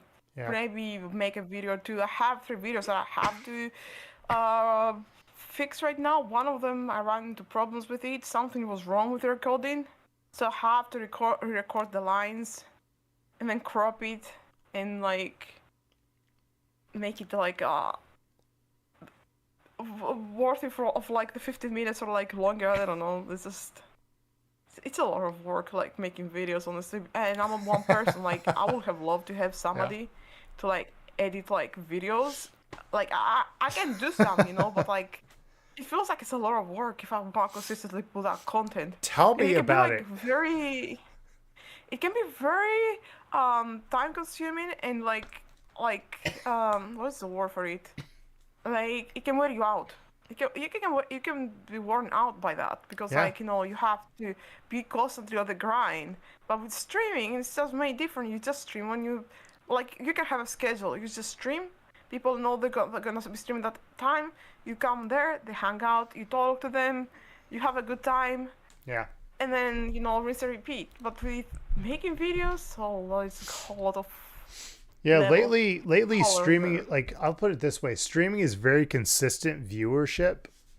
Like making videos is very hit and miss. You could put in like, I've had videos where I spent like a couple hours making it and like I get like 20 views, and I've had a video where like I literally spend like, I'm like, fuck it, 40 minutes, I make this video, 1,000 views. It's just like, what?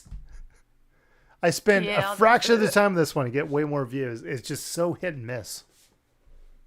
Yeah, like I don't understand how the algorithm for shorts works, like, because like I said, like it's very weird.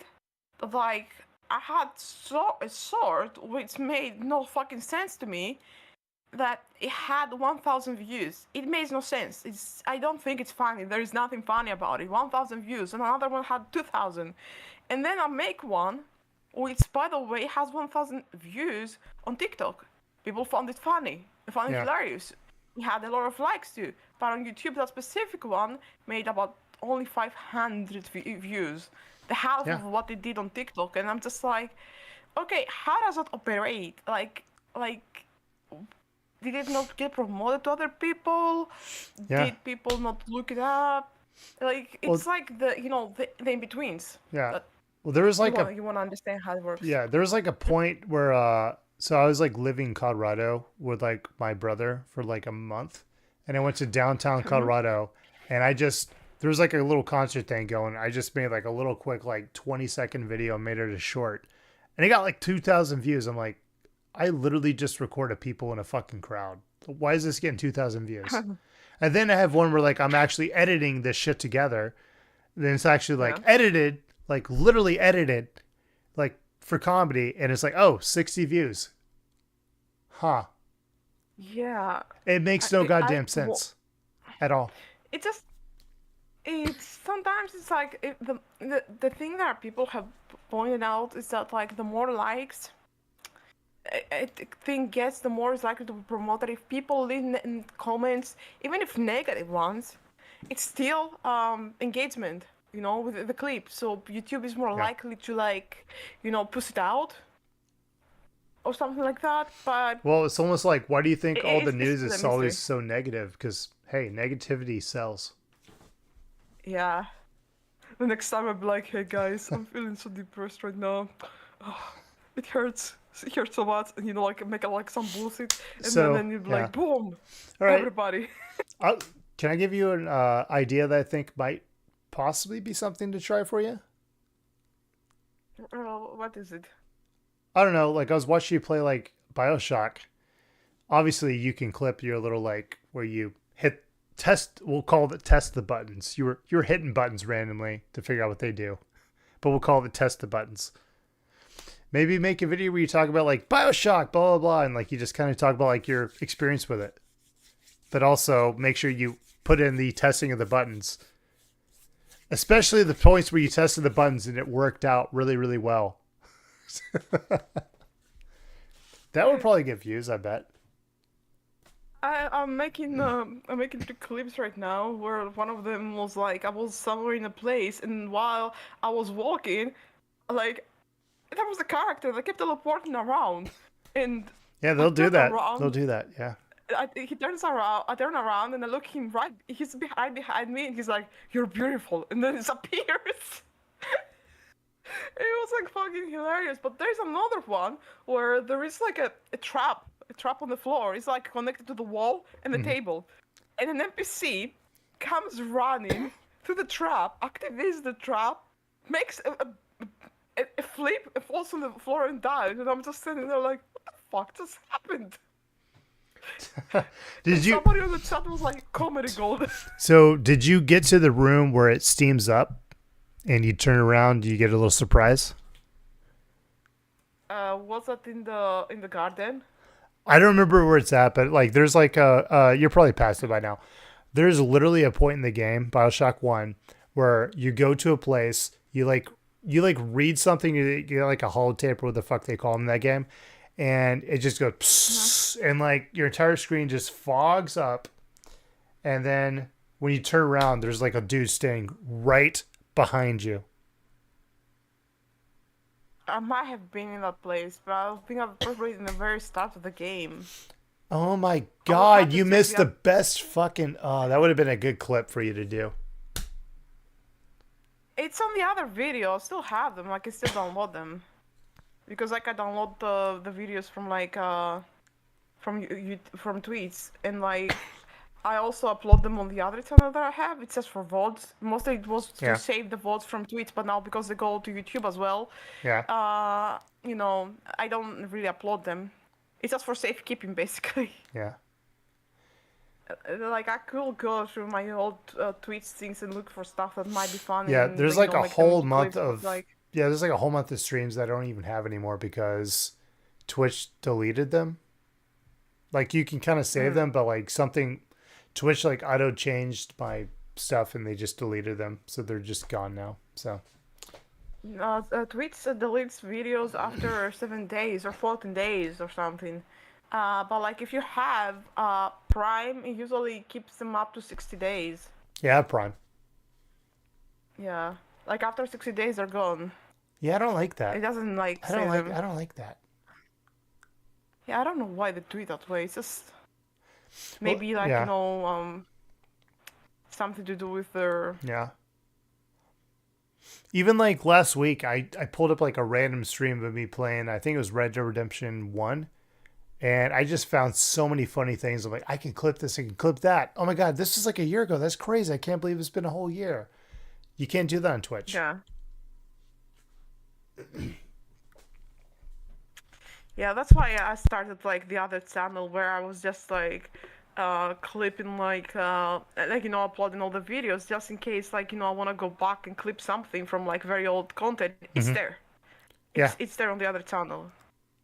And it was mostly like for me to safe keep stuff, but like I have published some of them, but like not everything. And like with the way that they got uploaded, now they're out of order, so I don't know what goes where. So. Well, also I might have like lost some of them too, but it is what it is. But it's also like in my brain, also fuck Twitch, because there's a period I didn't stream on YouTube for a month because I was trying to see if I could build an audience on Twitch. And the reason I did that was because Twitch was like, hey, we do not allow multi-streaming at all. Yeah, and then they did. Yeah, and it's like, fuck y'all guys, fuck you. And like, the reason I'm bringing this up is that, so I did get monetized, but that whole like month, or I think it was actually a month and a half, 2 months, where I literally just streamed on Twitch, was times I could have been streaming on YouTube and I didn't. And I lost 2 months of fucking watch time because I was trying to like do something on Twitch, because Twitch is the one fucking platform is like, no, we can't, I'm using quotations, air quotations with my fingers right now. We cannot police, I'm saying police, those are my words. We can't police other people, blah, blah, blah. It's just like, fuck you, Twitch. The thing that sucks about Twitch as well is that they change their rules on a dime. YouTube does that as well, but YouTube is a little more lenient when they change their rules. Twitch, like, oh, we changed this rule, this VOD's up, we don't like it, boom, hit. We'll give you a fucking 1 week ban. Also, Twitch, the monetization, right? Even if you get partner, what's the point? You still get the 50-50. Oh yeah, also that's another thing too, is like they take way more of the money than YouTube does. YouTube takes 30% of your revenue, of your super chats, 30%. Twitch takes half.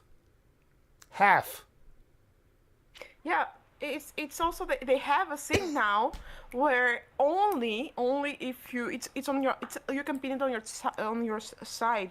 If you get 100 actual subs, not gifted, actual subs, 100 actual subs, you can get a 60-40. And if you do step 2 of this, you can get basically 200 subs on your channel, actual people, not like gifted again. You can get 30-70, but only if you have enough people, 200 actual people that are willing to pay a sub. All right, and that is not permanent. It's not permanent. You have to do it every month. Yeah, they're literally trying to like, that's them trying to incentivize you to work harder to possibly make a little bit more money, which by make a little more money means like to make them take a little less of their money. Yeah, and also for me, it kind of sucks because like, the money comes in dollars, right? So they have to translate the money into euros, and then I lose part of like the money that they because they send it, and my bank takes a few extra money out of that. Takes like €3. I mean, it's nothing, but for me, it is something, because I don't have a job. Like any money that I make is useful for me to like, buy new games, buy something to improve my setup, for to be able to stream. Like, it just like the monetization is just ass. But it just helps, even if it's just that. For me at least. Like, like like a bigger cut will be like better. And I don't know how YouTube does it, if they're still like, whatever you make is dollars, and then they will just give it to you in dollars, and then the bank will translate it to euros, or like if you in the Europe country, it's just euros payout. I don't know how I think that works. I think as long as like you make the equivalent of like $100, they'll pay you out. But I don't know. It's Google. 100 or like it was gonna be like 80. Yeah, it's Google though. They're a big ass company, so maybe they have different shit in Europe. To be honest. Yeah, I mean, like if they're paying out, like it'll be like, hey, I live in Europe. They'll be like, okay, you're in Europe. We're gonna pay you euro. Then that's okay, because like I'm not losing anything from what I made. But with tweets, I lose money because they pay you out in dollars, right? So like let's say you made $69 one month. That's the first number that came to my mind. They will take. I was gonna say, why is 69 in your mind? It's kind of peculiar. It was a number memes. That it's memes. No, it has not. What? Yeah, it was a number that I kept seeing a lot back in the days. Yeah. Like like how you look at numbers and there's always that numbers that appears, right? Yeah. So Yeah, the one that that appears to you is number. always 69. Gotcha. Yeah, back in the days. I don't know anymore. Like I'm more likely to see other numbers now. You get the joke though, right? Yeah, Okay. it's because it's joking. that nice, nice. Hey, nice round number that's not round. We'll just put it that way. But when you think about it, It's it is kind of a circle, so I guess it is a little round when you think about It's it. a number of infinity. Damn it. It could be the number of infinity. It looks like an 8, kind of. If you put them together, but anyway. Yes, the Kama what Sutra was I told me saying? that. Yes, thank you. Yeah, what was I saying about the thing? Like, you make some money, right? They take $5 out of that for taxes and fees, and after they take all the taxes and fees stuff, then they send the money to you. So like from. Well, also, freaking I Europe don't know. apparently takes a lot of money out of that. Like, they have to pay taxes that Europe is putting on y'all that they're not putting on people in America. And also, I think certain countries in South America also don't. Europe takes a lot of money that they shouldn't be fucking taking, in my opinion. It's like, oh, I'm not entirely sure, Yeah. but like what happens with me and my payment is basically that after it leaves tweets, which is like that $5 they take out of like whatever I made, then they have to translate the dollars to euros. And that's why I think it's stupid, like, because if you're a European person and they know you live in Greece, or like you have stated that you live in a place in Europe, they should give you the money as it is in your own currency, not Yeah, they having to should- translate it, because they should convert because it like to what, let's say you what made you're using, yeah.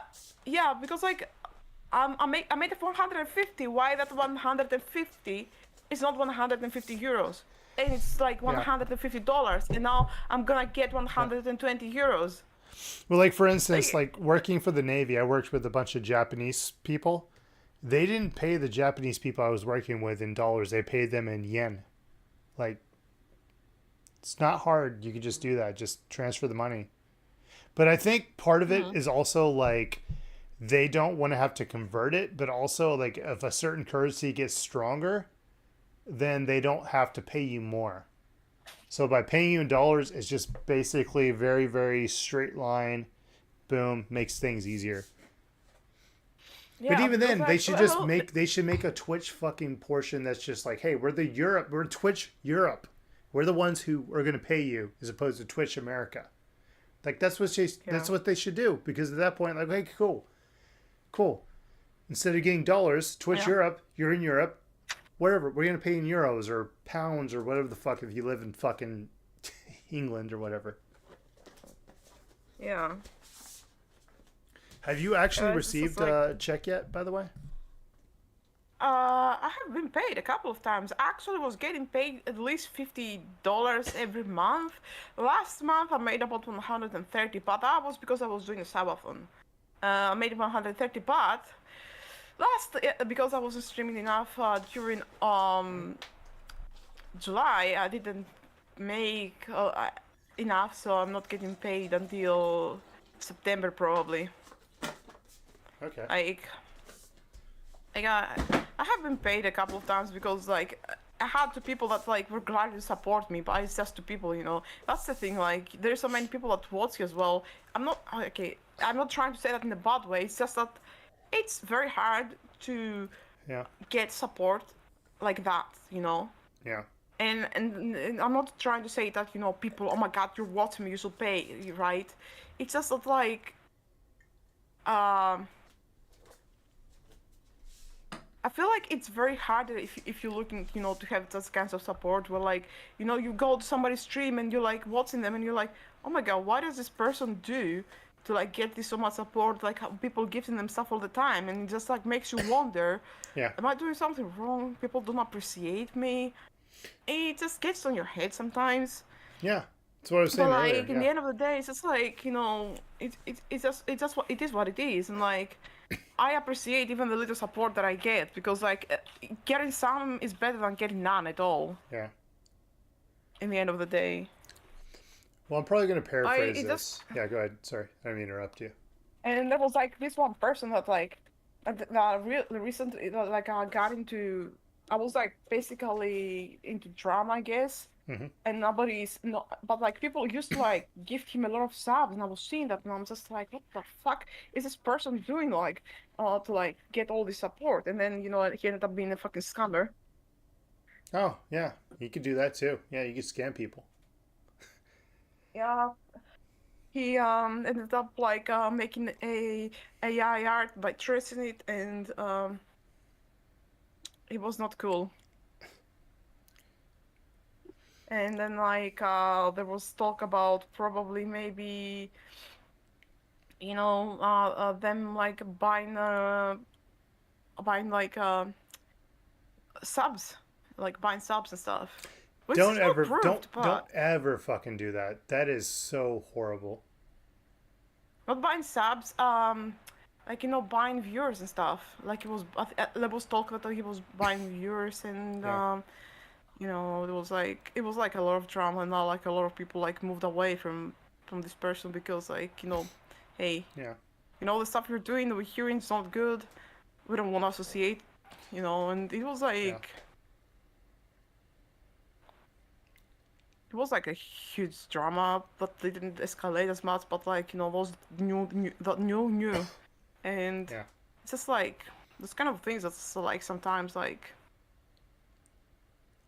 you know, it can get a little bit upsetting, I guess, to see like somebody you look to and he was getting all the support and people were like so nice, and then you're like just like, oh, like I looked up to you. You seemed like you know what we're doing. We're growing, but I guess in the end of the day, it was just probably fake.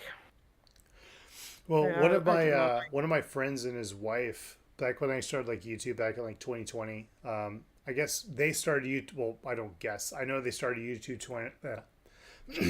channel also in 2020, and they were trying to go to the whole like YouTube family approach, like YouTube family channel. And I remember the vlogs with the family. Yeah, so there was like a vlog family channel, and I remember like going to hang out with my friend and his wife and obviously their kid, my ex-wife. And we were like hanging out and this stuff, and like they had just did their YouTube channel. They've been like doing things, and their big thing was like they would make the we just bought a new Tesla, which they didn't. They went to a Tesla dealership and acted like they had enough money to buy one, and Tesla has this thing like, oh, you can just borrow the car for the night and see if you like it and bring it back tomorrow. And they made multiple videos about that. But anyways, I remember going over to their house to hang out with them, and it was not my friend, it was actually his wife that was like trying to do this YouTube channel. And I remember just like talking to her about my YouTube channel and talking about this stuff. It was like, you know, some people buy like freaking subscribers, but you shouldn't do that because you're just buying bots. Like you're getting a number, but you're not getting views. And she's like, wait, you could buy subscribers? Well, like literally like 3 months later, they went from like fucking like 200 subscribers to like 780. And I was like, what the hell? So I checked their YouTube analytics. There's a website you could use called Social Blade. Social Blade? Yeah. So typically when you look at Social Blade, the best way to tell if somebody's like buying subscribers is like, hey, they got 2 views, but fucking 300 subscribers. Like, that's kind of weird. Now, if they like, you know, they like have like negative something views and they get subscribers, they might have just deleted a video. But anyways, it was very much seemed that she bought these subscribers to do this. Anyways, I talked to one of our other friends. I was like, yeah, I think she bought subscribers. He's like, yeah, I think she did too. Anyways, I checked her channel out like literally like a month ago, and she went from like the channel went from like 740. They banned her channel like in 2020, 2021, by the way. But I went from like 740 to like fucking like 400, which is really weird for a channel that does not post. Because if you're posting videos, then yeah, you can expect people like, who the fuck is this? Unsubscribe. Like, they haven't touched the channel forever. And I think what happened is that she heard me talk about buying subscribers. She's like, that's the way. Because like another thing about her too is like when I mentioned like YouTube, she kept talking about like the 1,000 subscribers, 4,000 watch hours. Like she kept bringing that up as like, yeah, that's how you get monetized. It was like this big thing she kept bringing up. Yeah. But anyways, yeah, so the gist I'm trying to say is that I think one of my friend's wife literally bought freaking subs, and don't do that. Don't do that because they're bots. Sure, it bolsters your number by subscribers, but you're still not getting people watching you. Like, it's stupid. And that's what I fucking told her when I was talking about dumb people buy subscribers, and she obviously bought subscribers. Yeah. Yeah, it just feels disingenuous. Is it that the word? Yeah, like, not genuine. It's disingenuous because you're not putting in the work. You just want to make. It's almost like people that just go out and just buy the best shit they can get to just make themselves look cool. It's just you're literally paying to possibly look good, but people can look at you and be like, "Oh, they didn't earn that." It's almost like seeing like a kid that's driving around like a 17-year-old like drive around like in a fucking $20,000 car, or not $20,000, $50,000-$60,000 car. It's like they didn't fucking buy that. Their fucking parents bought that for them. You can see that immediately, and that's the same thing about buying subscribers. You can literally look at their channel and be like, "Oh, yeah, they got this because they're literally buying stuff." Cause you literally look and it's like, "Oh, this video has 100 views. This video has 10 views. This one has 5 views. This one has 6 views." 100,000 subscribers makes complete sense. Yeah, totally. Yeah. Anyways, yeah, sorry. It's just one of these things that happened like a month ago. I literally like looked back at their channel. I was like, they lost 300 subscribers. I was like, yes. Not like, yes, like fuck them. It was just more like, I knew it. Like, yes, I knew it. Yeah. Because like I literally mentioned that people buy subscribers, and she was just like, wait, people buy subscribers? And then like literally like a month later, all of a sudden they just jump like fucking like 300-400 subscribers. It's like, no, didn't work. Does not compute.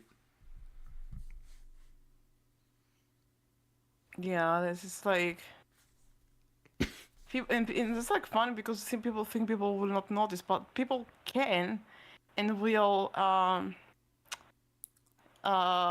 they will go look at stats, and like some people know how the stats work, so they can easily go and be like, hey, you know, the way you're growing doesn't seem natural, you know, because a friend of mine that like I was talking about this person, right? I was talking about he went and looked at his this person's social blade or something like that, and they were looking how they were gaining followers, and they were like, okay, that looks like straight up botting. He literally said straight up bot, and I did an analytic of how botting on Twitter works, and it's just the same stats from that. And I was like, damn. Oh my god, I have one more story I can tell you. I'll make it short, I promise. So there's a dude that I know that's in my server. He got copyright striked. Not claimed, striked, which means like there's a strike on your channel on YouTube. So anyways, it's dude goes by fuck him. I'll just call him by name. Kira the Wolf. This dude literally will strike a channel. If you say something bad about him, he'll literally copyright strike your videos. He will copyright strike, meaning like you have a strike on your channel. He'll do this. Anyways, so like he struck one of the people that I know brought down their video. Video's back up because obviously it was like not a real strike. They're like, hey, I own this content. But anyways, so what I'm getting at is I remember I don't remember. When I say I remember, this sounds like so long ago. So anyways, this dude, okay, let me start at the beginning. I'm sorry, I'm so scatterbrained right now. So anyways, there's this dude who I know that got his video copyright struck by a dude named Kira the Bolf. We'll call him the Bolf because, hey, didn't say his name. But anyways, this person's like notorious for just copyright striking people that criticize him. But anyways, just is that whole thing went down, whatever. Luckily, my friend got his channel back, but I was talking to a person who is also friends with him. He's like, hey, what happened in this situation? And I was like, oh, this is what happened. And I was like, you know what? I'm going to check his social blade. So I go and I check this Kira the Bolf's social blade. I said Kira the Bolf, not Wolf. I said Bolf. Also, I only said Wolf because it rhymes with both. Kiro. Don't fucking do your thing. Anyways, so I'm trying to make a joke. But anyways, so like one of our mutual friends was like asking me about it. I'm like, I'm going to check this guy's social blade. So I check it, and you've looked at social blade, obviously, correct? Yeah, I can see how it works. Like, it has like different detailed statistics and whatnot. Yeah, so it has like statistics and like. Okay, I'm going to give you two options. I want you to tell me which one seems more normal. One that goes up and down and up and down and up and down, or one that goes up, straight line, down, up, straight line, down, up, straight line, down. Which one sounds more natural? Now I said one goes up and it goes a little bit down, up and then down and up and down. There's one that goes up and just straight line for a month, then down, and then it goes up and straight line. Which one sounds weird? I'm not gonna lie, I'm making the one that sounds weird. I am confused because both sounded the same for me, you know. Oh shit! I'll show you the fucking thing if you want to see it. God, what the fuck was that? But anyways, the gist of what I'm trying to say is like, this dude asked me about like what happened with the situation, and I looked at this dude's social blade, and it basically looks like he's buying subscribers because like multiple months, exactly 100 subscribers, 100, and then it drops down to 0. So it's like 1 month, 100, next month, 0. Oh. Next month, 100, next month, 0. Next month, 200, next month, 100, next month, 0. It's just straight line. I'm going to show you this dude's fucking shit. It's so fuck. I'm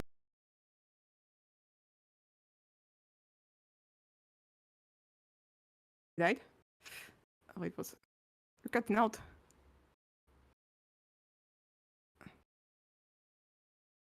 Hello?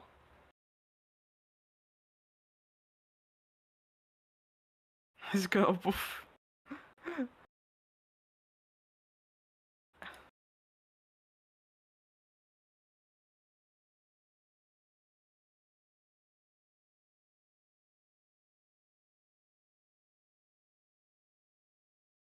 You don't hear me? I can hear you. Can you hear me? Yeah. Okay, now I can hear you. Yeah, I made the mistake of like I was standing up talking to you, and I was like, I'm gonna sit down and use my computer, and so I was moving my fucking microphone. I unplugged the fucking USB cord from my microphone.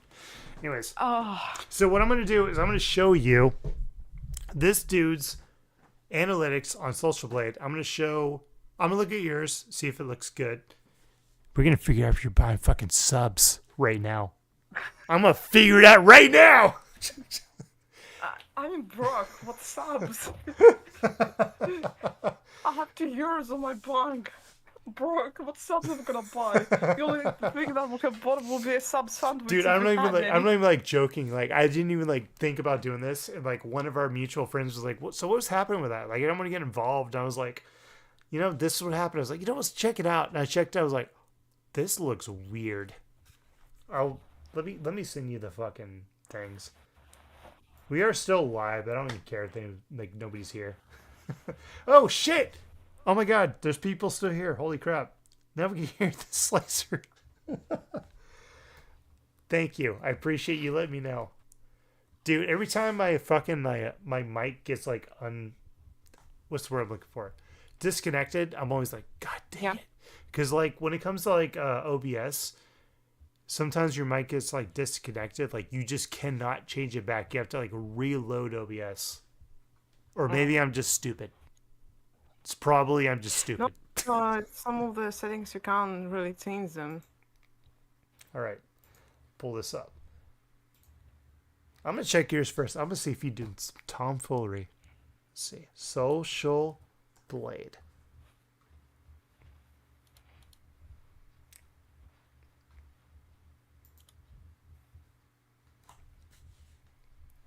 I think it was blah, blah, the blah, blah. Because if they do hear their name, they will copyright strike you, and that means you cannot do your thingy. So,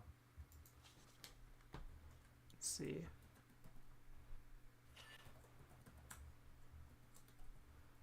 Okay, I think this is what his hashtag is. Come on. Come on.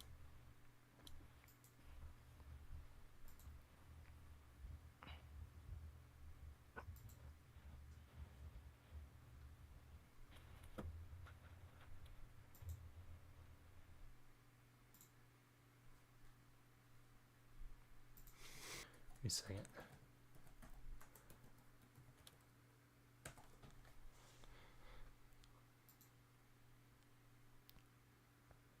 Oh, if their channel got deleted, I'd be so happy.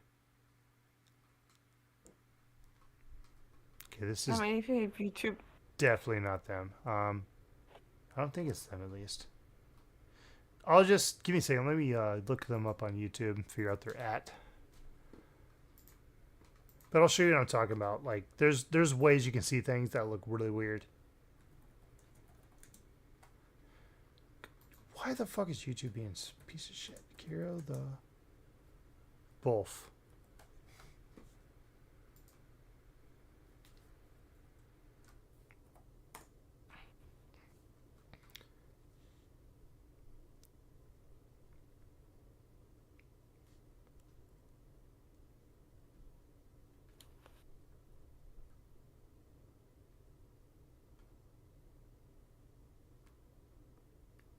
Oh, I must be misremembering the name.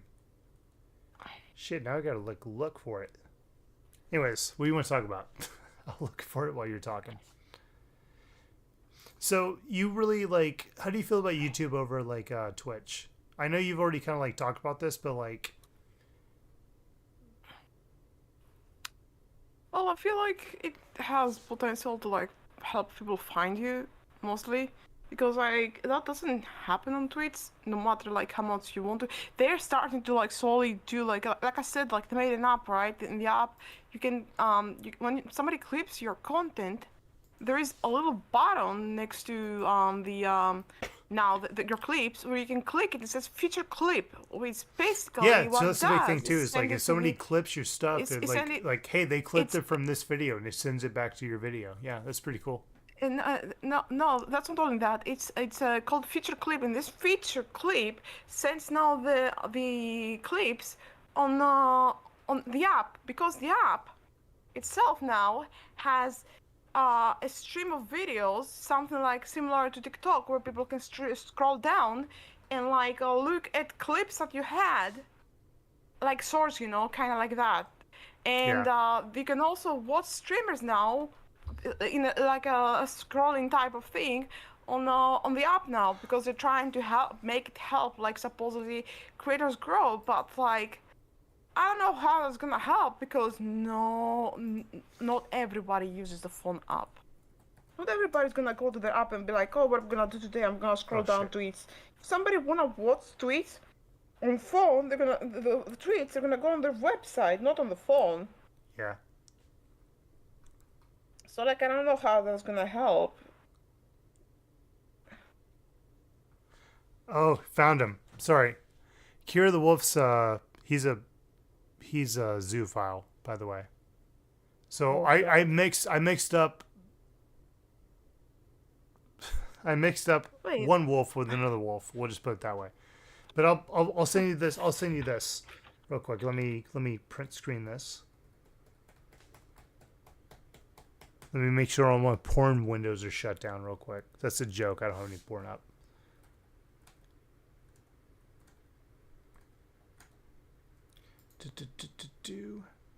Right.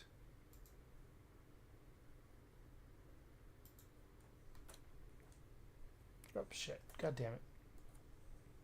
There we go. All right. So that is their analytics. Let me know when you have it pulled up. Oh, looks like a sine wave. So look at the bottom one. Look at the bottom one. That's their subscribers. Yeah. 100. Boom. 0. 100. 100. 100. 0. 0. 100. 0. 100. 0. 100. 100. Oh, sorry. It's just, it's very straight. Now, let me do an experiment real quick. Let me, I'm going to guess your channel real quick.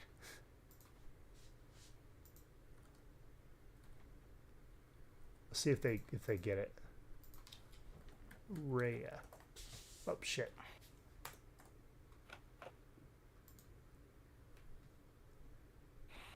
Oh, there's a lot of Rheas. Holy crap. No, let's put the But they're last not name they're not goblins. I'm gonna say that. They're not goblins. too. Yes, but there's a difference. I have a last name.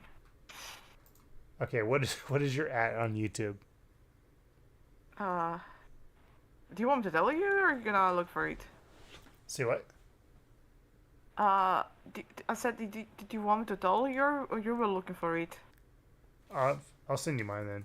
That's fine. I can slice. So I'll show you a channel that is not people buying subscriptions. And this is what it looks like. Boom. Print screen, print screen, print screen. Like, this is my thing.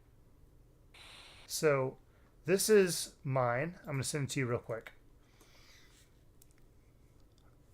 If it'll pop up. Oh, Ray of Moon. That's right. It's Moon. It's Moon. That's right. Yes. And there is Raymond VODs as well. That's mine, but like I said, it's... Yeah. And then you had like a big curve there to 100. Yeah, so like you can literally just ignore the top one because it's just, you can see like it's going a little, it's like little bitty waves, and like the video I told you about earlier, they got like 300,000 views, which I deleted. That's what's going on with that. But if you look at the subscription one below, it's very much like up, down, up, down, up, down, up, down. There's no straight lines at all. Yeah.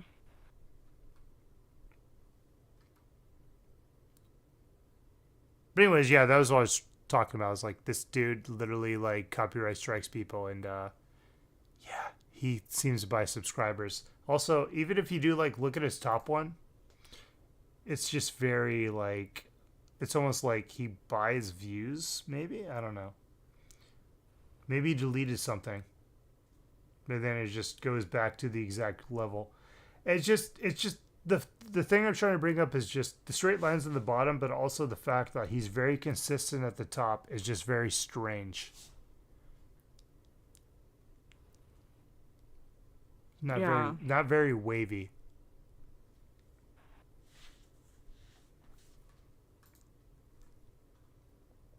But anyways, that's why you should not buy subscribers and buy views, because we can see that shit. That's basically what I'm trying to get at. By the way, when you look at my Social Blade in like the next like 2-3 days, that shit's about to fucking plummet because I deleted the 300,000 view video. So yeah, like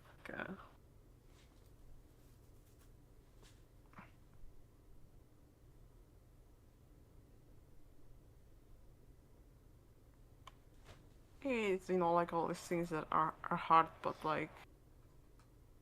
Are you sure you're not buying subscribers? Because this curve looks really, really suspicious. Me? Oh my god, you're buying subscribers? Is this confirmed? What? Fuck with you. No, this is Oh, literally like what. This is actually a better example because you haven't been on YouTube as long as I have. But like, yeah, your thing actually makes sense. This is yours. Boom. You see that? Yeah. Like, it's kind of like it's like kind of like a little bit up, goes a little bit down, but it goes like way up, and it kind of goes down. It goes way up again. Like it's wavy. Yeah. It's like a snake. Yeah, like a snack. But the other guy created a sine wave there. He's trying to play music. He's sending us messages. Oh my god, you are completely correct. I'm about to go back to school and do math again. That is literally a sine wave. Yeah. Holy shit. You want to be funny? It's a cosine wave too.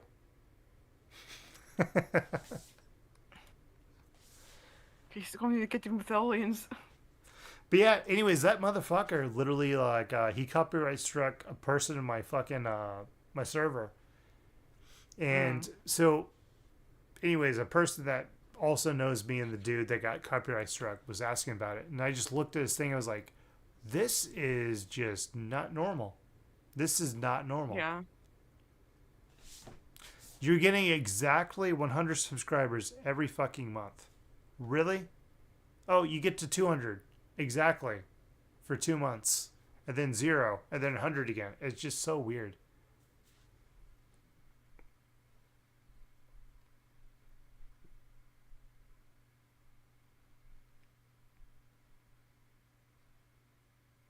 Yeah, I just sort of, sometimes I don't know what to say with like what people do. It's just also like you know trusting people who be like, oh my god, I look up to this guy, and then the guy ends up being a huge piece of shit and just doing stuff, and it's just like, well, I'm gonna go do my own thing. Yeah. Don't bother with these people again, you know. Well, if this guy thinks people are looking up to him, they're looking up to him because he's paying them. Yeah, like I was saying, it was just like more like a lot of people were looking up to him because he was like they consider him the pillar of the community, you know, because like your friend did all those, or the guy you were like watching. Yeah, right? Yeah. That's why I brought this like up. I'm sorry. I know we got off track. I'm sorry. I apologize. Oh, it's okay. I thought it was like funny to like bring I was this saying, up because like, God, somebody else has to see this. Sorry, I'll shut up. Oh, it's okay. Don't worry. What I was saying is that like like people were watching him and like looking up to him, and then all of a sudden he ended up doing what he did, which was not cool, honestly. And yeah, a lot of people just literally hated that.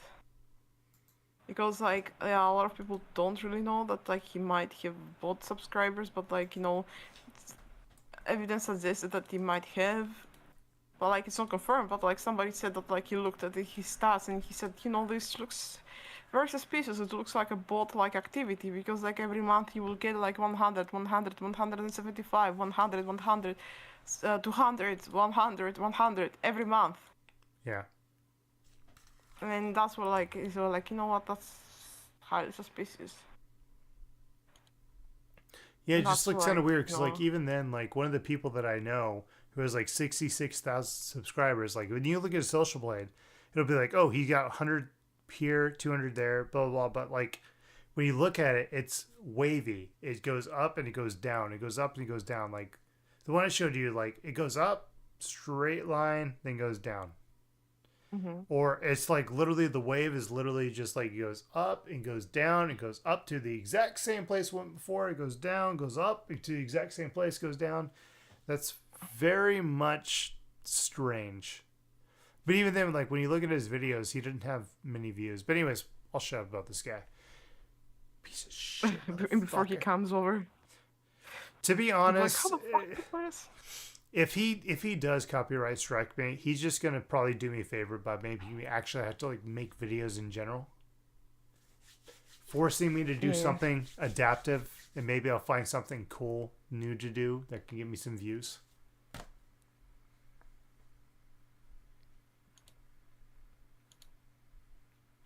So you've been enjoying YouTube then?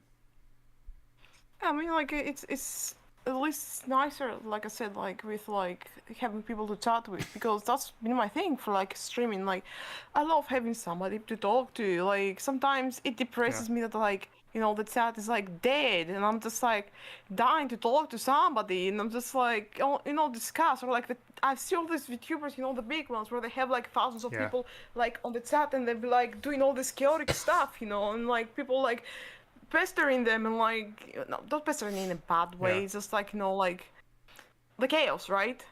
That you can have from chat, come from chat, and I don't see that, and I'm just like, what can I do to have this kind of chat? Because like it's not only me talking. I can talk so much, but like people have to engage, and there has to be a conversation. I can't do it by myself, and a lot of people will be like, you know what? People will come to the stream, talk no matter what, and I'm just like, I can talk, but a conversation has to be done, and it's just I don't know, it's just fucking weird to me. Like, sounds normal to me, to be honest. Huh? I said it sounds normal to me. Yeah, like I would like to talk to people. It's just like it just doesn't happen most of the time. So. Well, I've gotten better about it, but like there's like been points where like I've been streaming, trying to like talk to an audience. I've been trying to like do something fun, like nobody shows up, and part of it is I've just gotten better at being like, I'm not feeling this. I'm not having fun right here. Let's just end the stream. And I'm like, hey guys, I think I'm gonna get off tonight because I'm not. I want to do something else. And I might sometimes be like, I was hoping to have some more people. No, that sounds weird if I say it like that. But I'll basically, I used to get really upset and just be like, God, what's going on? What am I doing wrong? This is like a year and a half ago. And I've gotten to the point now where I'm like, I've gotten better about it to where I'm just like, not feeling it tonight. I'm just going to stream right here. Thanks for everybody who joined. I'll hopefully catch you guys tomorrow night. If not, then the night after. But like, it used to really upset me because it's just the amount of time I'd be putting into stream. Because like, I would stream every single day, every day, and it just drives you crazy, kind of, because you talk to your audience, you engage, you are actually there. And you're talking about cool topics. By cool topics, I mean like you're actually engaging. Like they say, hey, this is what, blah, blah, blah. They bring this up. You're like, oh, that's kind of interesting. Like you're talking to them. But they'd rather go to a dude that literally is just not even talking to them. Or he's like, oh, hey, thanks for the comment. So he's like, hey, what's your favorite game? We'll just say, I'll use Ray Moon, for instance. Ray Moon says, hey, what's your favorite game? And they're like, hey, thanks for the comment, Ray Moon. Dude has fucking like 20,000 fucking people watching him. It's just like, the fuck? Mm-hmm. Really? Yeah. I mean, one of the videos I made was talking about like the best way to get noticed and like build your channel is to just fucking just give people money. Hey, I'm going to give you a super chat. I'm going to give you a fucking, what is it called on Twitch? I can't remember. But it's pay money to fucking have them read your comment. You have to pay them money to have them read your shit. And even then, they're only reading your shit because you're paying them money. And then they like you because you're fucking giving them money, which is the reason why certain people rise to the top of the fucking chats. And like, that's why some people who don't pay money are like, hey, welcome back, so-and-so. Person who gave me fucking $200 last month. It's just like, I got so fucking done with it because it's just like, I don't have money. I can't be fucking subscribing to these people. I can't fucking be giving them money. But it drove me crazy because it's just like, I show up every single fucking time. I'm actually talking about their chat. I'm actually like fucking giving them support. They can't do that for me. But it drove me crazy. It's just like, the way to do it is to pay money. And I had a whole video. It's on my channel. You can probably check it out later. But it just drove me crazy. I'm like way more down to earth about it now. By down to earth, I mean like calm. But it used to piss me off because just like, I literally would be like talking about I'd be talking about what the streamer's talking about. And somebody'd like pay like $2 about a completely different topic that has nothing to do with what they're talking about. And then all of a sudden, topic goes to this now because they got $2. It's like, I was like, this is the problem with streaming. I'm being called. I'm being called, so I gotta go. But it was nice talking to you. I'm sorry I interrupted you as well. That's all Hello? Okay, have a wonderful night. I'll talk to you later. All right, later. See ya.